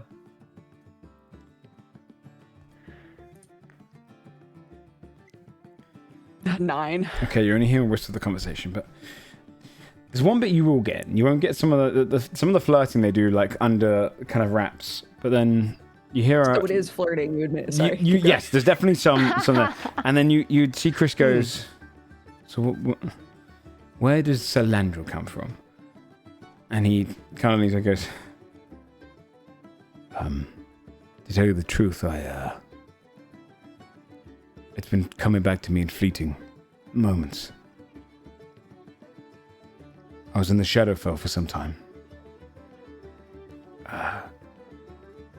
And I was bringing something from the Shadowfell forward. I had someone trained me in magic. But I don't want to bring the mood down. What about yourself? And so that's kind of changing the subject. You see there's kind of a dour tone where Chris is kind of like leaning in, like, and then you see them shift, but you don't see what they do. And kind of miss the moment until like kind of stepping into you, knocking into your leg, and kind of like distracting for a moment. You see Chowder, and he's carrying like a whole tray of drinks. Looks up to you, the little otter, and goes, "Sorry about that. Name's Chowder." Nice to meet you. Yeah. Sorry. Moves out of the way. That's right. And he kind of brings it over and plants it onto a table, and like ball bites from the other mercenaries around, and he goes, "Oh, here's the rules. One of us left standing. That's it." And then you see they all kind of sit around, and they all kind of take a drink each, and then Dallin comes over and he's like, I know I'm part of the council now, but it's... Get in here, you old twat! Anyway, we got some ideas for the council and what we can do to change this place up. And you see they kind of drag him in there and then bring him in his like ear in. Club kind of like goes on to, you can see on like a little gambling table, Club starts like kind of cheating on behalf of Gas, who's kind of like nodding to him, and becomes like a deck of cards himself. And like as he kind of plants down the card, he changes into the perfect deck in front of us. I'm sorry, it looks like I win again. And kind of pulls forth, and they kind of cheating together. There's kind of this general good atmosphere across the board, and you then see Desmond climb over to the others, and there's this little song starts playing, and people start coming forth and start dancing. And then you see they kind of create a circle. So Trippy kind of comes in with like a little bit of like a hop up and down, and people are like, hey, hey, hey, hey, as they kind of go through. You'd see the Goodberry bush goes in, kind of shakes their fur, like the kind of branches as they're kind of like vibrating to the music as they pass by. You'd see Vanderbilt kind of comes in, and he's kind of doing like a little bit of kind of like juggling at the same time, kind of little magic bits, and kind of like throwing his hands into the air, can just making moves. And some people are kind of like clapping awkward, and he goes, I've got it. And then he kind of passes through, and you see Desmond, Adley comes up behind you and goes, your turn, pushes you in. What does Desmond do? I'd like to think Desmond opens by using, I'm gonna use my spells in this, why not? He's gonna use Blur to sort of make it look like there's two of him. Okay. And he's going to be essentially dancing with his own illusion doing this. Okay, yeah, cool. You see Showball kind of like hold her drink, she goes, I shouldn't have another. And puts her drink back down after seeing kind of your blurry effect. Give me a performance check as you dance. Yeah.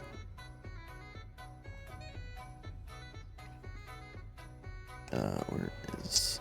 Not my items. Only a 13. Oh no. I mean, he's still figuring this body body shit out. You're getting used to it. You kind of trip over yourself a couple of times, but it's a very encouraging crowd. They're very happy to see mistakes being made at the same time. And you can hear like Adelaide shout like, Go on, give him a round of applause. You only got that body a few days ago. And people are kind of cheering at you and kind of calling others to kind of join in. You see Adelaide come in, take your hand, start like kind of jumping in a circle, like running around a circle with you. Duke comes in with a very kind of like line dance kind of thing, which a couple others join in with. And it's just a kind of a good camaraderie going around the area and joining in. But as the kind of like music fades down and away from camp, V, you would be walking over towards Carlisle. So where are you two going off together? Carlisle would just be in his sitting. tent, but Yeah, he'd be in his tent.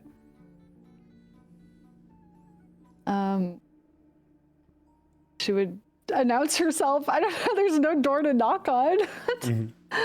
You could just see her shadow outside your fucking tent, standing there awkwardly, like trying to decide how she gets your attention to come in. Hey there. You alright? May I come in? You may. Figured you'd be She'll come in. probably with Desmond or Tech or something, having some fun tonight. I feel like I have been wearing a mask ever since.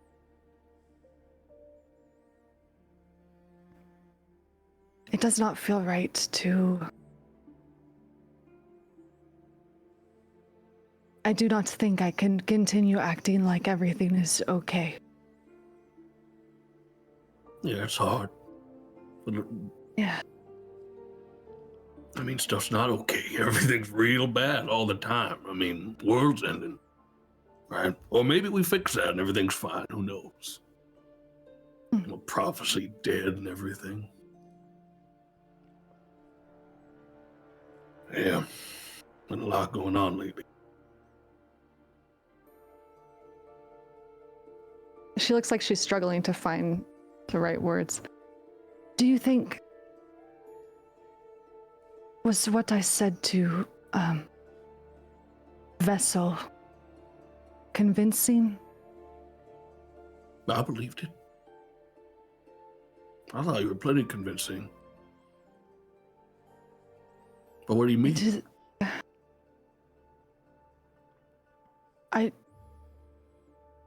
I do not feel comfort from the words I shared with him. You don't feel like you really believe it yourself? Not for myself, no. Well,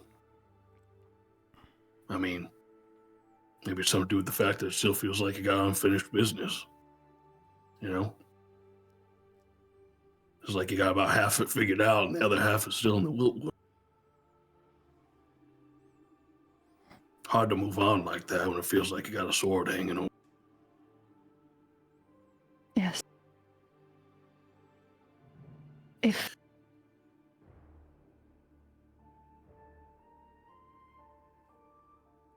You have always wanted to be a doctor, yes? No. No, I jumped around a couple things. When I was a kid, I was a thief out in Seeker's Luck. Then I joined an expedition to the north, and I wanted to be... Thought if I prayed hard enough, I'd become some kind of holy cleric of some kind, and that didn't really work out either. And I became a doctor because I didn't have any other choice. Still kind of held out hope for the second one, though. Then I got to do the second one for a bit, but that didn't really turn out to be all it was cracked up to be, I guess. And then I went back to being a doctor. So no, you kind of figure it out as you go. Did you feel so lost? Oh, all the time. Yeah, absolutely. I mean, my whole, you'd work so hard for something. I wanted, like the cleric thing, for instance. I worked so hard thinking that if I You know, I've talked a bit about Father Quincy, right? Yes. I idolized that guy. He was an unbelievably strong magical healer. I mean, he probably stronger than a lot of the folks we've run into. But he took me in, tried to give me a better direction in my life than what I had. And I thought that if I worked hard enough, I could have some of what, be like him. But, you know, you learn the hard way that you can't really, some things can't be taught. They have to be something you have. I don't know, hard work only gets you so far in certain professions. And learning that is, well, that's soul crushing. Yeah, so I've felt plenty hopeless before. I feel soul crushed. Yes, that is exactly it. It's hard to put the pieces back together after that. I definitely know that. But What did you do? How? I just want to run away. I ran away. Stuff got really bad. And, I mean, I went back to Hour Till Dusk to try to pick up the pieces after everything. And I just kept moving. Picked back up the doctor and stuff and started running all around the land without light, trying to do whatever I could to keep myself distracted. And that's when I found you. And everyone else. I mean, long time of being pretty miserable. But, you know, you put on a smile for other people, I guess, sometimes. I'm happier now than I was. It's not. Put on a smile for Vessel. I think. It would be extremely alarming to me if, after everything that happened, you were just okay. All right. Your whole world seems like shattered all around you. If you were just fine and able to move on past that so easily, I'd be even more worried about you. I think you're doing just fine. But you're young and you still have a lot of time to figure it all out. I wouldn't worry so much about the feelings you have right now are going to fade and you'll figure out another path forward. I wouldn't worry so much about, you don't need a destination or a plan just yet. You know?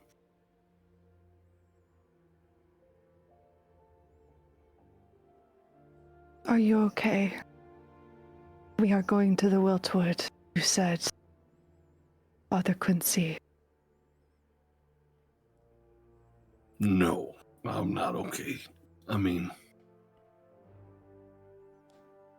V, the whole last party that I traveled with, there was a lot more of us. They all died in the Wiltwood. All of them. Not all of them at once, but the Wiltwood's what did it. That place does things to people. And, it's my fault. And yeah, I don't feel great about bringing anyone back there. Because what if it's my fault again? You say it is your fault. I can't imagine. Stuff gives you offers out there and tries to get in your head, and it's not always lying.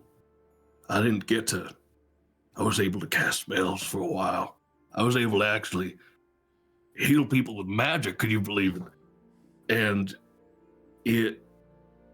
everything has a price out there. Whatever it does give you, it takes something back, and it took everyone else's exchange over time. Withered them all away, and I was so blind to the power that I was given that ignored it until Father Quincy woke me up and he was gone too. That's why, I'll be really honest with you, and I need you to promise me, even if it sounds really weird, if you think for a second, if I try to cast something, I need you to kill me outright. I'm not going to hurt anyone else out there. And as far as I'm concerned, the way it went last time, I'm not going to be in a right mind decision for myself. This place is serious.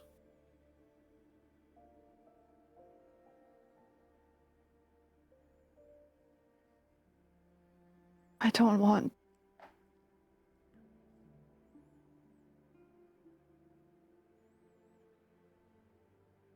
Maybe we shouldn't go. She looks just heartbroken.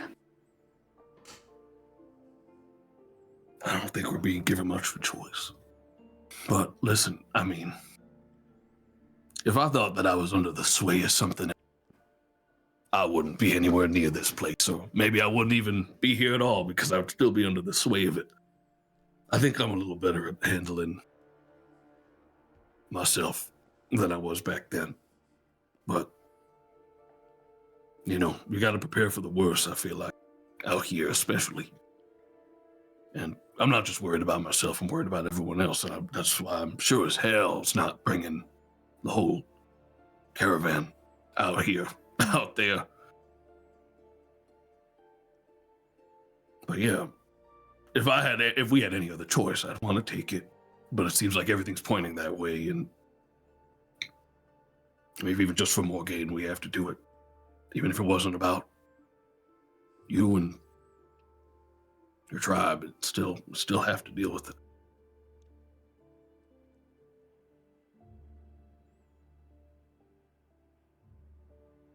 This is why you were worried about me and blood. I understand.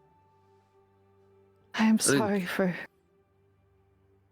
It's okay. I think it's really easy to have things offered to you because you don't gotta work that when one of these things says, oh hey, I'll give you power in exchange for just bringing me along for the ride. It's mainly them omitting all the bad parts because it's easy. They don't really owe it to you. I don't want to see that happen to anyone ever.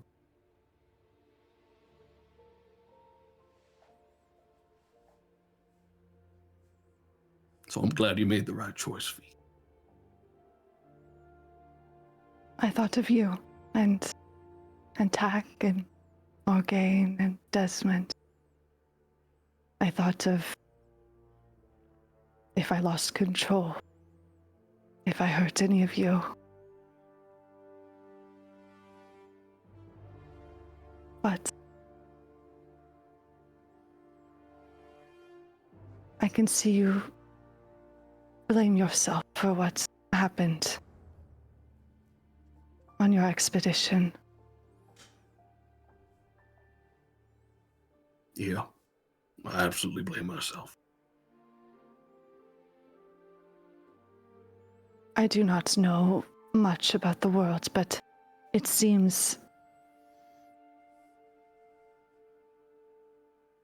these things know just how to twist us and use us as tools or vessels. I do not think you should blame yourself.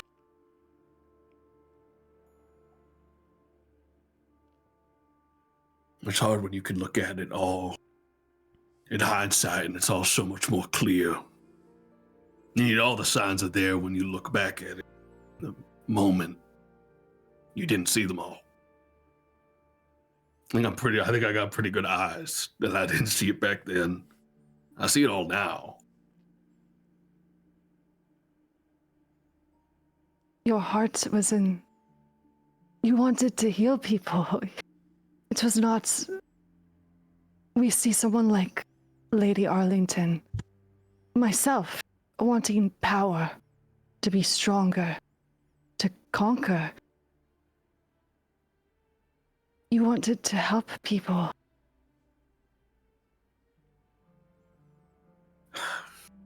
Yeah. That means something. Sometimes I'm not sure if it was that I wanted to help people or just wanted to be as important to everyone as Quincy was.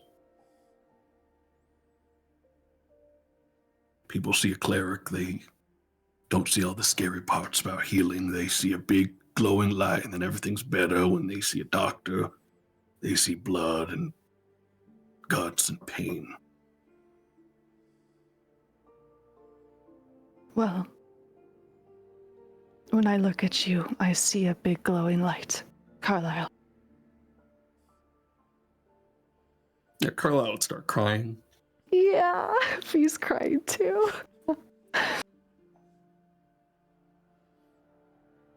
Hug. Yeah, big hug. Okay, well, listen. At the very least, right now, we're not in the Wiltwood yet. Yes. We're missing probably maybe one of the last parties we in the world. You ought to at least get out there. And I'll be right behind you. You promise? I promise. Okay. Thank you. Oh, thank you. Thanks for coming to talk to me. Always. She'll turn and leave. Yeah. Carlisle will clean up a little bit and close the shop down. Close the place down so no one comes in, and then he's right behind him. You would head back into the kind of party area. You can see the kind of dancing is still going off to the side, but this time a bit more like pick a partner and kind of dance with the moment. Drinks are kind of going through, and you'd see Farman kind of step up. Hold it, it's like talking to Venom. Like this. That's all. Just press it, man. Just press it down, man. Kind of like pressing it. Hello, everyone. Everyone, can I have your attention? Oh my god. And he's seeing Not the megaphone. You can see he's kind of like twisting, and you see everyone kind of stops, like, looking up to him. Farman, the new mayor. Yes. Yeah. And I just want to say we are 2 minutes away from the wayward ley line coming through here. For those who have not seen it before, it's meant to be a magical display. You want to look down, not up, down. Oh, you made that mistake. So everyone keep your eyes to the ground, and we'll count it down when we know it. Can we count it? Can we down? Yes. Okay, we'll count it in. We'll do 5, 4, 3, and then you'll just look down, okay? Everyone, get drinks and all that. And she starts like rushing down there. People are kind of talking, and everyone's kind of making like a pathway for like right in between the town. You can see they've almost built. Now you can see why they've almost built this straight. And everyone kind of gathers down. Vanderbilt kind of appears next to a couple of you as you arrive, and like probably closer to V, Desmond, and like Carla when you guys come in, because Morgan, you're off to one side. And Tack, you've taken on a different face, and he'd say, yes, you should, this is enjoyable. So, the way the ley lines work is this one here is more like a pulse. As it passes through it, it kind of alters everything around it very momentarily and then goes past. It only passes through here once every blessing. So, 4-2 is just a fair, and I will tell you right now, take a look at my shop as it passes underneath it. That is my prime real estate. Smart. And he kind of like peers next to others, and he's like, yeah, so this only appears on through. He's like telling people to kind of get ready for it. But otherwise, your group is kind of together. Or I should say, what's Morgaine, Tack, and Desmond doing?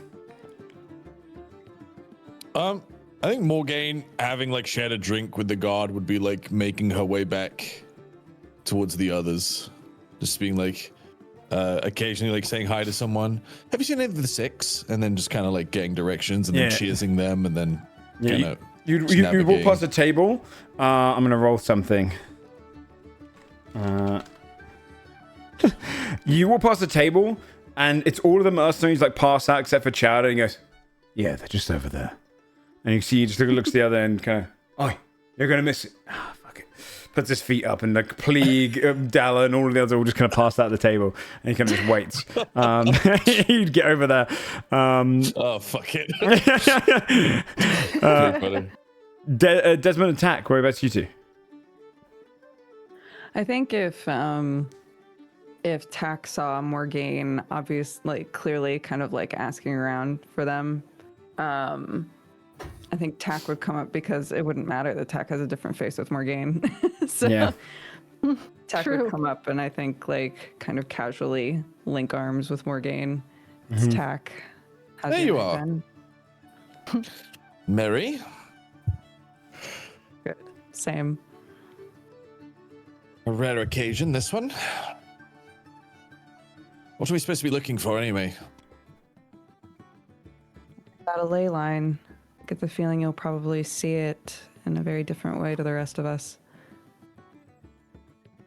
Do I already see it? not yet. I'm gonna say this. You definitely see the beginnings of it. Like it's for everyone else, it's a much smaller, like quicker faint. event. But you can feel the pulsing of the magic. It's almost this kind of like, imagine like a spark that's going across under the ground. So you're seeing the kind of distant elements. You're already seeing magic kind of illuminate the ground and start to kind of show the depths. It's almost like mapping out the ground below you. The same kind of feeling you got when you saw the other ley line, but it's kind of like distant and blurring and becoming more clear as it gets closer and closer. And Desmond, where are you? Scared. Sorry, no, I interrupted you. Desmond's Sam. sitting down No, you're good. right now. Okay.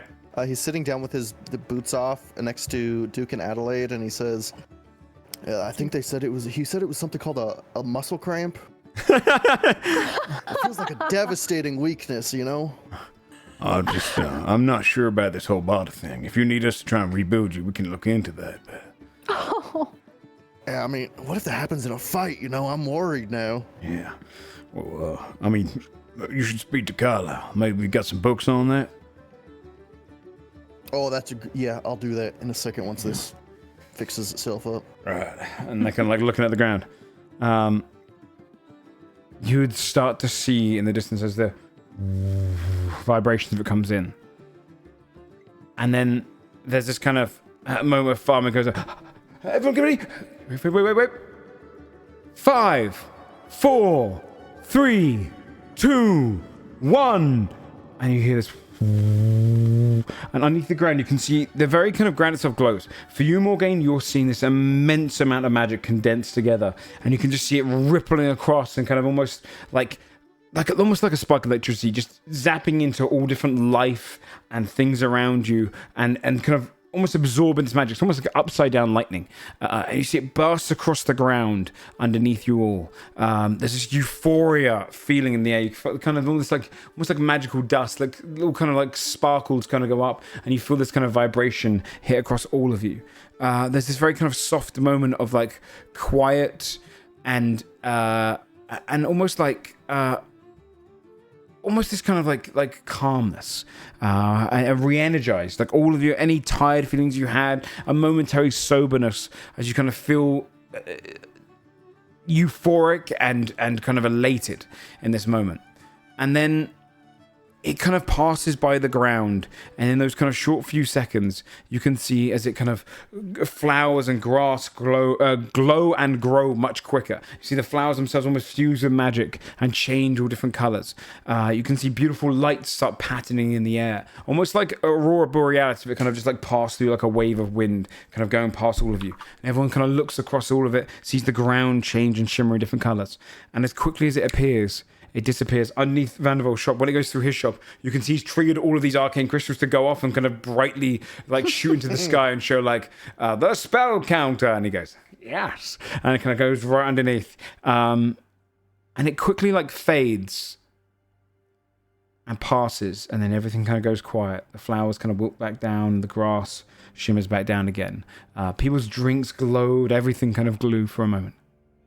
And then quiet. And everyone cheers. Kind of all across the entire campsite. And as you kind of stood there talking to each other, you would see this kind of quiet face watching you from afar. Across the camp, everyone else, give me perception checks, actually. What are you about to do to us? Can't help himself. 20. 25. Never a moment of peace with this crew. Actually, if if there's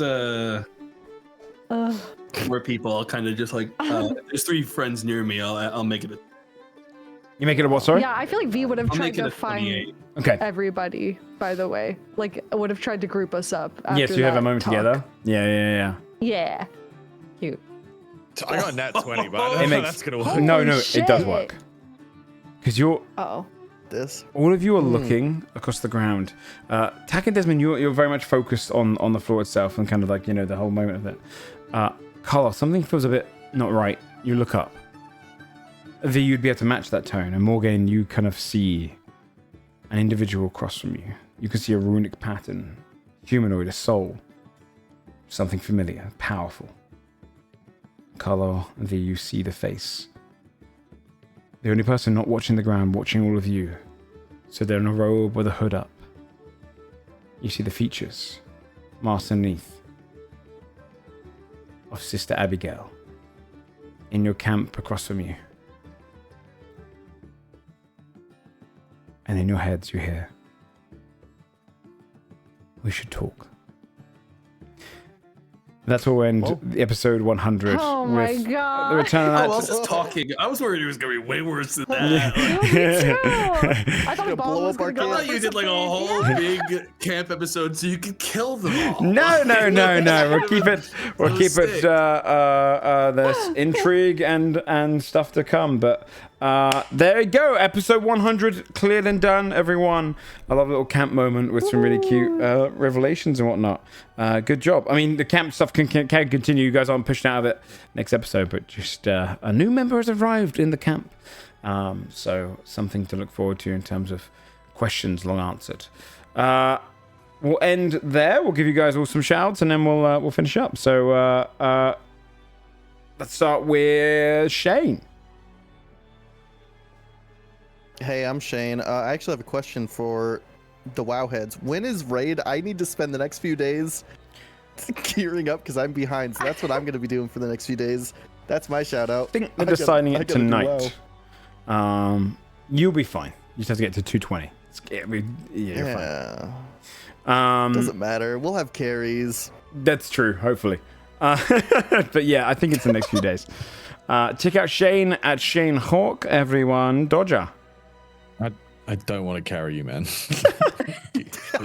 please, just gear up. Hi gang, I'm Dodger. I'm hopelessly addicted to Pathologic 3, but I'm trying to not play it every day and to play some other shit. I'm determined. But yeah, this was great. Aside from all of us being humiliated by the start. Yeah, got out of the way with early. Oh, you just reminded me. Yeah. We're going off the high vibes. Bree Bun. Hello, twitch.tv/BreeBun. I'm making my way through all Resident Evil leading up to 9. We are on Resident Evil 4 starting Holy tomorrow. Shit. Wasn't your Yeah. shout last week Resident Evil like 1 or 2? Probably. Dude, I stream like 8 hours a day when I stream these Holy games. shit. So I Yeah. get through them pretty quickly. God damn. Yeah. Sick. Yeah. All right, Sam. Why do you have to think about it? Because really, at this point, it's just a really Weird, isn't it, Sam? rock and a hard place. No, not today. Okay. Happy Twitch.tv Mother's Day. /Strippin. Happy Mother's Day. And Tomato, Mr. 5.4K. Not for free. Damn. Damn. Not for free? Okay. Okay. Would you do a shout if I gave you one more roll of the pedestals? Forever? Oh my god. Oh No, my I'm not gonna do God. it. I'm not gonna do it. Yeah, no I can't way do it. that- I'm You not. have horse in the I'm mouth not. look at the Yeah, moment. I'm not gifting it for bad behavior. I almost got you for a second there. You need to just set that guy in the YouTube comments off so bad, dude. He was gonna fucking lose it. Twitch.tv/tomorrow. There's a Patreon if you want to see behind the scenes. There is the full cut of the Jeopardies for each person, where you'll see where it's a lot closer than you think, and a lot of the answers were cut out. Yeah, no, it's good. It's good. You guys look a lot better in the full versions because it's all your. I don't. You do. You had a moment where you went from -2,000 to -100 on like a 12 Don't show tomato question. me answering questions about Carlisle after that great moment. To be fair, the Carlisle question. So I said this to Bree. Carlisle's the hardest What's category. Samara's character's name? Oh fuck. Oh, shit. It was the Hey, hardest. I did get. Yeah, you did get which No, one? you go ahead. Moldo Eartho. I wasn't even there for That's that. and I true. got that one. That's That true. was- Yeah. That's like maybe Yeah. the only one I got. Yeah, I should have included that one because it's true. Well, to be fair, Tomato has kept his character pretty hidden until this episode, so it was very much Yeah, a lot of mechanics sure. and a lot of stuff like that. So it was you had the hardest category by technicality of that. Thank you. But I know. yeah, no, it's fun. Other than that, we'll be back, I presume, next week for episode 101 and the beginning of the kind of like there is a series of arcs now. You have got the Wiltwood and all of the kind of clashes there with Carlisle's past, V's clan, Morgane's knight. You've got the Dreadvault and any darkness is happening there. You've got Abigail and the story there. You've got Starclock, and then you've kind of got that's kind of the build up, and then it's the final chapters of this campaign. So and whatever the last kind of like epilogue chapters are. So you're whittling towards the end.